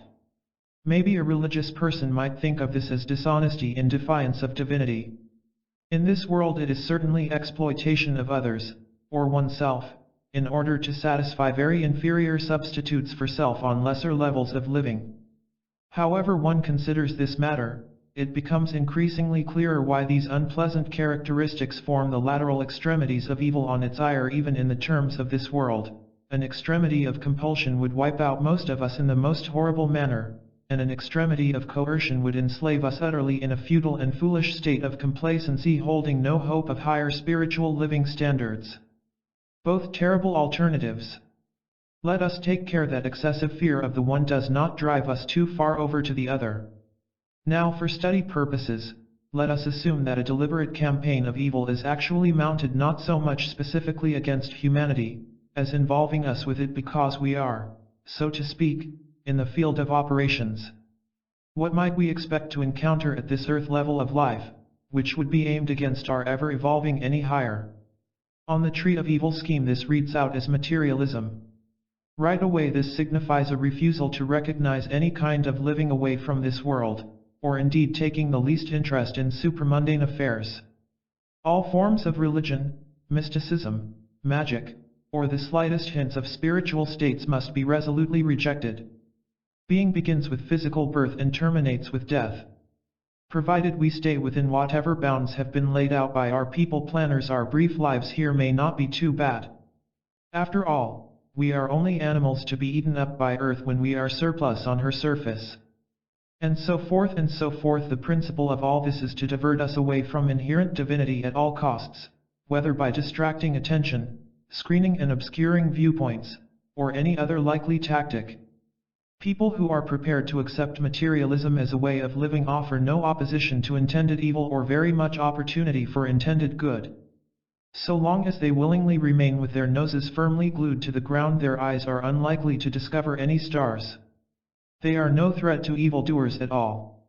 True, they may, and often do, draw distinct lines at physical or observable ills that might be traced to chemical and allied causes, but they will cheerfully allow all kinds of much more subtle and spiritually dangerous contaminants of consciousness, first because they do not believe these have any reality, and then because they suppose that whatever will not respond to physical treatment can scarcely be much of a menace in a totally material world.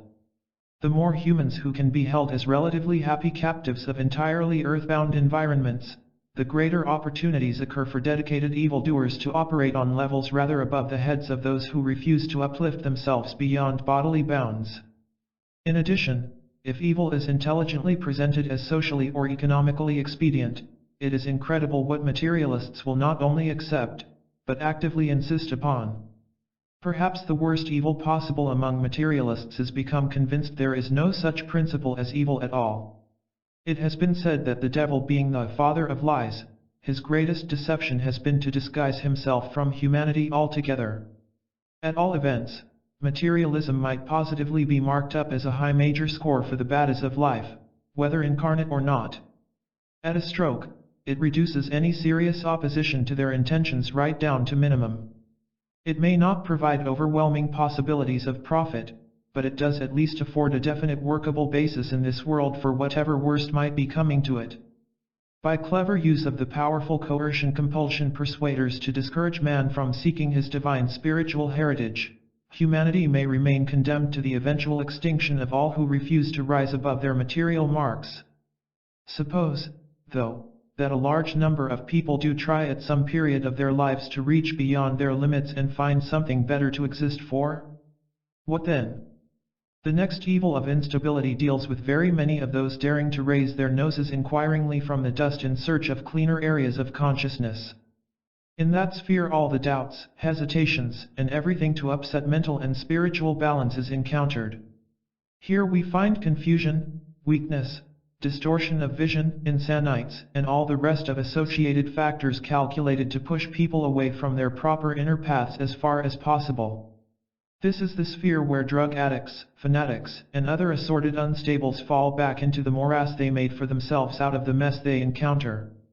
This is where one meets the vague and pointless wanderers who flit from one possibility to another all through their lives until they muddle all these up into thought tangles around themselves they rarely seem to get out of. That is symbolized by the thorn bush usually linked with lunar levels. Inner instability is capable of holding souls back for many incarnatory experiences. Until we learn how to stand steadily on something with spiritual solidity, we shall never get anywhere making much sense.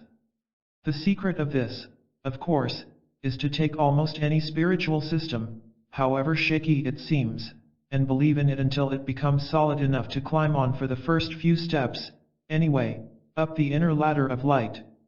That is something which doubtful ditherers seldom discover for quite a long time. Many, indeed, shop around a lot of different seeming spiritual possibilities, shy away from the fallibilities they find in them all, and then fall back again into materialism because it seems a better bet or a more substantial half-loaf. With this fear of instability, it is possible to break human beings into sheep-like creatures running hither and thither around every immediate area of inner inquiry until they become too exhausted or indifferent to care much what happens to them. An expert of evil knows perfectly well that once faith in life is shaken to its foundations, the rest becomes a pushover in his favor. From his standpoint, people must not be allowed to reach a stable faith in their own purpose or spiritual status.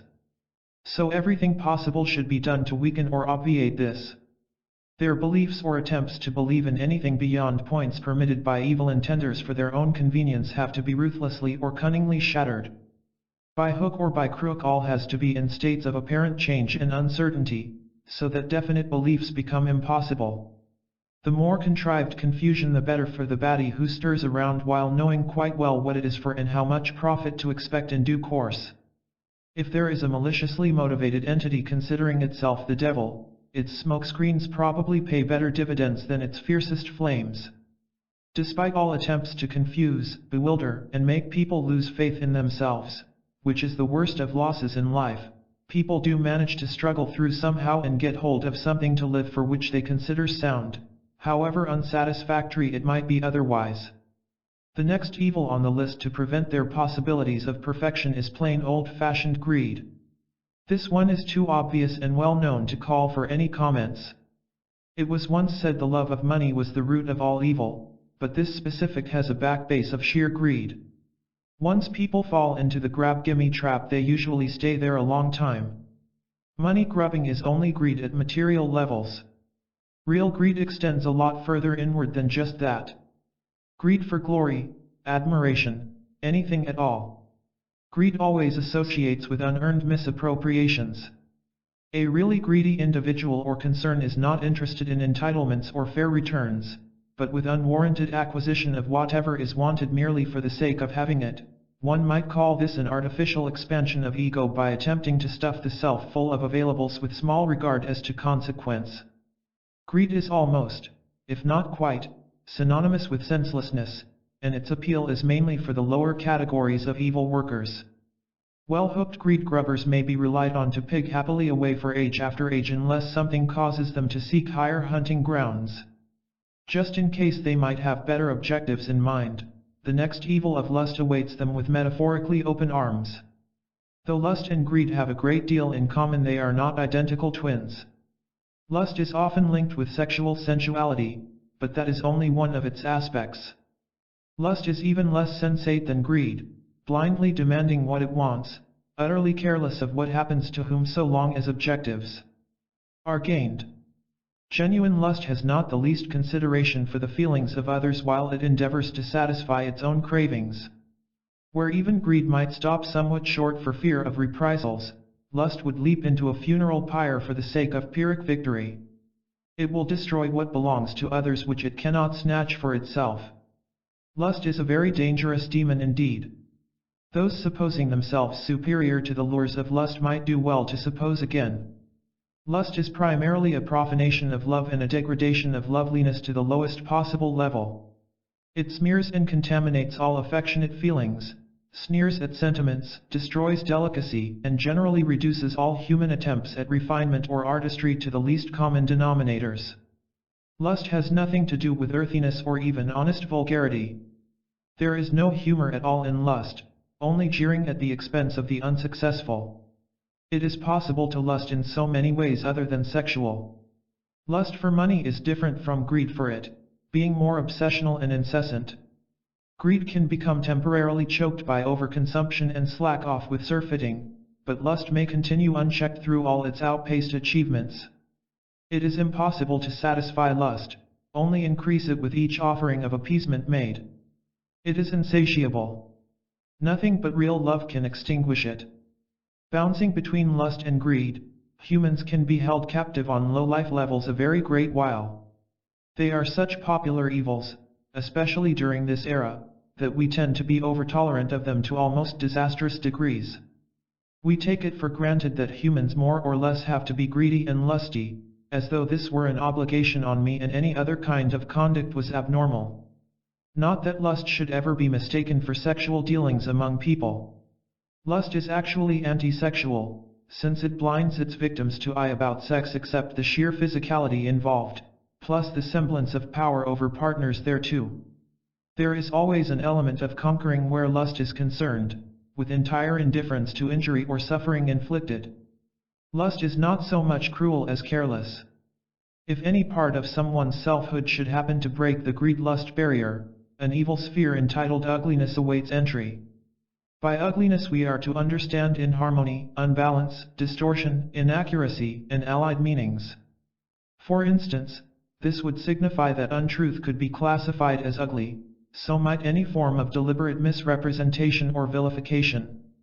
It could be more widely defined as blasphemy against beauty. Any factor which might be taken to make life seem horrible, miserable, wretched, and repulsive.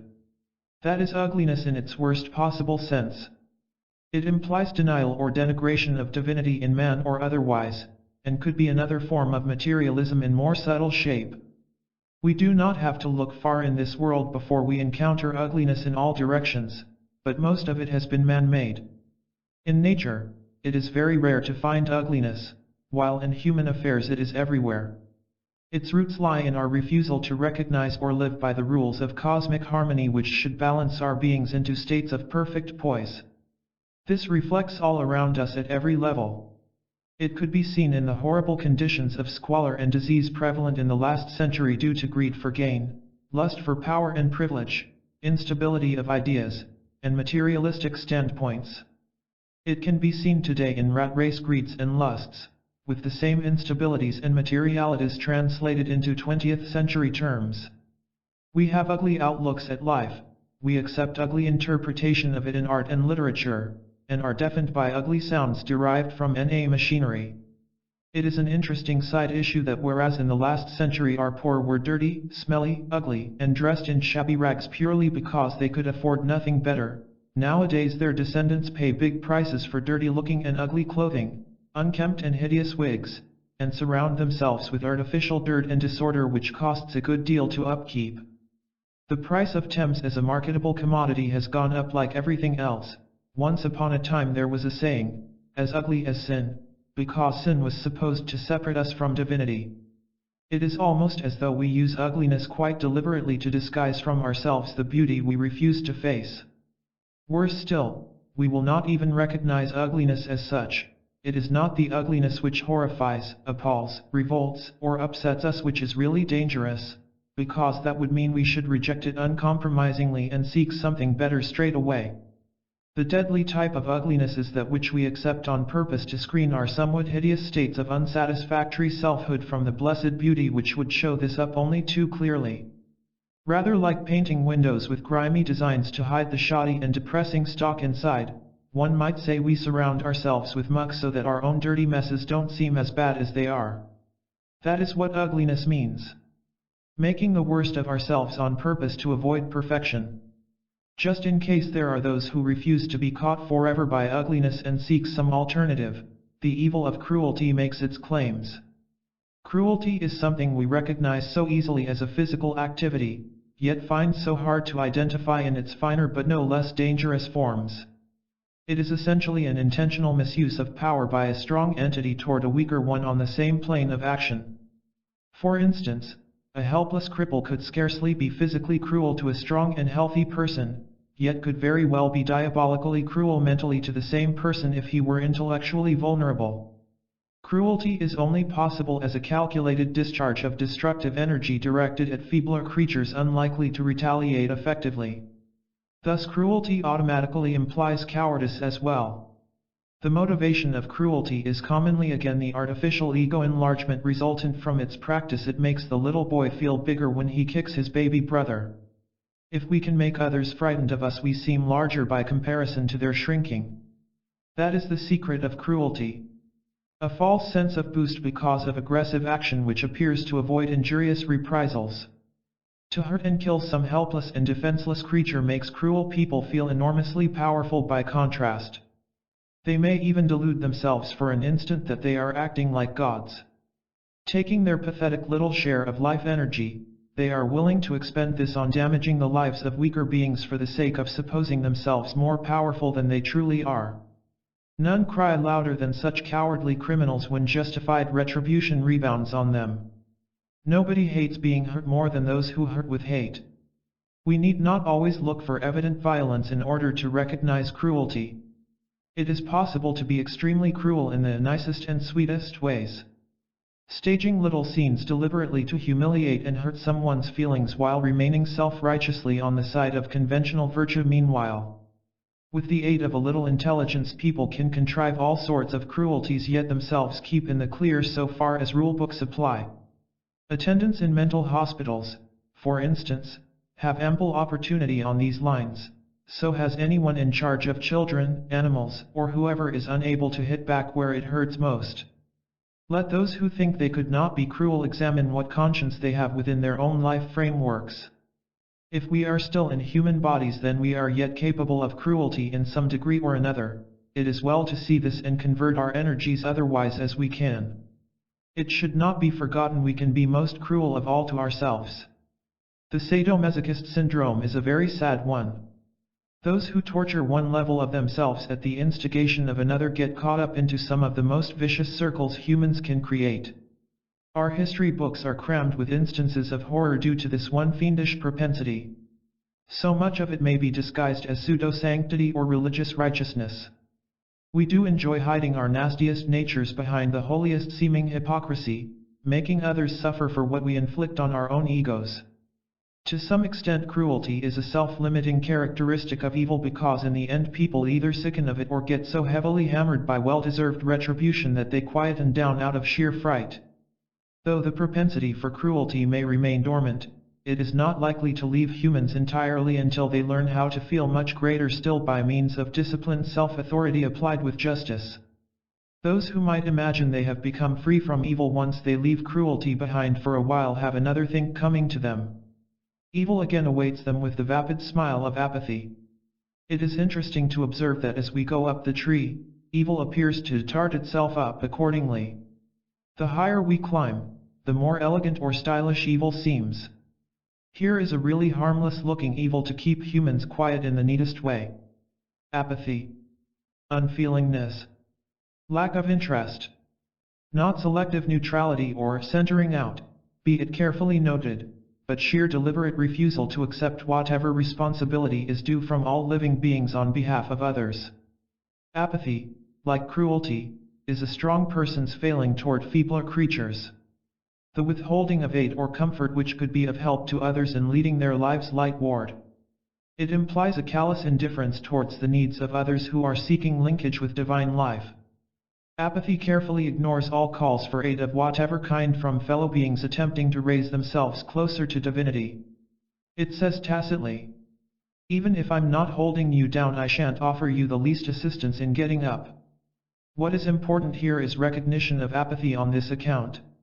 We have no warrant at all to interfere in the lives of others, forcing our ideas down their throats for their own good. Zealous and importunate missionizing is only another form of spiritual coercion. Compulsion and coercion into conformity with codes imposed for the convenience of the compellers usually stem from evil intentions. There is only one right way to rise upon the tree of life, by one's own efforts directed by inner intentions originating from a supreme self-source. Others can help this process by supplying the necessary extra energies as may best be needed. They can hinder by withholding or confusing these. Apathy is the former alternative. Apathy is not to be confused with careful non-intervention in human affairs best left to work themselves out, or inaction due to respect for principles of privacy where competence in others is taken for granted. It is just lack of willingness to help life toward its highest objectives in others or oneself. Indifference concerning one's own spiritual welfare is apathy of the worst kind. Those who are apathetic about their own inner conditions are not likely to care much about anyone else's. Inability should never be mistaken for apathy either. Apathy always stems from a refusal to employ capability in the cause of cosmos, thereby blocking the process of perfection in those concerned. Human heads can be hidden in the comfortable clouds of apathy for many lifetimes. It is so easy to look down upon inferiors, supposing oneself at the top of the tree because there seems nothing but obscurity above. If any feel brave enough to try penetrating that problem, the abyss of ignorance opens out to engulf them. Ignorance is probably the worst evil on the whole tree. In practice, of course, it applies everywhere, but it is shown theoretically in this position as separating man from the principles of understanding, wisdom, awareness of highest purpose and, lastly, eternal light. In other words, it cuts us off from all that is really worth existing for. Like the other evils, ignorance is a deliberate condition. The word means what it says, willful refusal to learn. It was once said that all humans make the same mistakes, but those who are wise learn from them, while those who are foolish will not. That is real ignorance. Why would anyone prefer ignorance to other options? The old reason again: artificial ego status. Here this works two ways. If we can prevent others from learning as much as ourselves, we can hold them at a disadvantage, and by refusing to recognize anything which might make us seem smaller than our own self-estimations, we feel big by contrast. On the principle of in a kingdom of idiots a fool is wise. Whether we accept ignorance in ourselves from the worst of motives, or encourage it in others to their detriment, it remains what it is, an evil which divides our entire tree of life against the best interests of us all. Bearing in mind the nature of ignorance, we should realize it cannot be countered by mere information, instruction, or so-called education. Well-educated and informed people may yet choose to adopt ignorance for covering their particular purposes. The old truism of none being so blind as those who will not see illustrates the evil of ignorance quite accurately. In the tree of life, this ignorance gap is crossed safely only by experience directed accurately at our highest possibilities or apex of awareness. With the tree of evil it is either not crossed at all, or for those relatively few intrepid individuals gaining uncertain footholds on its other side, the next evil of antipathy greets them gloomily. Antipathy, or anti-feeling, is a sort of let's hate it first, then see if we can bear it later affair. It is not the same as prejudice or prejudgment at all, because this means judging before all the essentials are fully realized. Antipathy is an automatic refusal to examine any essential whatever. Our old acquaintance ego status comes in again, of course. Antipathy isolates, and the objective here is isolation of ego as a substitute for identification of self. Instead of individuating out into supreme selfhood, antipathetic isolationists attempt to set up a synthetic sort of ego at this point by surrounding themselves with a ring of repulsion for all else. Apart from antipathy toward others, it exists inside oneself as a firm rejection of all self-ability to understand meanings in life and perceive its ultimate purpose. To some extent, antipathy for others may be due to past sad experiences or memories of unhappy relations with fellow mortals. That can be overcome or wear off normally. When antipathy is based on refusal to recognize one's own connections with cosmos, it is an enormously serious evil. Being antipathetic to one's real and true self is one of the worst possibilities on the whole tree. Worse still, it is commonly encountered among more evolved entities. The higher we rise on the tree of life, the more deadly become our defects of character on the tree of evil. If antipathy can be fostered or encouraged among whole communities of people, they may be more easily controlled by an overriding authority, providing it is possible to contain an entire situation. Divide and rule has always been a major political maxim. It is one of the oldest tricks in human nature to set people against each other within controllable degrees so that a profit may be gained by the manipulator. Antipathy is one of evil's strongest allies, which is maybe why it has such a high rank on the tree. Though it is easy to confuse antipathy with dislike, revulsion, hate, and so forth, the fine distinction is always one of isolation, which again is not to be muddled with insulation. Dislikes and hates are often very close relationships between people or parts of themselves. Insulation implies some necessary protection or reservation. The roots of antipathy lie in refusal of relationship, where this could lead to comprehension in a cosmic sense. Supposing that souls and selves ever manage to avoid an excess of antipathy, its complement stupidity claims their attention from the opposite corner. Stupidity is not an inability but a definite denial of wisdom. A stupid person just will not become wise if he or she can possibly avoid this. We should be careful how we accuse people of stupidity when they are perhaps simply slow-witted or unable to comprehend a great deal beyond their very limited mental means. Stupidity has to be intentional. Moreover, it is essentially a refusal to open up the higher faculties or awareness because this might not suit the convenience of consciousness operating on lower levels. A spiritually stupid person may be a very well-informed one, having considerable intellectual capacity and mental scope. In the last analysis, stupidity is sheer determination to resist the awakening of genuine inner wisdom in the self which might direct that self closer to divinity. Stupidity is not the closing of a mind but of a soul against the awareness of its divine destiny. This may be reflected on lower levels as inhibition of intelligence, but such is the fundamental basis. From a dedicated evildoer's viewpoint, it would be fatal if a majority of people became wise enough to realize their true spiritual structures and inner status. That would deprive the ill-intentioned ones of their power in this and associated inner worlds, reducing them to recognize their very unsatisfactory and inferior states of selfhood, which in turn would break up the little ego pseudo-selves they had substituted for reality all along. Such a cosmic calamity as having to cope constructively with their own chaos is more than the most earnest evildoer cares to contemplate. Still, as long as so many mortals seem willing enough to stay stupid, the wicked of our world may flourish at the expense of everyone else. Stupidity must never be mistaken for simplicity on any account. True wisdom is not mere formal learning or educational qualifications which dissipate with the death of a human brain at the end of its limited lifetime. It is the ability of being aware in the spiritual sense of the term, which means an appreciation of truth in its own self-right. To carry consciousness through all anything is until its point of unbeing is reached. As humans we can only be really wise in relatively minor degrees, but while we cover even those with a curtain of stupidity we may hardly hope for higher forms of inner freedom.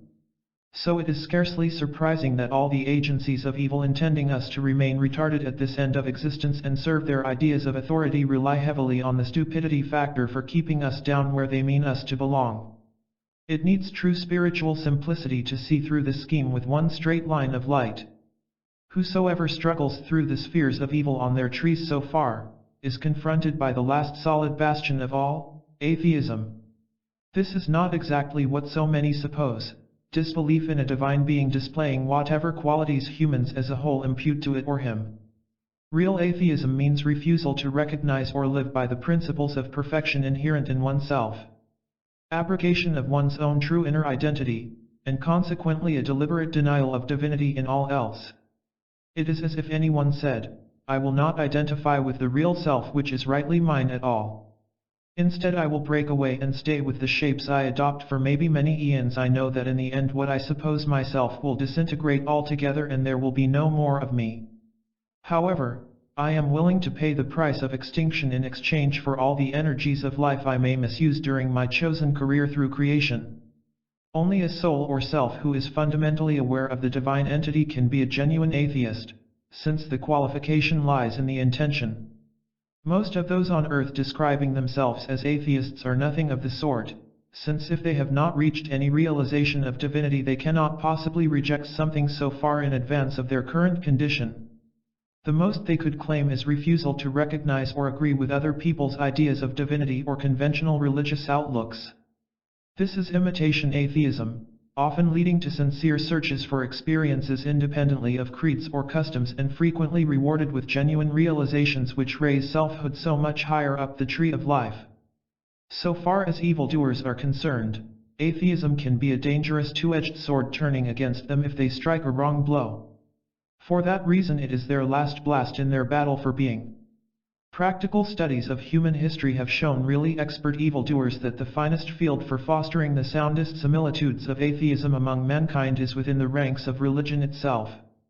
There can barely be any greater deterrent of real human instincts toward individuation than the influence of intelligent agencies disseminating self-destructive doctrines through the mass medium of evidently authorized religious concerns. Few things in this world are more likely to turn sincere selves from their search for divinity than the behavior of those claiming exclusive connections therewith. Granted, this will probably lead to eventual individuation in much more direct ways, but the confusion and delay involved benefits the baddies rather more immediately. Therefore, if atheism can be passed down the line for consumption at ordinary levels of human life, it will work out as so much convenient grist to the mills of malice. By discouraging or otherwise distracting mankind away from its main mission of seeking its self-salvation, evildoers have bought themselves a longer lease of the life they intend to enjoy just as long as energies are available. Their whole future depends on what we might well call hijacked or misappropriated supplies of energy from those entitled to apply it otherwise. The more they can compel, coerce, or cajole contributions of free force from the rest of creation, the more successfully they will be able to extend their empire and exploit fresh opportunities for building up their force funds of conscious capital. With sufficient energy behind them, they can go on existing and exerting their influence for the rest of what we term time. That is far too long for any satisfactory spiritual standards. Beyond atheism, what ultimate evil exists? After that point, the tree shows only darkness as an antithesis of light. This means that whatever it may be lies outside our wildest conception of evil as the least likely to affect our living.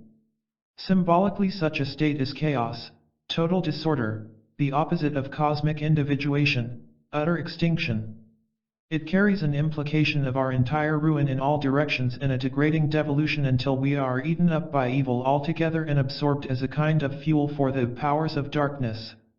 One might say we finish up that way, feeding the flames of hell, if not in a literal sense then certainly an end to that effect.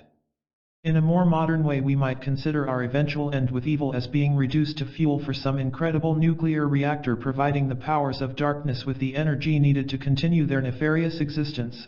We can at least feel some security against such a fate in the fact it need never happen to anyone against that individual's true intention.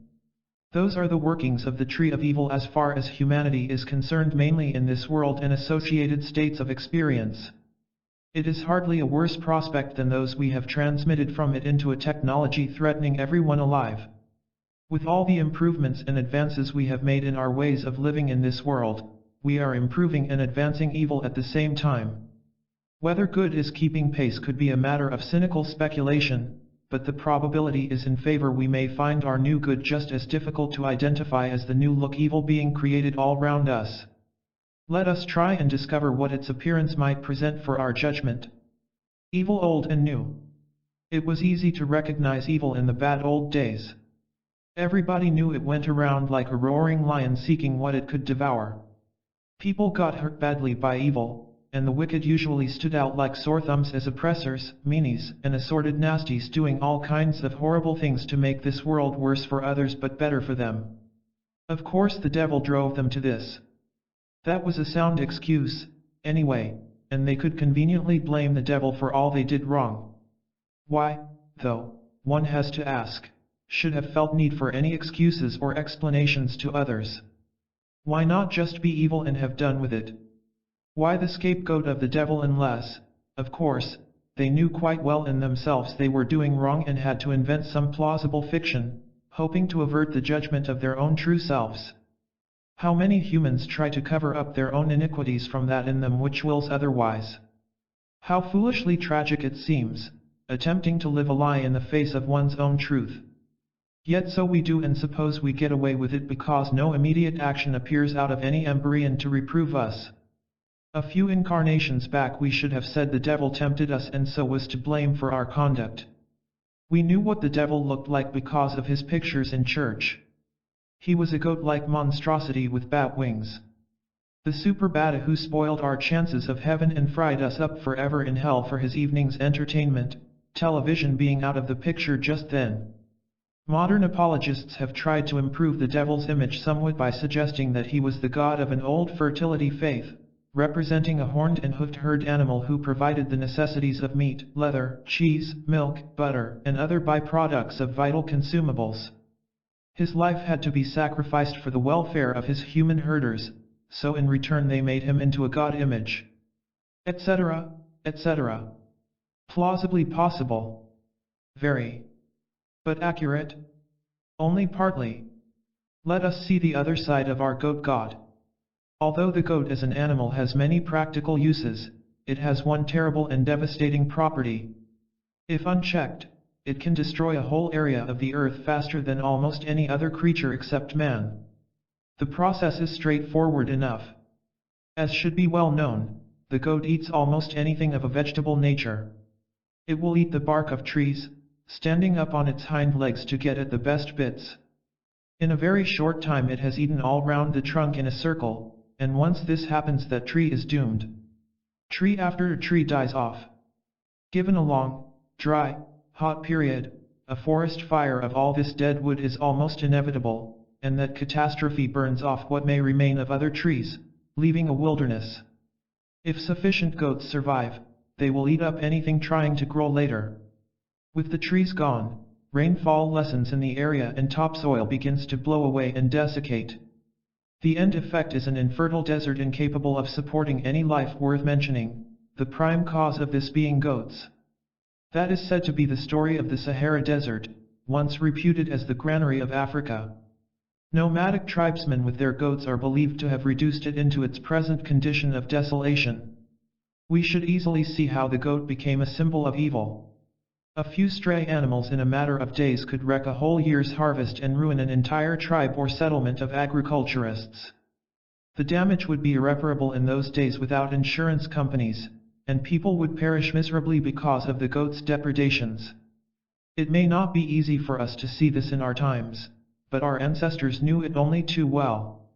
Goats were no gods to them, but devils to be feared and dealt with drastically.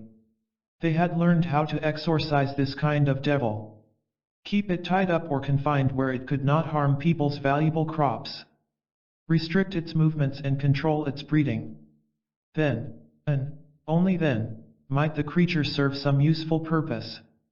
The secret was to hold it in control always. Nevertheless, its inherent nature was such that it could only symbolize evil to hard-working, industrious, and civilization-conscious humans. The goat never has been a beneficent god image, but only one of destruction, malice, overbreeding and whatever stands for the downfall of human efforts with nature. What was planted with loving care got devoured with almost contemptuous greed. Even the noises made by goats sounds like sneering sniggers. To horrified growers, nothing would look or sound more hellish than the last of their products disappearing down the throats of a horde of chuckling goats. They could well believe these villainous animals had been deliberately sent on such a malicious mission by the head spirit of evil itself, whoever that was. No wonder the goat became so universally accepted as the symbol of evil among all rural communities. It stood for all they hated and feared as a direct opponent of their way of life. The goat is no good old god gone wrong in people's minds. It was a menace beginning unless kept under control by very strict measures. So with the Satan concept of an anti-life being opposed to human spiritual development in particular. It represented everything in existence which could keep as much of kind as possible on the lowest of living levels for the longest periods imaginable. Its ultimate hope was to drive a miserable and degraded mankind out of life altogether. Insofar as it might, this spirit of evil sought to hold humanity in states of stupidity, brutality, poverty, and backwardness along a line of regression leading to extinction. Wherever some souls managed to fight and struggle their way above these points of inner peril, the Satan spirit suggestively impelled them to look back and misuse their fellow beings for similar reasons, thus becoming willing allies of the satanic process.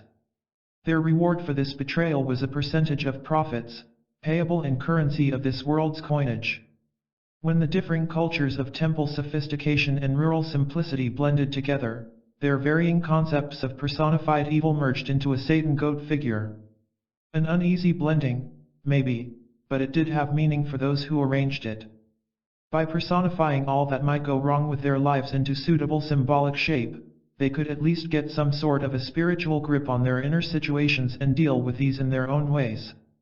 Once they accepted a conventional symbolism for whatever was worst in themselves and life in general, coping with problems arising became a matter of what might be called metaphysical mathematics.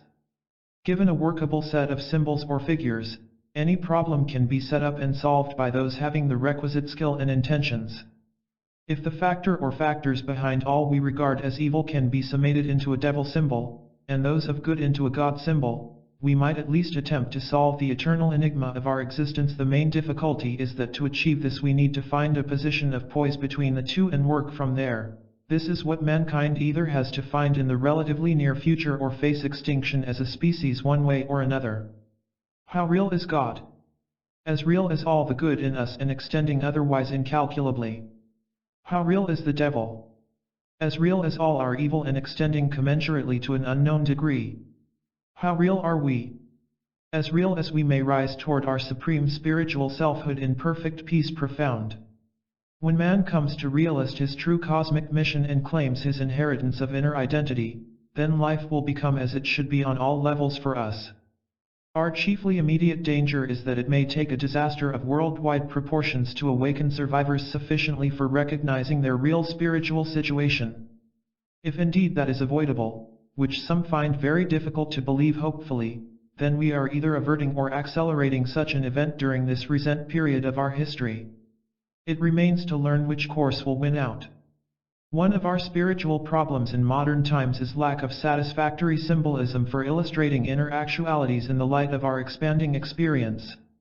Though neither God nor the devil are dead so far as their functions are concerned, their old-fashioned forms have little or no meaning in contemporary consciousness. The goat has become an agricultural anachronism, and crucifixion means little in an age accustomed to mass murder. Even a beneficent father figure gets obscured by state-supplied forms of financial and social welfare. Who would bother praying for blessings available from state-guaranteed funds or other commonplace sources of commodities? Who goes looking for God when earthside economists can organize everything we use to petition the power of life for one way and another in our temples and elsewhere? Everything? Maybe not. But do we realize this sufficiently for the sake of what remains of our souls we have managed to save from supermarket slavery? The old patterns of good and evil we used to know are opening up and changing into almost incredibly different arrangements of energy in far wider inner dimension. They are altering to virtually staggering degrees. Ultimately our consciousness will cope with this, but the rate of change itself is a bewildering and bothersome prurience so long as we realize that the fundamental principles cannot change. This may afford enough stability for surviving into very transformed conditions of consciousness fairly successfully. We may rest assured that God and the devil will both be with us still in spirit, but whether we shall recognize them for what they are under new names and entirely altered appearances is a moot point. What matters most is that we begin to appreciate our own relationships with the inner realities those concepts represent. However different everything may seem as we reach into what we suppose seems like a new dispensation ahead of us, the principles of good and evil will stay constant as they always have. Good being interpreted as whatsoever helps us along our articular paths of life in search of our ultimate identity, and evil as an oppositely directed stream driving us away from that spiritual aim toward eventual extinction.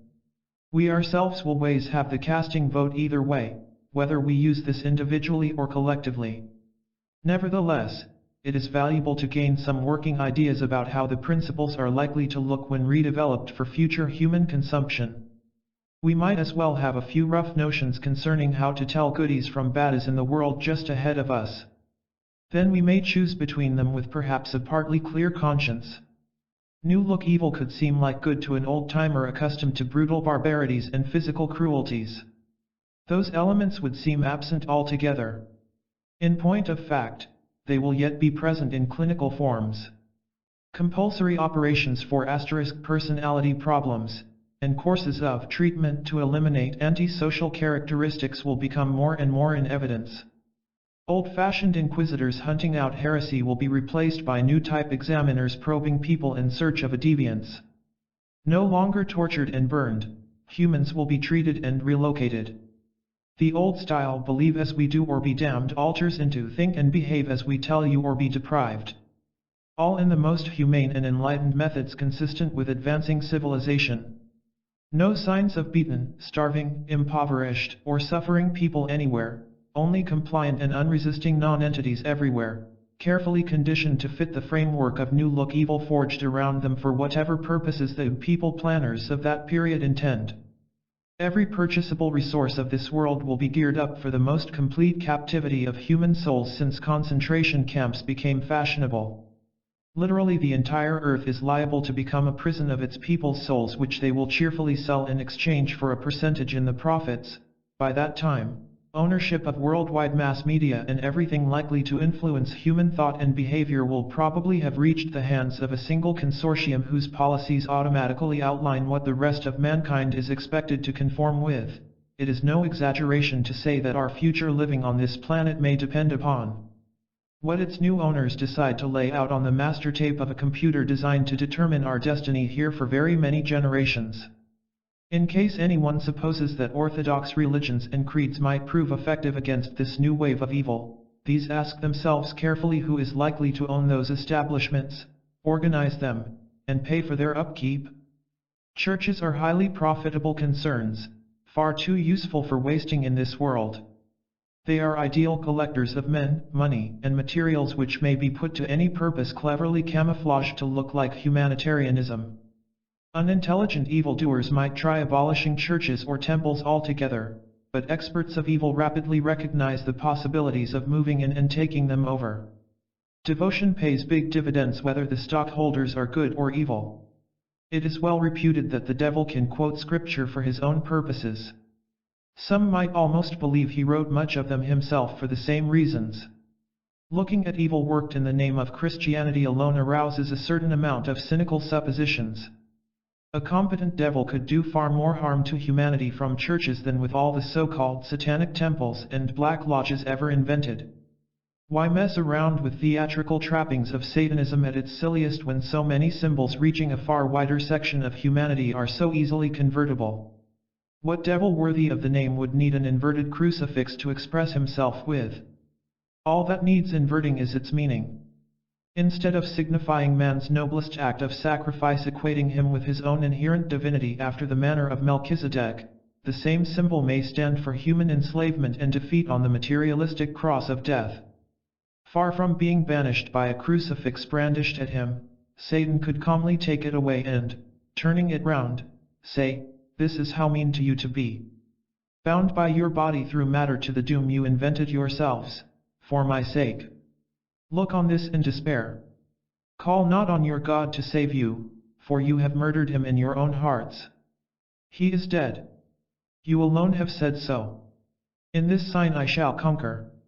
In this world, at any rate, humanity is up against an efficiency of evil such as has not been concentrated here since we evolved into our present forms of living beings. Its chief characteristic will be a completely emotionless absence of feeling and a coldly calculating manipulation of mankind as if by machinery in accordance with a computer program. Humans may instinctively feel they have been caught up into some strange contrivance of consciousness they cannot understand, do not trust, but have little hope of escaping from, even if they knew where to go. On the other hand, they could not come greatly of severe ill usage.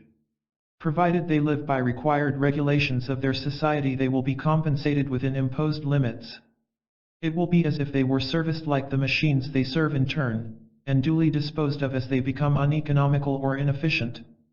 Perhaps the odd thing will be that no average human trying to discover who or what is behind all this arrangement is likely to locate anyone in particular. Politicians, public figures, and others in view of would-be inquirers will seem to be just parts of a progressive program inclusive of everybody all going the same way. On the surface everything will appear as if a whole society were integrated to its accepted rules. Only the deepest divers may find out what is wrong, and they will scarcely constitute a serious threat to the structure whose deadly weakness they have seen. Attempting to warn or alert others would be a hopeless proposition. Few would even listen, and if hearers comprehended the drift and panicked, situations would grow worse very rapidly. The best thing for those recognizing this new evil to do is keep such knowledge privately in closest confidential circles, where it may be dealt with discreetly. There will be ways and means to take advantage of it correctly. Does all this imply that a fundamentally good-natured but otherwise helpless humanity is being sold into satanic slavery by a bunch of upper-echelon baddies for the sake of bribery on a colossal socio-economic scale? Not at all. There are such big bold baddies, but they are mainly opportunists as cashing in at the deepest ends of an evil which could not exist among us at all without acquiescence by the majority of mankind. All the top villains do is scoop cream off milk provided by human cows grazing on very green grass. Granted, they finance and resell all possible pastures for human herds to fatten their follies on, but if this were not so, hungry humans would change from cattle to ravening predators devouring each other indiscriminately. By buying up the controlling interests in the war business, big bads have at least excluded little folk from the field until such time as elimination in a massive degree becomes an economic necessity. Not that war will cease or conflict die out. While it can be contained or restricted within specific areas and classified as civil disturbances, unscheduled social violence, or similar euphemistic disguises, wars will be with us a long while yet before changing again into conflicts of consciousness. There will be a permitted percentage for war casualties in this world which will be distributed through statistics under a variety of headings concealed by computerism.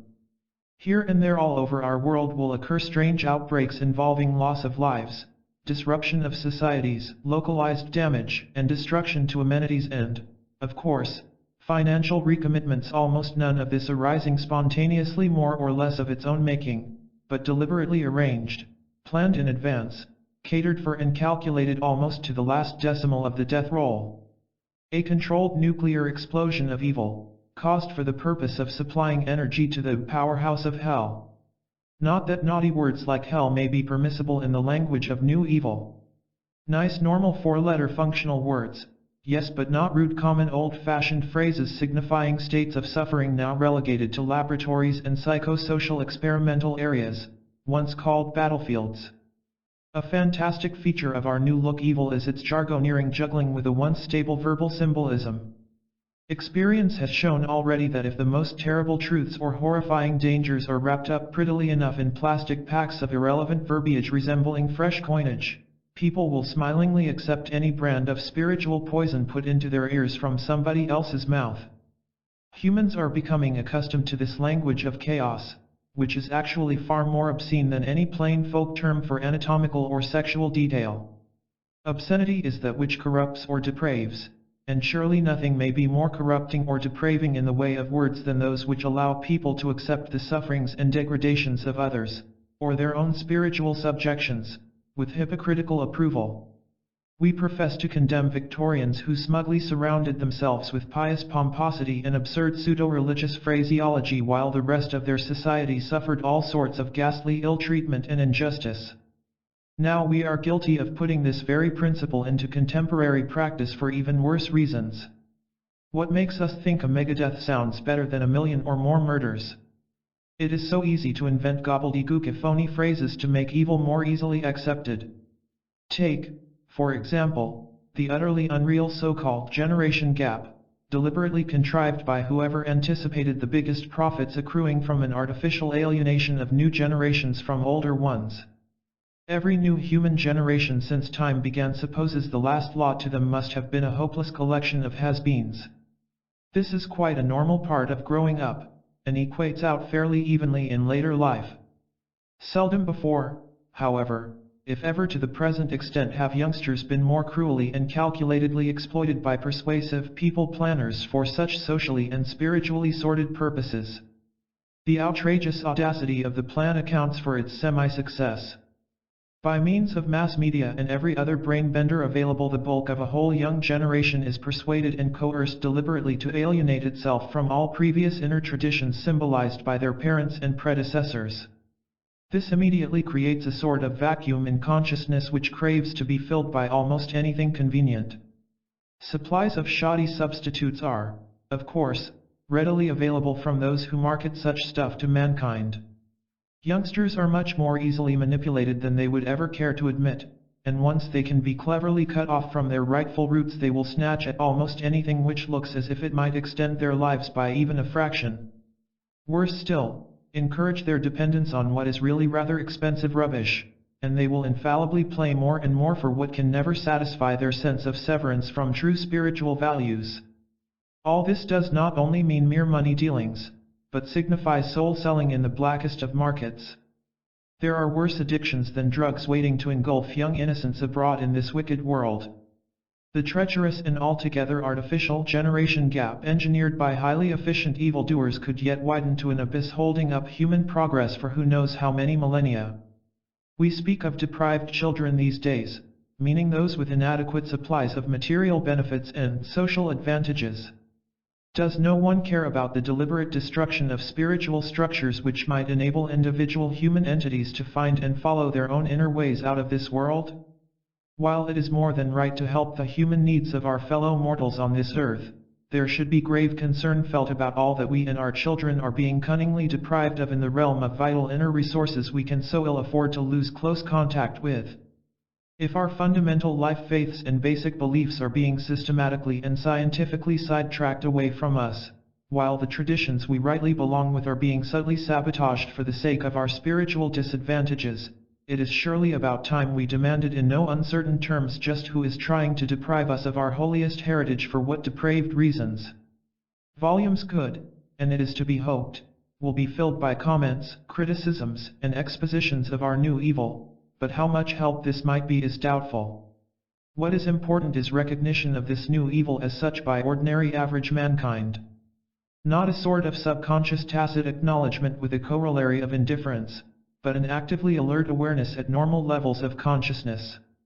What is more important still is that this evil is clearly seen not as something in everyone else or remote threats from an anonymous they, but as an active energy eating into the heart of observers themselves arising in their own natures.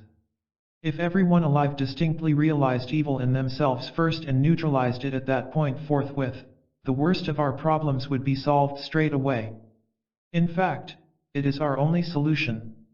There is no use at all supposing that if they did anything about something everybody would be the better for it.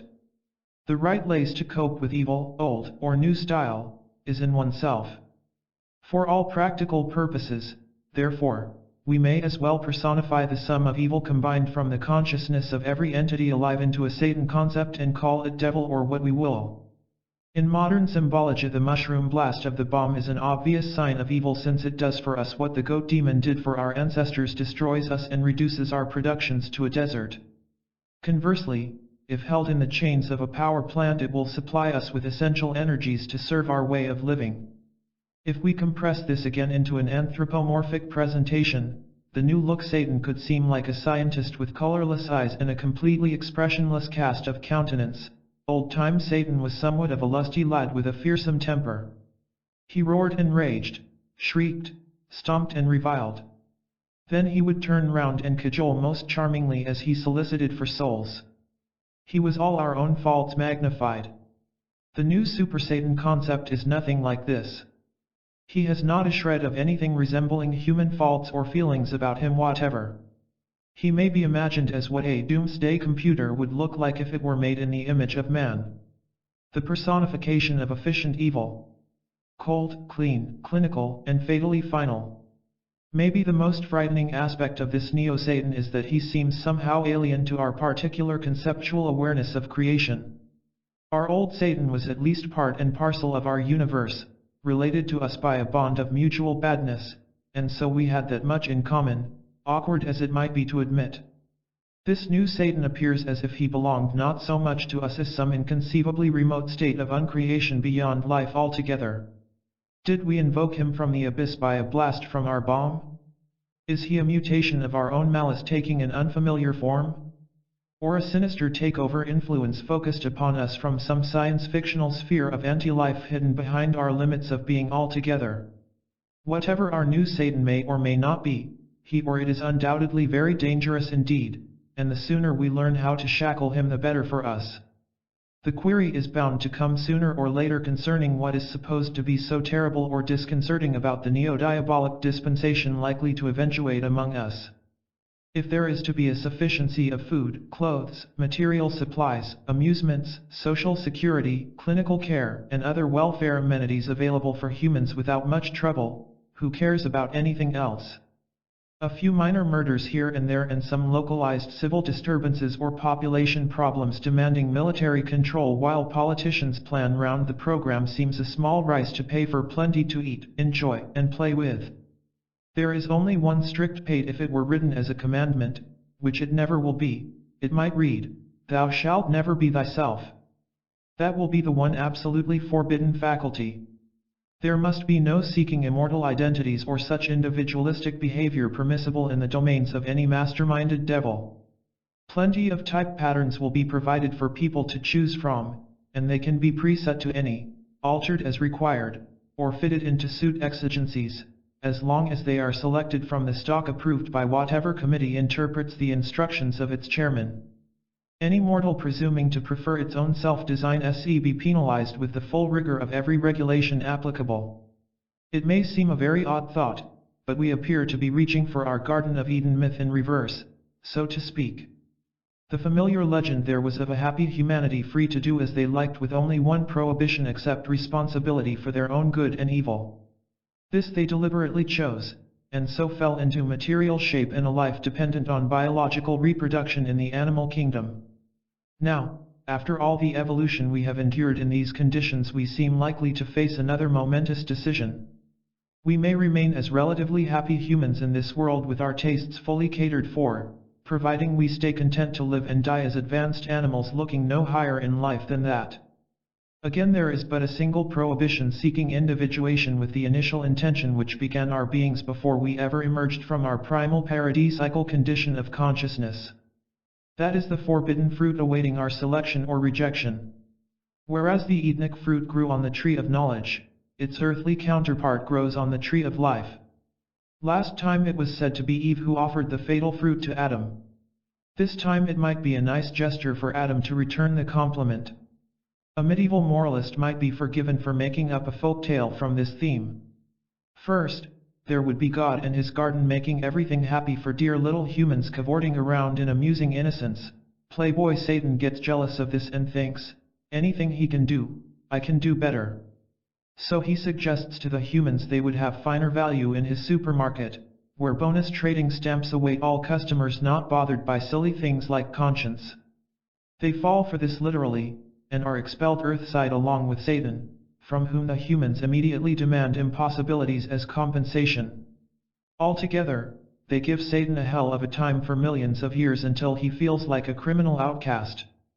Being a smart sort of spirit, however, he eventually organizes affairs in this world to suit himself and is just arriving at a position where he can keep some of his rash promises. He has schemes to so supervise everything on earth that it makes heaven seem like a slum by contrast. Naturally, he expects top cut of this joint. He is just rubbing hands worked into claws from inflicting out-of-date sufferings on humanity in revenge for their ill treatment of him, when a very disconcerting thought hits him where it hurts most, right in his pride. What happens, he wonders, if instead of staying with his splendid plastic paradise recovered on earth, people might prefer to take up their undoubted option on working their ways inwardly toward individuation and desert him for divinity? All the best people escaping from earth by inner routes he cannot interfere with. That will leave him with nothing but rubbishy remnants fawning around his fetlocks, and even Satan has to draw the line somewhere. The prospect of utterly untalented and inferior specimens of mankind multiplying by myriads and making more and more demands on his demonic abilities frightens even Satan into cold sweats despite his built-in central inferno. Perhaps what wounds Satan most is the ingratitude of man. Here he has slaved himself nearly to a cinder so that humans may slave for him in return for the keep which seems to satisfy most of their insatiable greeds. There are moments when Satan almost feels dissatisfied with his own nature. Now these horrible humans demand more than he could ever offer them with credit extended to its limit. They ask divinity to become themselves in a true sense. If ever they find out how to lift off his low-level planning and steer starwards toward their own divine destinies, Satan and his socio-crazy will be left stranded on a perishing lancet while the escapees are hooping it up in a self-state of divine delight. Satan gets really worried by cosmic competition, so thinks up all sorts of schemes for keeping the bright boys and girls contented by earthside conditions. He offers double, no, treble, quadruple, or any amount of extra trading stamps in return for custom in his establishment. To his joy, most of the hesitant human horde are still bribable. But for how long? That is what bothers him. Can he ever keep pace with those he first instructed in avarice? The inflated prices of souls mounts upwards at a rate which alarms Satan dreadfully. Is he capable of coping with the spiritual situation? Or had he better let these horn-aching humans go back where they rightly belong? The chances are they will get bored by heaven eventually and be thrown out again. Meanwhile he might have fun watching them climb until they slip or jump back to the positions he plans for them. So long as most of them return to base, he does not grudge occasional escapees from orbit their chances. Who knows? Perhaps someday the horrors of humanity might put Satan himself on the return road to primal paradise after all. Like humans, he did start from there until he tried to make more of himself otherwise. Could he just possibly have made the least little error? Banishing the unworthy thought for the time being, Satan attends to his business with increased interest. The world spins on, and its inhabitants continue much as usual. Cosmos Co relates itself accordingly. However the tale might be told, its moral comes to the same point. We became as we are now because of knowing good and evil. We shall become as we should have been in the first place by knowing the self. The secret of that knowledge is found through growth on the tree of life. That is the real story. Locked in every entity are the keys of its own liberation into ultimate light, and not all the darkness existing or Satan's old and new that ever will be, can possibly deny the least of beings its birthright if it decides to claim this in the name of cosmos. True that the life of such a seeker may be made very unpleasant in worlds where the majority vote is otherwise cast. That is only to be expected.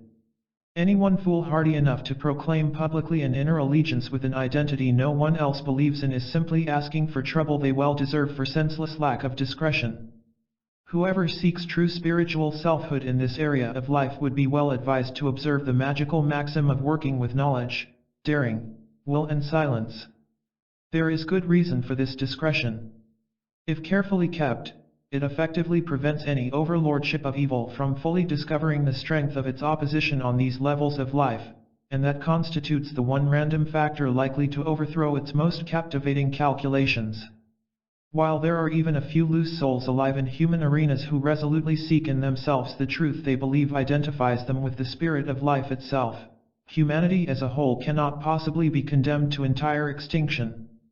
Individuals and uncounted millions of mankind may extinguish themselves forever, so long as a faithful few carry the light of life in themselves closer toward ultimate unison with perfect peace profound. Man as a life species can never become extinct. Those relatively rare beings are the wise ones who proceed purposely through life in this world while acting as agents for far finer spheres of spiritual living in different dimensions of consciousness. Their mission is to provide contact points for forces concerned with human evolution beyond the highest limits possible in mortal manifestation. To that extent they might almost be classified as secret agents or operatives on behalf of what others could call divinity by whatever name they chose. The great value of such souls lies with their unobtrusive presence in a working field of force where evil strives for predominance. While they simply exist here and quietly radiate an inner influence impelling other humans in higher directions, the network of evil cannot completely close around its semi-captives.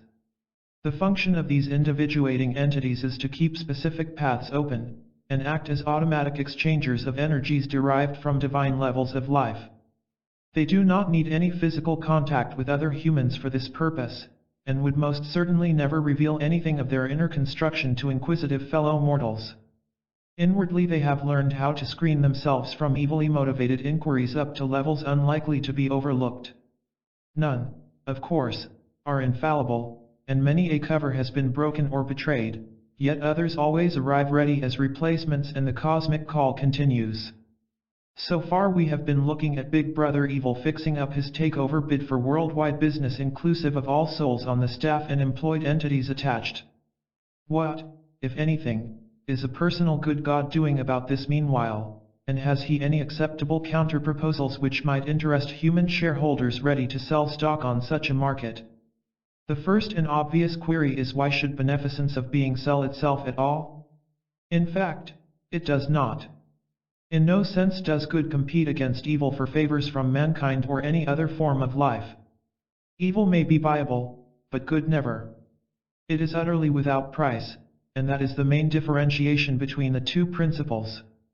If we are expecting to find good in this world starting a cut-price campaign against evil, we should forget such a fantasy forever. That is out of the question altogether. Good never bribes, offers no rewards, and puts no pressures on people to perform their parts in its program. All it promises are fair and equitable returns for efforts paid on its behalf, not necessarily in commercial currency changeable in this world, True good never offers huge profits from minor investments made for the sake of speculation. Indeed, it proffers no profits whatever. Nothing but earnings. There is this to be said, however: profits accruing from this are liable to leave the soul in a state of abject poverty beyond description. Easy come, easy go, as the saying is. Earnings obtained by good may be infinitely harder to achieve, but will last as long as their holder intends. That does make rather an important difference. This is why evil seems so predominant in our human world. It proclaims itself all over the place, advertising its presence flamboyantly and flagrantly, being a publicity seeker everywhere. Strange to say, the actual top brass instigators of evil hide behind screen after screen of clever camouflage.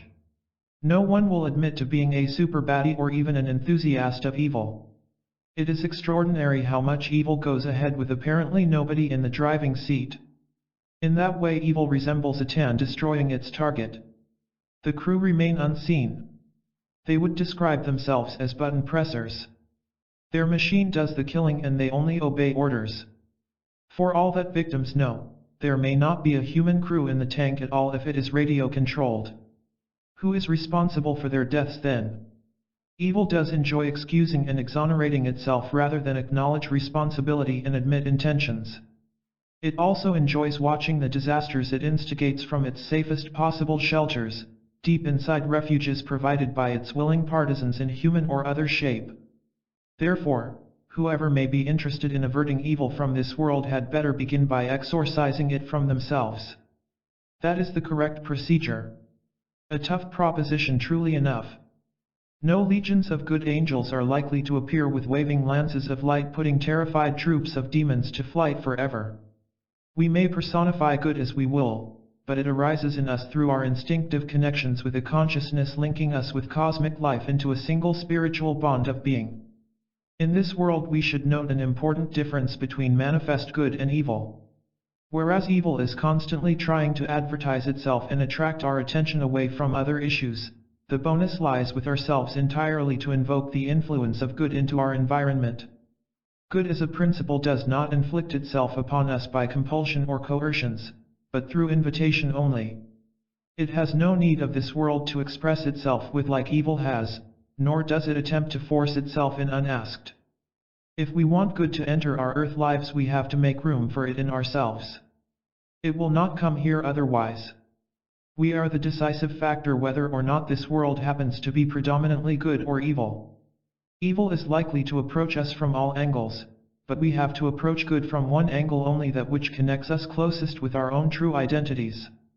Then we have to learn how to balance and transcend both principles in order to reach truth, but the way there leads reactively from the good side of life first. We shall not induce good in ourselves by rushing around with all sorts of wild schemes for interfering in other lives or donating vast sums of money to commercial charities. Nor shall we exorcise evil by trying to frighten it away with incense and threats of heavenly retribution. The exorcism of evil and institution of good in any self-area is a preparation for poising the individual between the principles purposefully pointed toward perfect peace profound is a process calling for very exact equation. The only common-sense way to set about it from a magical standpoint is through the tree system, taking it stage by stage until it works out as a satisfactory answer. This had better be our next concern in our present study. Chapter 7. Exorcism by Effort. Most people at some time of their mortal lives have considered the spiritual state or our mundane world and thought sadly about its unsatisfactory condition while regretting personal powerlessness to alter the situation. How many of us have said something like, "If only there were anything I could do about it." Yet overwhelmed by the apparent magnitude of the task contrasted against their own ineffectiveness, millions of mortals passively permit the very forces they complain about so bitterly to flow through themselves unchecked and even augmented by energies exploited en passant. Before we become too despondent about our life affairs for altering them favorably, however, it may be as well to inquire whether we are really so useless as evil wishers might like us to believe for their profit. Are we in fact helpless in the face of pitiless powers, or are we actually refusing to recognize our responsibilities as evolving entities, and do the life duties assigned us by the creative consciousness behind our beings? Just what in this world can anyone do towards converting evilly directed energies into sounder spiritual courses? If it is clearly recognized that even the feeblest entity does indeed possess possibilities in this direction, then such a realization should make the most miserable of lives some degree brighter and more bearable. Once a potential is actually appreciated, the rest becomes a matter of willing and working.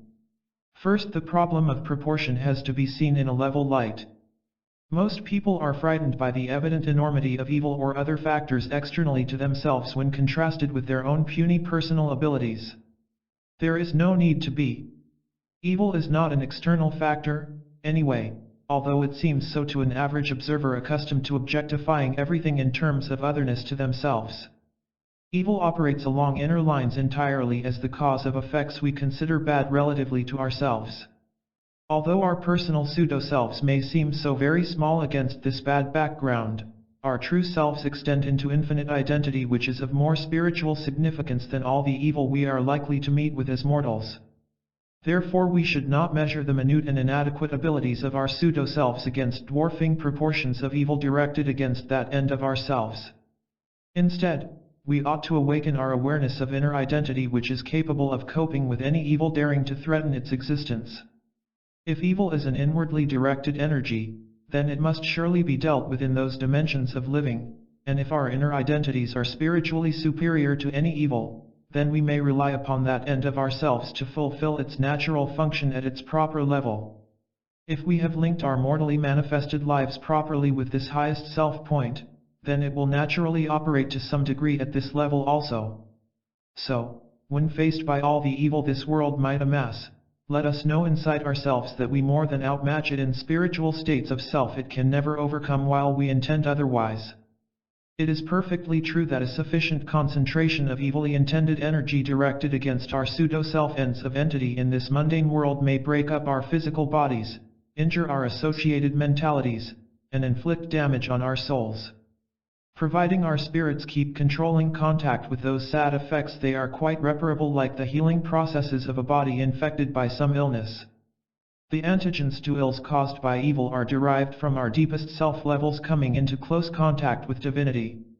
If a condition of blockage or faulty contact exists between the earthly and heavenly ends of our entities, then a proper process of healing will not project through so far as our earth ends of entity are concerned, and they are likely to suffer accordingly.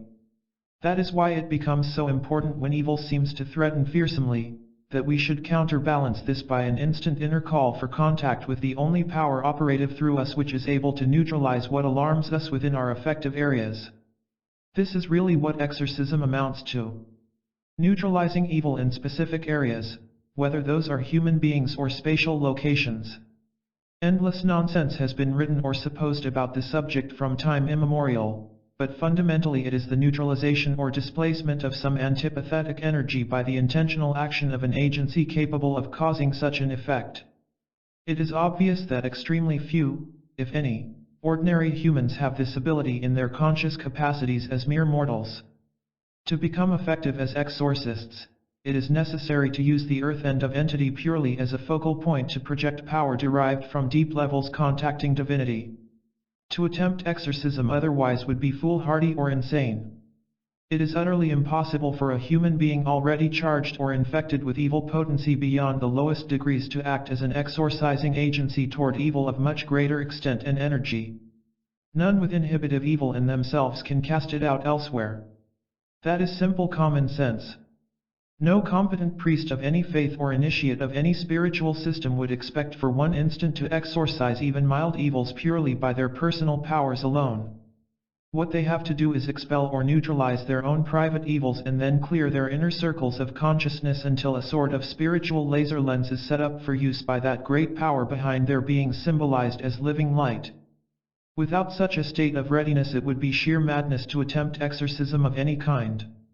In any case, even if the power of good did concentrate through an unprepared and unsatisfactory agency, it would automatically break down that agency like a bolt of lightning must needs burn out a hopelessly ineffective conductor foolishly offered for its passage. The art of exorcism lies entirely in creating those exact inner conditions which will facilitate the actions of forces needed to neutralize and slash or change whatever evil may have come in focus. A priest might say, I cannot do this, but God acting through me can. An initiate would probably put it, the earth end of my entity cannot do this of itself, but it may be made into a means for the will of my true identity to work through effectively. The principle in each case is the same, careful arrangement of the lesser end of identity for specific use by the greater end to a far above average degree. The significance of this can scarcely be overstressed. Ignorant enthusiasts who imagine they only have to wave wands or carry crucifixes about in order to expel evil forever deserve no less than the disasters they invite on themselves. About all which saves such from their foolishness is usually their utter insignificance and ineffectiveness. To put it bluntly, they are rarely worth the bother of dealing with, since they constitute no threat whatever to the courses of genuine evil. Amateurs in the fringe arts associated with magic who suppose they can abolish evil with a few paltry charms and antics only provide amusement to observant inner or outer entities. Perhaps they may be slapped down to size or insultingly ignored.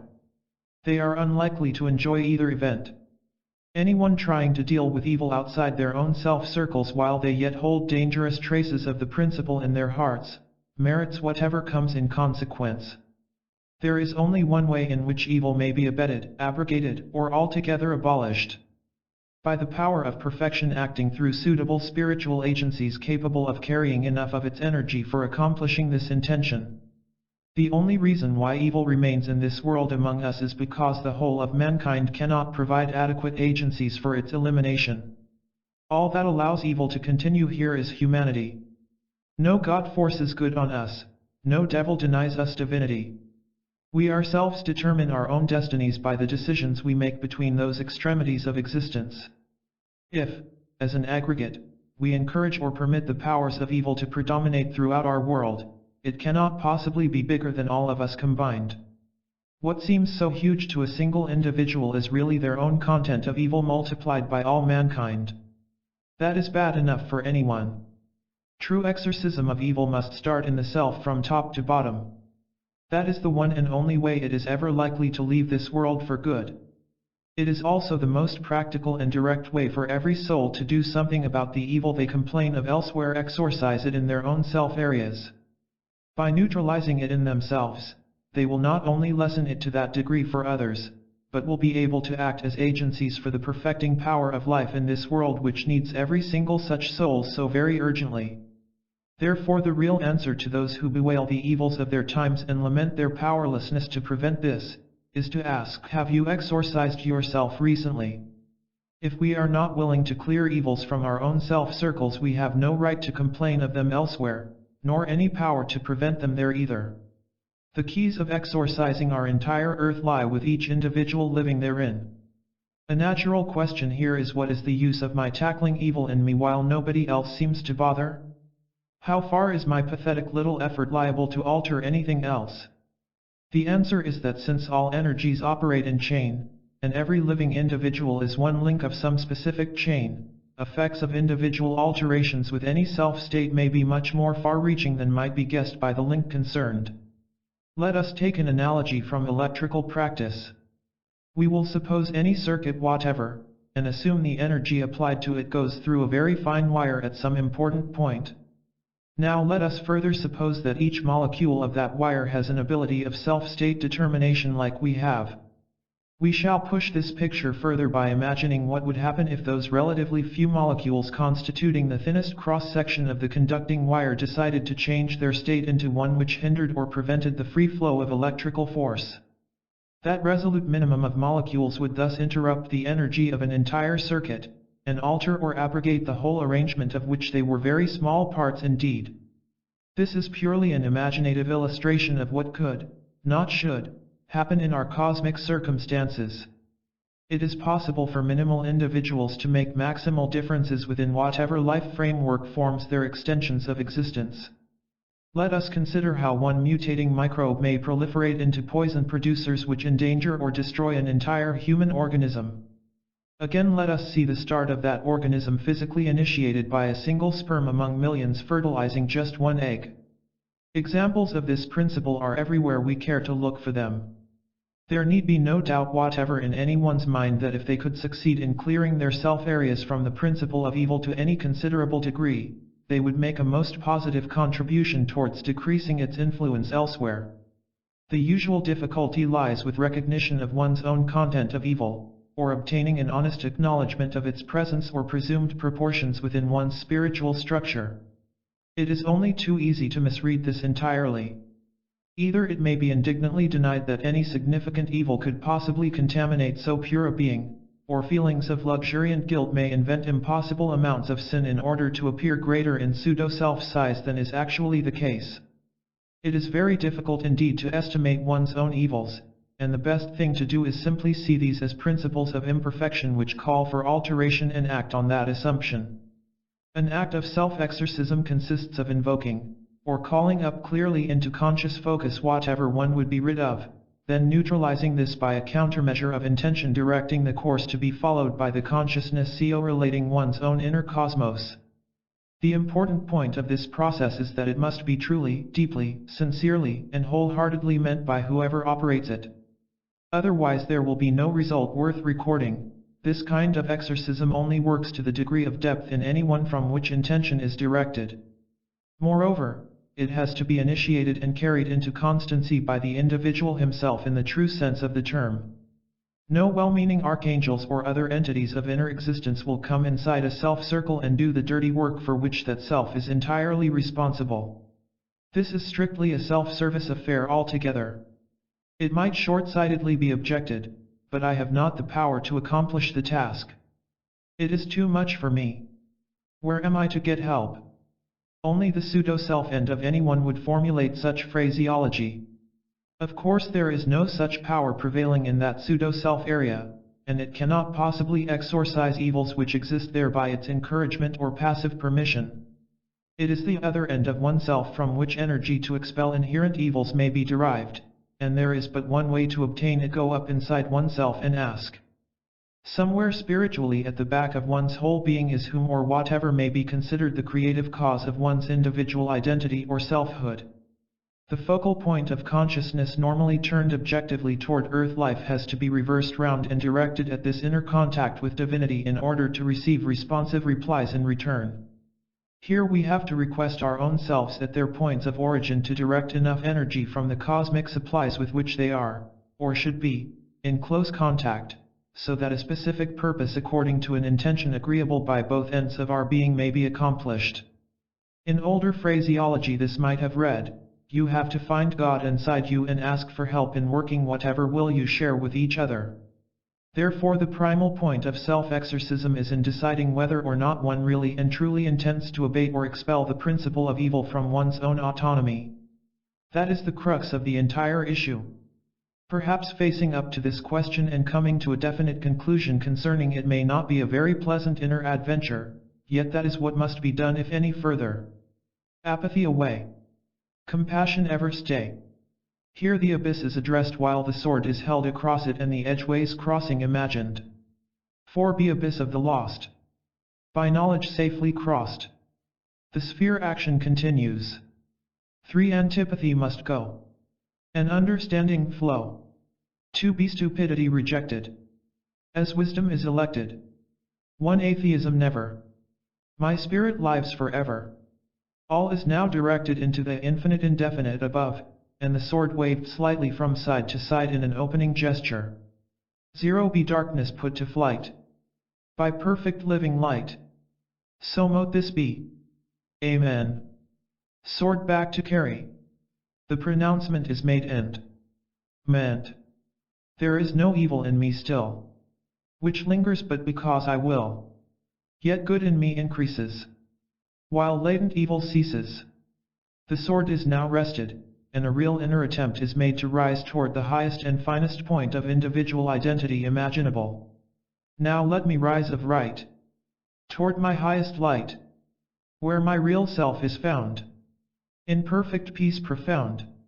Here is silence and stillness for as long as may be needed to establish and recognize consciousness with the contact sought. There is no point prolonging the period past its effective peak. Then the tree is saluted with the sword briskly and the conclusion stated confidently and firmly. So may it be with me. Set forth upon my tree, that I shall live to be my true identity. Here, if known, the operator's magical name may be mentally formulated. Then the rite is closed with the circle cross gesture. In the name, etc. Naturally, this rite by itself will not instantly and entirely expel evil from anyone forever. What it does and will do is initiate the process of expulsion and rebalance from a conscious volitional level, decreasing effects of evil in our immediate self area by the degree of intention involved. In other words, it begins to reduce evil within the self concerned, and thus makes a major contribution in favor of that individual cosmos. Small as this may seem, it may be increased by repetition of the rite either in full or by a condensed version. If persisted with despite disinclinations or difficulties, there will be a noticeable change in the characters of those working it periodically. For those who like elaborating rites, much may be done with musical backgrounds, colored lighting to suit the spheres, incense, costume, and choreography. A combination of sword and rod may be used for banishing evil and invoking good. The other major symbols of shield, cup, and cord can be introduced at the obvious points. Nor should it be forgotten that the tree plan aligns around the human body, and each item of it addressed objectively might also be linked mentally by the operator with the appropriate locations connected with themselves. There are very many ways this rite may be extended, if that would really help the individual working it. The rite could, of course, be worked by several people at once, each applying its structure to their own cases, because it cannot be used to exorcise anybody except oneself. Once a practitioner of this psychodrama is perfectly familiar with its pattern, it can be conveniently condensed into symbolic shorthand, as it were, for the benefit of expert users. This is one facet of ritualism deserving considerable study and practice. It means that rites which might take a great deal of time and trouble for average practitioners to perform can be structured down, as it were, so that experienced ritualists obtain the same effect with a basic minimum of equipment of effort. For example, reduced to its lowest common denominator of verbalism, this rite could read: evil out in good. May I balance as I should. All necessary direction and internal activity being arranged by the volitional consciousness of the operator without external physical manifestation. It is tempting to suppose that if this purely inner behavior is effective, why bother about any externalized ritualism in dramatic form in the first place? Why not save a lot of time and money by keeping ritual principles entirely confined to inner levels of consciousness? What is the point of projecting them into physical practice? True enough, providing we were beings without bodies and did not extend our awareness into animal areas of consciousness. Ritual is for the purpose of linking these self-sectors of life into the spiritual scheme our rituals represent. However high-minded we like to believe we are, it is stupid to deny the incarnate ends of our entities while we are attached to this earth and evolution associated therewith. Whether we enjoy the duty or not, we are responsible for the redemption of our humanity by directing it towards divinity. To do this successfully, we need to speak spiritually in terms our human animalistic natures appreciate. Rituals related with life rhythms are about the most basic language of life they understand emphatically. Lecture a cat on lactation and she stares with contempt. Pour practical milk in a solid saucer and she comprehends completely. The first course is ridiculous, the second ritual. For those reasons, therefore, practically projected ritualism is an invaluable and irreplaceable part of magical procedures. Once the human ends of ourselves respond to the inner rhythms of the rites they participate in, they may be led carefully along those lines to the finer states of consciousness represented ritualistically. Conversely, they become accustomed to accepting spiritual suggestions and directions which reach them through the rites from sources otherwise too remote for such close contact. It is a simple fact of life that nothing brings the purely human constituents of people closer to their associated spiritual significance than principles of ritual. Not necessarily religious ritual at all. Any kind of ritual, social, political, ethnical or otherwise. Whatever behavior pattern causes conscious recognition of other than material matters. In the case of magical ritualism, the aim is not only to link humans with their own higher possibilities but also to afford them opportunities of sharing themselves with other entities of different dimensional spiritual structures. Hence it has to connect with our ordinary levels of concrete creation in this mortal world. With competent and constant use, rituals may be condensed maybe to a gesture and a word or so, but they cannot be dispensed with in principle while we have humanity on our hands, as it were. Possibly the most powerful point in favor of this particular rite is that exorcism has to be brought as closely as possible to our earth life levels because this is where evil concentrates mostly, and it is principally through these ends of entity that evil gets into our systems. If we intend to exclude evil from our self-systems, therefore, we need to start turning it off as close to its source of supply as we can. There is no use being all high pure spiritual about it while nothing is done to prevent it ramping away through the embodied beings we are still attached to as spirits. Our incarnated ends of entity must know, feel, and experience beyond all dispute that we resolutely intend self-exorcism throughout everything we are, and that includes the beast whereon we ride, or our physical presentations of personality which act as our mundane agencies in this world. Since ritual as a principle is an age-old reliable method of influencing the earth side of ourselves, then it is but common sense to employ it for this natural purpose. It is well to remember also that there will be maybe considerable sales resistance from the earthly ends of ourselves when exorcising influences are applied. They probably do not want to alter familiar forms of evil they have adapted with and become accustomed to. Nor are intenders and employers of evil, whether incarnate or otherwise, likely to be very enthusiastic about exorcism, which they view as a most antisocial practice having a poor effect on their profits. That much is only to be expected. Therefore, the most sensible course for self-exorcists to adopt is one of considerable discretion both inwardly and outwardly. There is no gain whatever to be made in arousing unnecessary and unhelpful antagonism.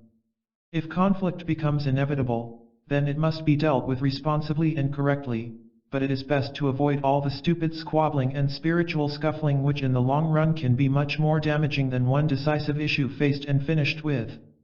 Efforts at self-exorcism are therefore better kept for very private practice, and treated as being confidential between one's own inner identity and that part of the self calling the operation into conscious expression on earth. The ideal aim should be that of exerting a steady and constant flow of spiritual energy on all self-areas affected by evil so that the action is tolerable and acceptable throughout the whole organism. Far more will be done that way than by making wild and spectacular attacks upon the principle of evil firmly ensconced in personal parts of the self where it has established something like squatters' rights. Even old-time exorcists realized that alternative accommodation should be offered to ejectable demons, though they seldom had anything more attractive to suggest than hellfire, or the Red Sea, or even less likely places to entice homeless hellions. A more modern exorcist might be perceptive enough to offer the opportunity of a holiday from hell in that deep peace which passes all understanding.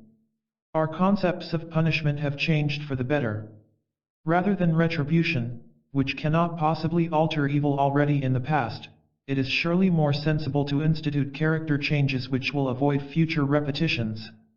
That is the principle on which modern exorcism works, whether with humans or non-incarnating entities.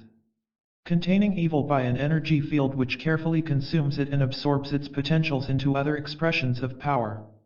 In self-terms, this means eating up our own evil, digesting it, and eventually excreting it as harmless humus to fertilize our tree of life and promote its growth towards perfection.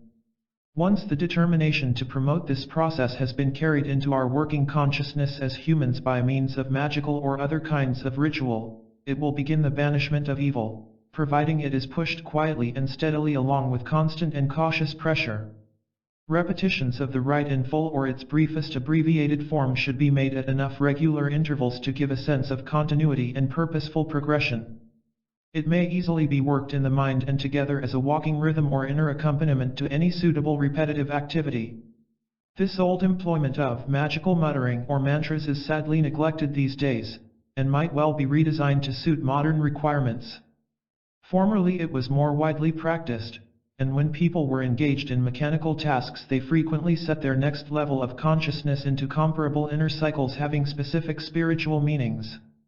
Above this again, of course, another height of awareness was reached which was normally beyond close contact by those who had to engage their attention with earthly activities.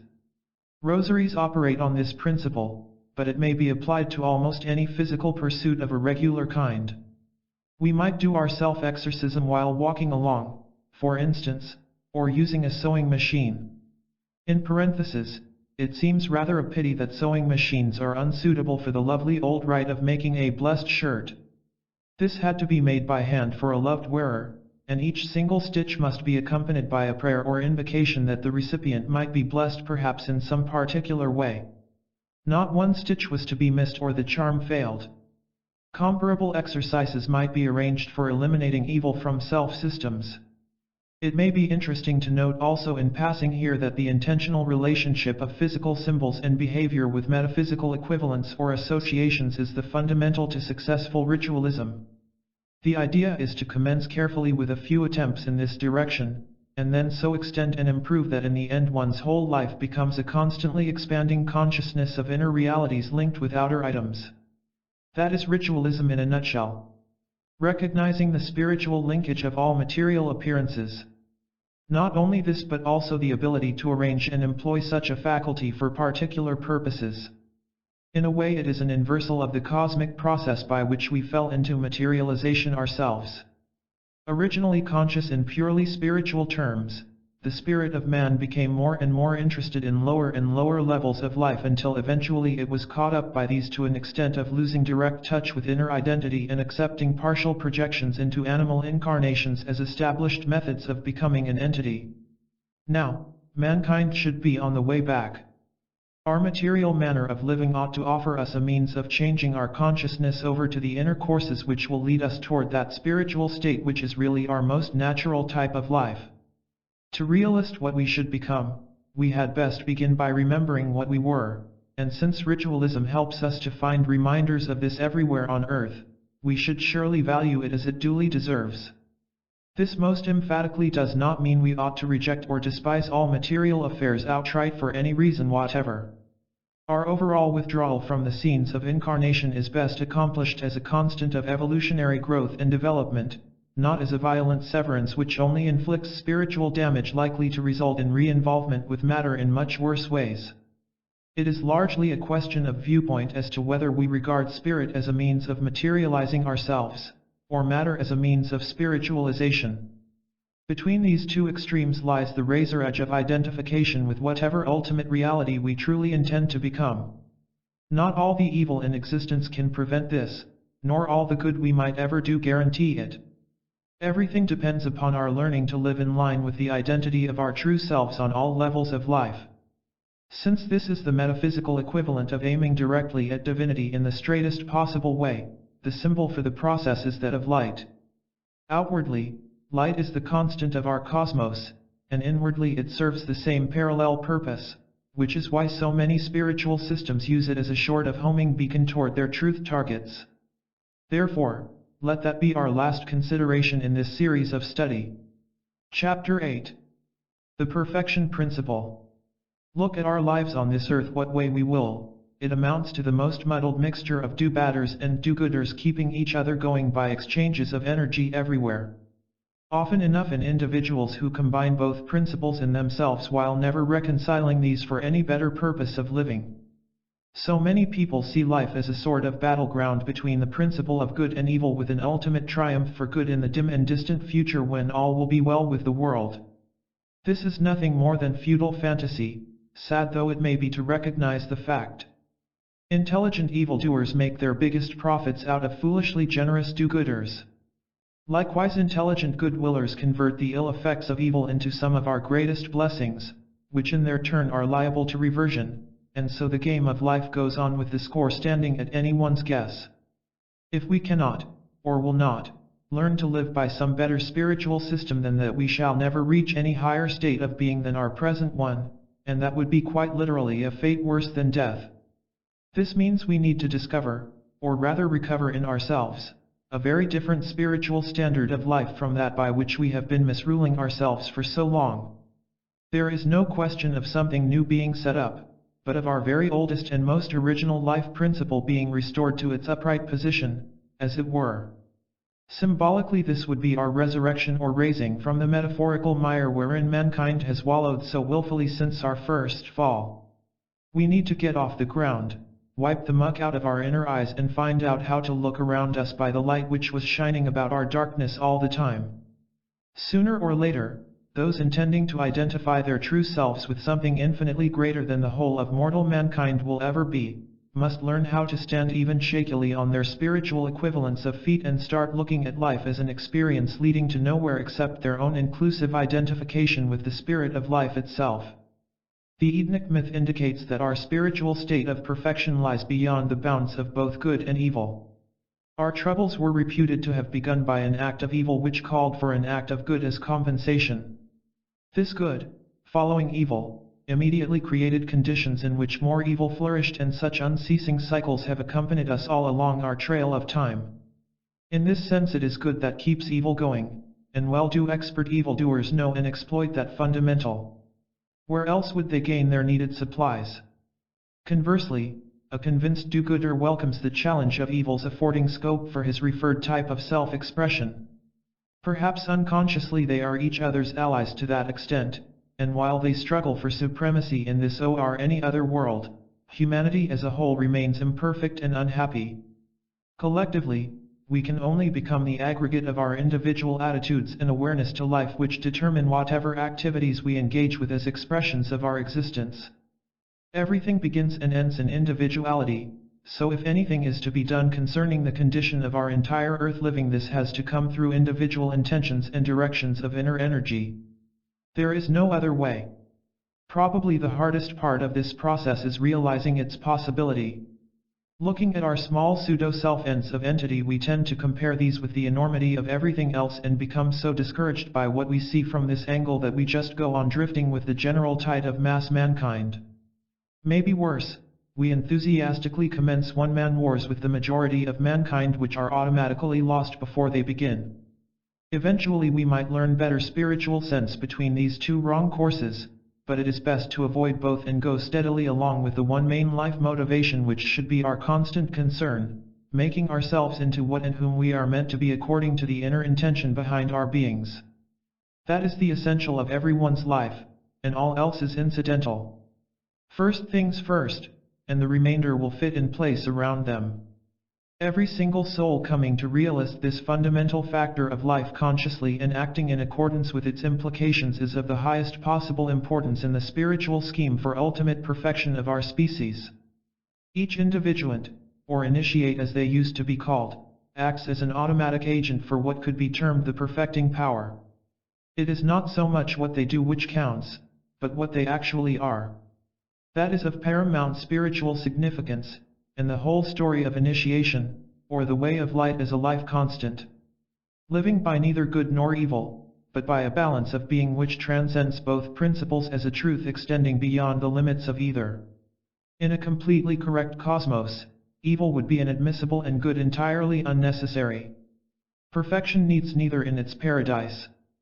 It should scarcely be necessary to note that such a state of exemption from good and evil alike is hardly attainable for any ordinary member of mankind. Nevertheless, once this principle of perfection is appreciated, however distantly, it becomes theoretically possible to set up symbolic simulations which will positively help humans intending advancement along these lines to achieve some degree of semblance with the inner actuality aimed at. That is how ritual practice works. Some intended state or condition is presented as a suitable symbolic pattern in which people may participate with inner intelligences associated therewith. This results in specific energy exchanges tending to project the purpose of the pattern into other dimensions of living. A concrete example of this might be an architect's drawing board process, regarded as the requisite ritual for producing subsequently solid edifices. So with spiritual equivalents. If we are able to work out a symbolic synthesis of the spiritual structure we intend producing in ourselves or otherwise, we shall at least accomplish the vital preliminaries most likely to lead us along the path of our choice. Here we need to set up something which will both simulate and stimulate our self-sense of ultimately reaching a point of perfection past all good or evil and peace profound. To become free from the evils so evident in this earth might seem a glorious proposition to all who suffer from them. Everyone has their own ideas about the wonderful sorts of life we could live without evil, and the beautiful heavens we would build as compensations for whatever hells we have endured. How few humans realize that these very heavens holding every good we ever craved for would inevitably produce much worse hells of a different kind, leading us back to the beginning of another fall again. We cannot escape hell without avoiding heaven also. Heavens and hells are but postponements of each other. Those who look no higher or lower than these self-states will metaphorically chase their own tails from one to the other until widening light or maybe sheer boredom opens fresh inner frontiers for them. The fundamental working of the spiritual process we are seeking, therefore, is one of overcoming evil with good and then neutralizing the resultant energy in order to produce perfection. Merely overcoming evil with good is not enough, because more evil will subsequently arise. Unless good is successfully negated into the perfectibility principle after absorption of evil, the whole expenditure of energy will be largely wasted. That is why it becomes increasingly important for humans to recognize this central concept as the spiritual standard with which mankind may measure its own stature in the future. It may be very difficult for an humanity which has been conditioned for so many generations into good-evil classification of consciousness to grasp the significance of this concept at all. We have been so accustomed to thinking I ought not to do that because it is wrong, and I should do this because it is right, or vice versa if we are real baddies, that we usually fail to find our way correctly between both courses. Few indeed even suspect the existence of this center line which should lead right through life into ultimate light. Finding and keeping such a self-course is what initiation ought to be about. Learning how to live independently of good or evil as emancipated entities bound by neither because of becoming tied to truth. Hard as it might be to appreciate what this means, it has yet to become the basis of our whole spiritual excursion into the areas awaiting our forthcoming awakening as heirs to a kingdom of infinite possibilities. Already there are noticeable stirrings which indicate some degree of awareness in more than a few mortals. Let devout souls pray, and others hope that any actual awakening comes quietly and naturally as a normal act of evolution. In times to be, pennies not so far away as generations go, this world may yet be the habitation of humans among whom evil is almost non-existent because of being both unfashionable and unprofitable, besides having been outgrown as unsatisfactory means of self-expression. Similarly will good be surpassed by the sheer perfection of people and things becoming as they should according to the initiating intention within them. Impossible? Not at all.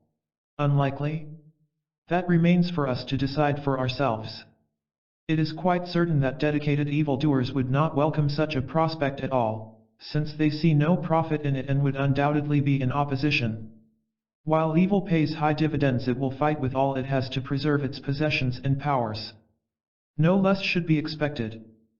For similar fundamental reasons, dedicated do-gooders would equally fight to preserve the pure and high-minded principles they believe in.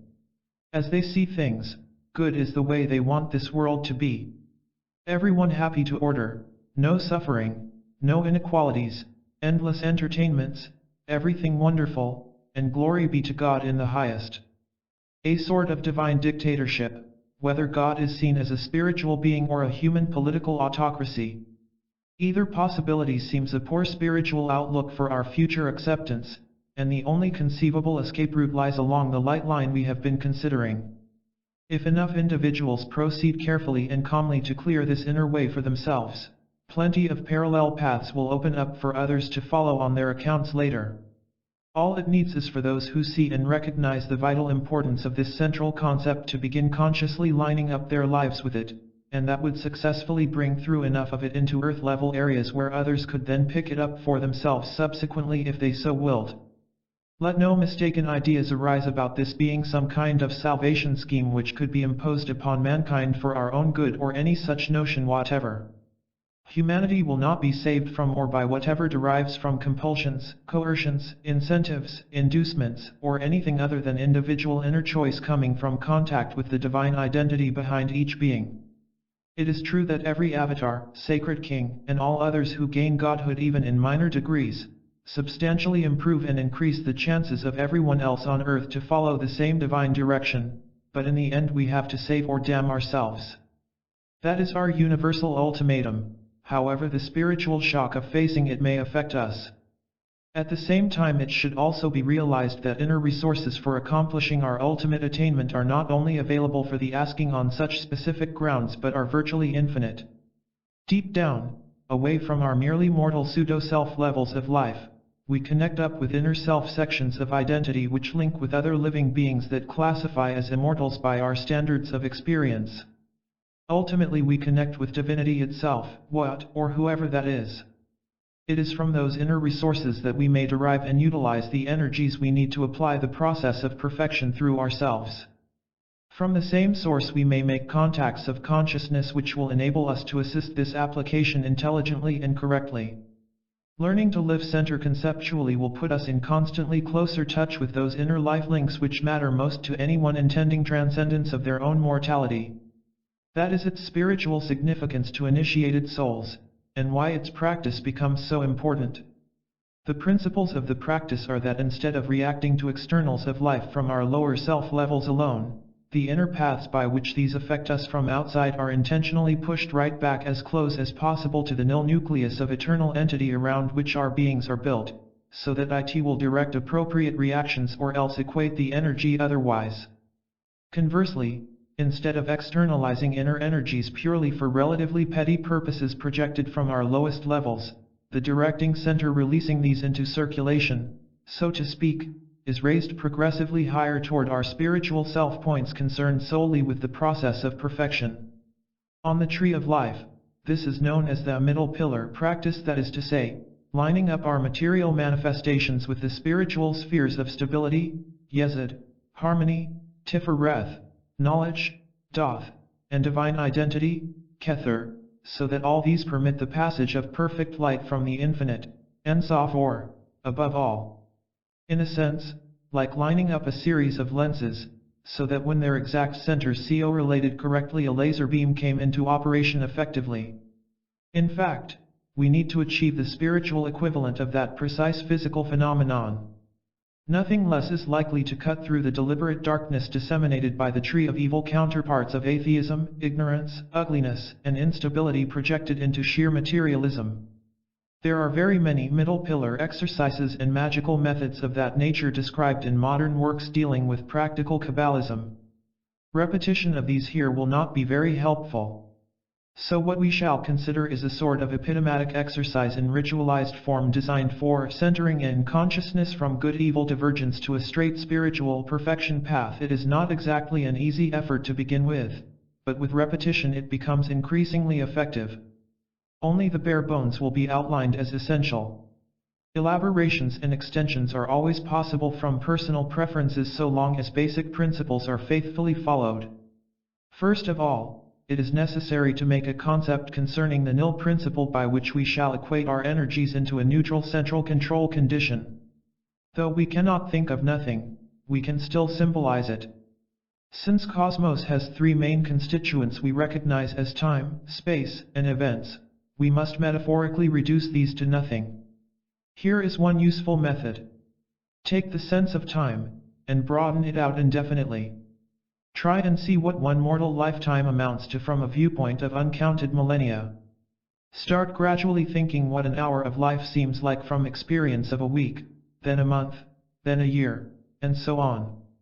Keep pushing this until some realization is felt of how the intensity of any given moment fades into nothing relatively to infinite time, even though it will keep its individuality forever. All becomes nullified in total time, and it is an awareness of that factor which should be aimed for just here. When some degree of this becomes possible, turn to space, and figure how all our bodily beings are constructed from molecules, atoms, electrons, and ultimately pure energy. Imagine a condensation of such space into infinite nothing inside the self until irreducible identity is reached. Try and feel a semblance of reduction to an absolute reality beyond which only unbeing could be possible. What would all the space our bodies occupy and move around in seem like from that angle of observance? If any conception of this can be reached, turn next to events and try and see everything not as a series of happenings strung together serially, but simply as a whole having one value for the entire lot. If everything that happened to oneself in this world for a complete incarnation were aggregated together as a lump of life, what would it be worth? Supposing all that had ever happened with everyone in this world since we came here were put into one piece of sameness? What would relatively be the value of one individual's experience of events at any selected second? All these and similar thinking should be persevered with until a concept of relative nullity contrasts oneself with the rest of creation. It must be realized this is actually an infinite enhancement of self-significance comparable with a proportional decrease in pseudo-self-importance. By not being as we will, we may be as we will otherwise, if indeed that is our true intention. The zero of not being or nil must come first, however, and that is why we have to learn zeroing out as the preliminary practice to initiating in. Once it becomes possible to hold some kind of symbolic nil concept as a background state of consciousness for a while, the remainder of our ritualized exercises may be proceeded with. The next thing we shall need is a simple materialized symbol of the nil state. A hand gesture makes a useful medium because hands are not only expressive, but are also generally available. As the accepted sign of nil is the circle of zero, let our gesture be that of raised arms above the head with fingertips touching in mid-air. This elementary position should convey an idea of consciousness, the head, surrounded by an eternal equity of nil, the arm circle. To indicate release into nil, the arms may be brought steadily down to the sides of the body in order to make a wide circle sweep inclusive of the whole person. If the breath is also exhaled slowly during this move, it will help its significance. Another gesture will be needed to show the holding of whatever particular point or problem it is intended to neutralize. The natural movement here is of reaching out slightly with both hands forward and sideways a little, as if the right hand were giving all the good of the issue while the left hand took hold of its evil. Then both hands are brought together centrally in a cupped position, as if perhaps a bird or butterfly were most carefully held captive prior to release. This move takes a good deal of practice by itself, as will soon be discovered during first attempts. The thing to do is call any particular point to mind as clearly as possible, then try and take hold of it mentally as a matter of both good and ill as a whole, while symbolizing this with the hand gestures. No attempts should be made to analyze or opinionate whatever it may be. Just grasp it and hold it as it appears. The next key gesture is that of the perfecting poise or central control, to be held so that this principle divinely dominates the self-situation. This is undoubtedly the bringing together of both hands centrally, palms pressed together and fingertips upwards in the well-known praying hands position. The fingers and thumbs of both hands should meet exactly, and it is most important that firm pressure should be applied so that the hands have to be kept together as an act of intention rather than by their own inertia. The arms, of course, are held close to the body and the fingertips about below chin level. While holding this position, a sense of balanced being should be invoked, as if the one single issue of spiritual importance in life were becoming as perfect as possible independently of all else except that precise purpose of the true self behind one's own being. This gesture, too, should be practiced again and again until it comes clear in the consciousness and helps to hold its signified self-state when employed for that reason. With these three main gestures practiced and made workable, they can be combined and built up into a somewhat more elaborately structured rite. In passing, it is interesting to note how many of these wonderfully significant and practical activities have died on their feet among Orthodox religious ritualists. Performed as empty observances, they are no more than maybe quaint antiquities, and yet they still have the potential for being repowered by anyone capable of interpreting them on inner levels. Perhaps one day there will be an awakened investigatory interest in such survivals, and fascinated explorers will find a whole lost world awaiting rediscovery from clues which were with us all the time. To react in from any external consideration to the self, use the grasping gesture while taking hold of the imagined objective, lift it up above the head and release it into the nil symbolized by the circling arms. Neutralize as much as possible in this personal area, then drop the arms slowly to the sides while exhaling breath. The idea to be held during this is of allowing everything to become equated out into the infinite nil of all life. Then begin to pick up poise by bringing the fingertips together centrally until come together in their positive position of power between heart, love, and head, wisdom. Concentrate on achieving whatever may be the best life attitude from the true inner identity toward the subject of the rite. After an affirmation to this effect, sweep the hands out sideways in a welcoming gesture, and revert to ordinary consciousness again. For reacting out an inner intention, start with hands at bottom position and invoke self-awareness of infinite nil relationship. Carry hands up above head and circle with fingertips. Invoke intention of own true identity on given issue. As a pure spiritual principle. Still keeping fingertips together, bring hands down centrally before face and fold palms together in otherwise position. Inhale during this. Make affirmation. Lastly, push hands forward and outward separately while exhaling as if opening a door leading into active living. Return to normal average awareness and pursuits. The verbalized conscious elements of this rite should be kept as succinct and packed as possible. For example, commands. In the name of the wisdom, head, and of the love, heart, and of the justice, right hand, and the infinite mercy, left hand, of the one eternal spirit, circle center. Amen. Grasp issue. Let good or ill be what it will. Yet strife must cease. In perfect peace. Negating. Therefore, abate equate negate. To power as a potential state. Invoke identity. O true one that am I. Thou art my life. I in thou and thou in me. Make what I am meant to be. Counterpoise. May all I am most willingly. Rove my perfectibility. Relate with life. What it will be as I. Let life itself reply. All being brought to naught. But as it truly ought. In the name, etc. This again can be condensed to a shortened version in perhaps this form. Bring hands together as clenched fists toe body and each other about lower chest level while imagining the polarized principle of any issue being grasped. Verbalize. Good and ill. Form the two hands into a zero circle by opening out so that fingers and thumbs are pressed together as if grasping a circular object from opposite sides.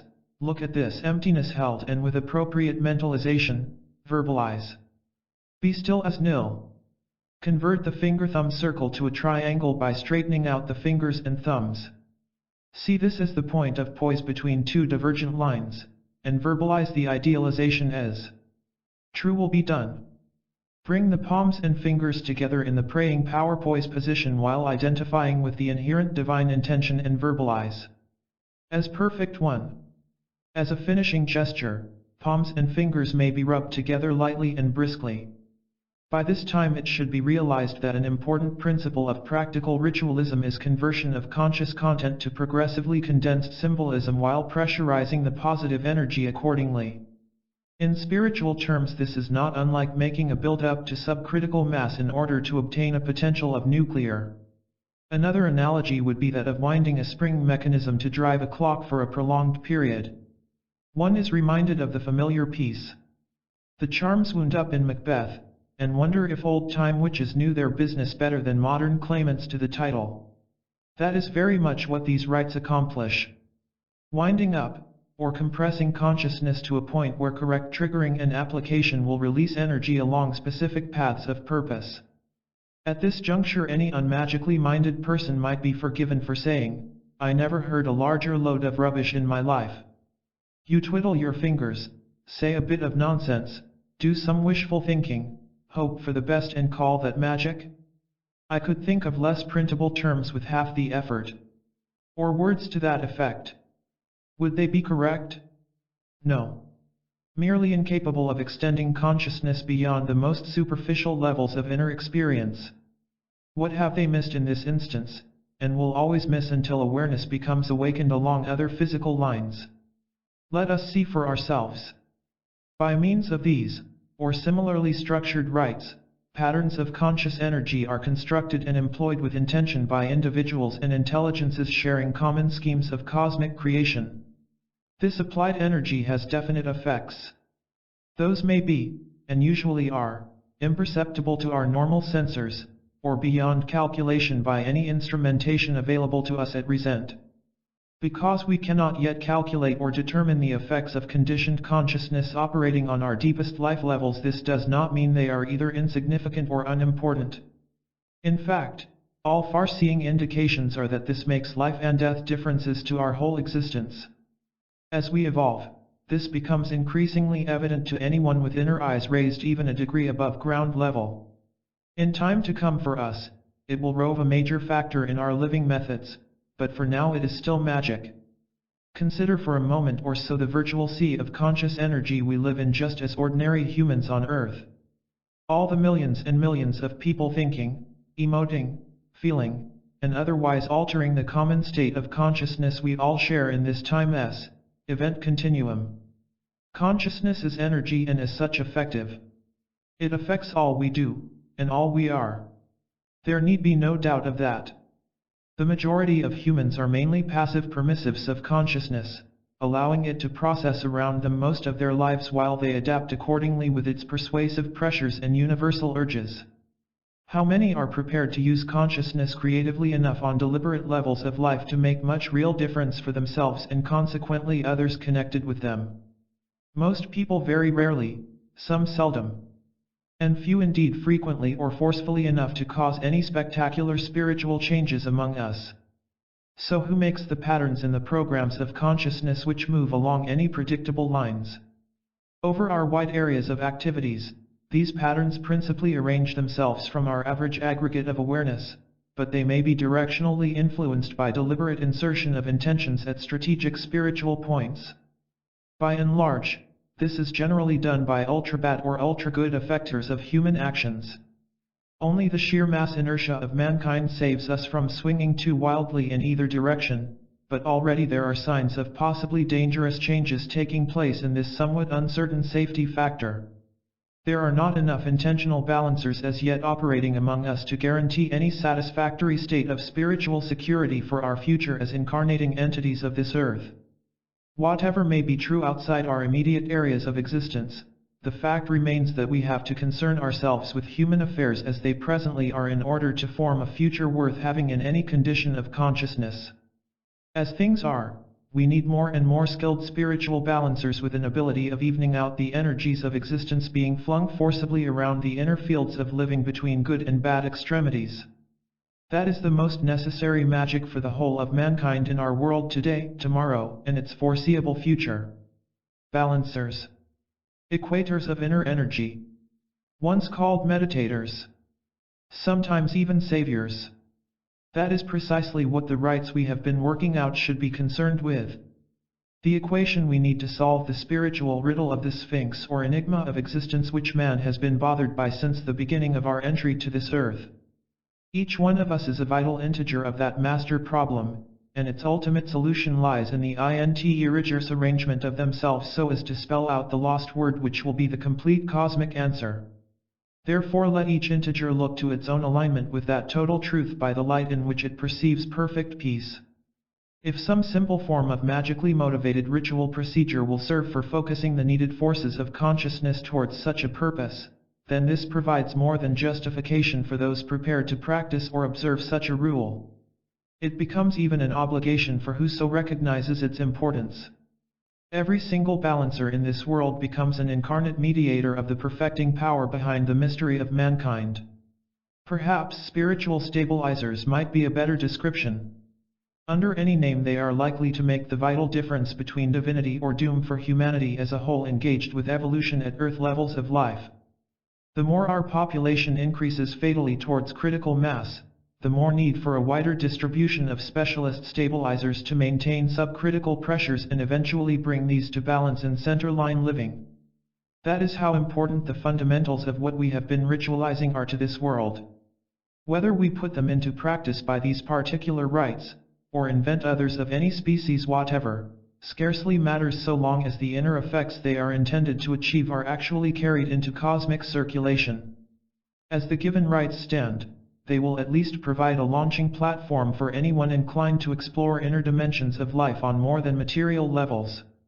It is almost time we woke up to ourselves as evolving entities of life struggling spiritually in our sleep while we dream of what might or might not be accomplished by our mundane manifestations incarnate in flesh forms. Incarnate literally means in meat form, and until we realize the inner and individual nature of our true identities, we need expect no higher type of living. Surely there must be many souls alive growing very tired of being bashed between goodies and baddies for no particular sound spiritual reason, who are anxious to set up self-states of their own and make responsible relationships with all other entities included in the ultimate entity of everyone. Selves capable of structuring their power patterns for acting as the stabilizing agents we need so very urgently in this era of human spiritual history. Selves of sufficient stature for breaking any bonds. Shareholders of the evil tree are likely to set as snares for captivating consciousness. Selves who seek liberation through the tree of life and are willing to walk the way of poise that points to perfect peace profound. Somewhere among us, incarnate or otherwise, there have to be these companions of cosmos, holding humanity more or less together in some semblance of shared spiritual shape. Can they continue to cope with currently increasing pressures and exigencies which mount almost from one moment to the next with alarming increments? Anyone is entitled to guess, but none worthy of true self-status can afford the slightest degree of complacency or any irresponsible assumptions. Affairs are too serious for any such spiritual slackness. We have studied the tree of evil in broad outline sufficiently to see a need for further investigation in detail at some later instance. We have learned that the energies it employs or hijacks from permissive humans may be converted into good usages. Best of all, we should by now have realized that a still superior level of spiritual life is not only possible, but must become practical if we are truly to survive as the selves we should become by the end of time, and preferably sooner than that. This is not really a new outlook at all, but the regaining of our oldest original life look. It amounts to recovering our lost innocence, in which state injury of any kind simply becomes an utter impossibility. That may be a difficult or even as yet an unacceptable concept for many mortals to deal with, but nevertheless, if it comes not among us on earth, none can hold harm from us forever. So how is anyone to claim inclusion in the select self-circles of cosmic companionship? Only by one way. Entry earned through adequate and accurate self-structurization. There is no alternative, because this is the middle method between all possible alternatives.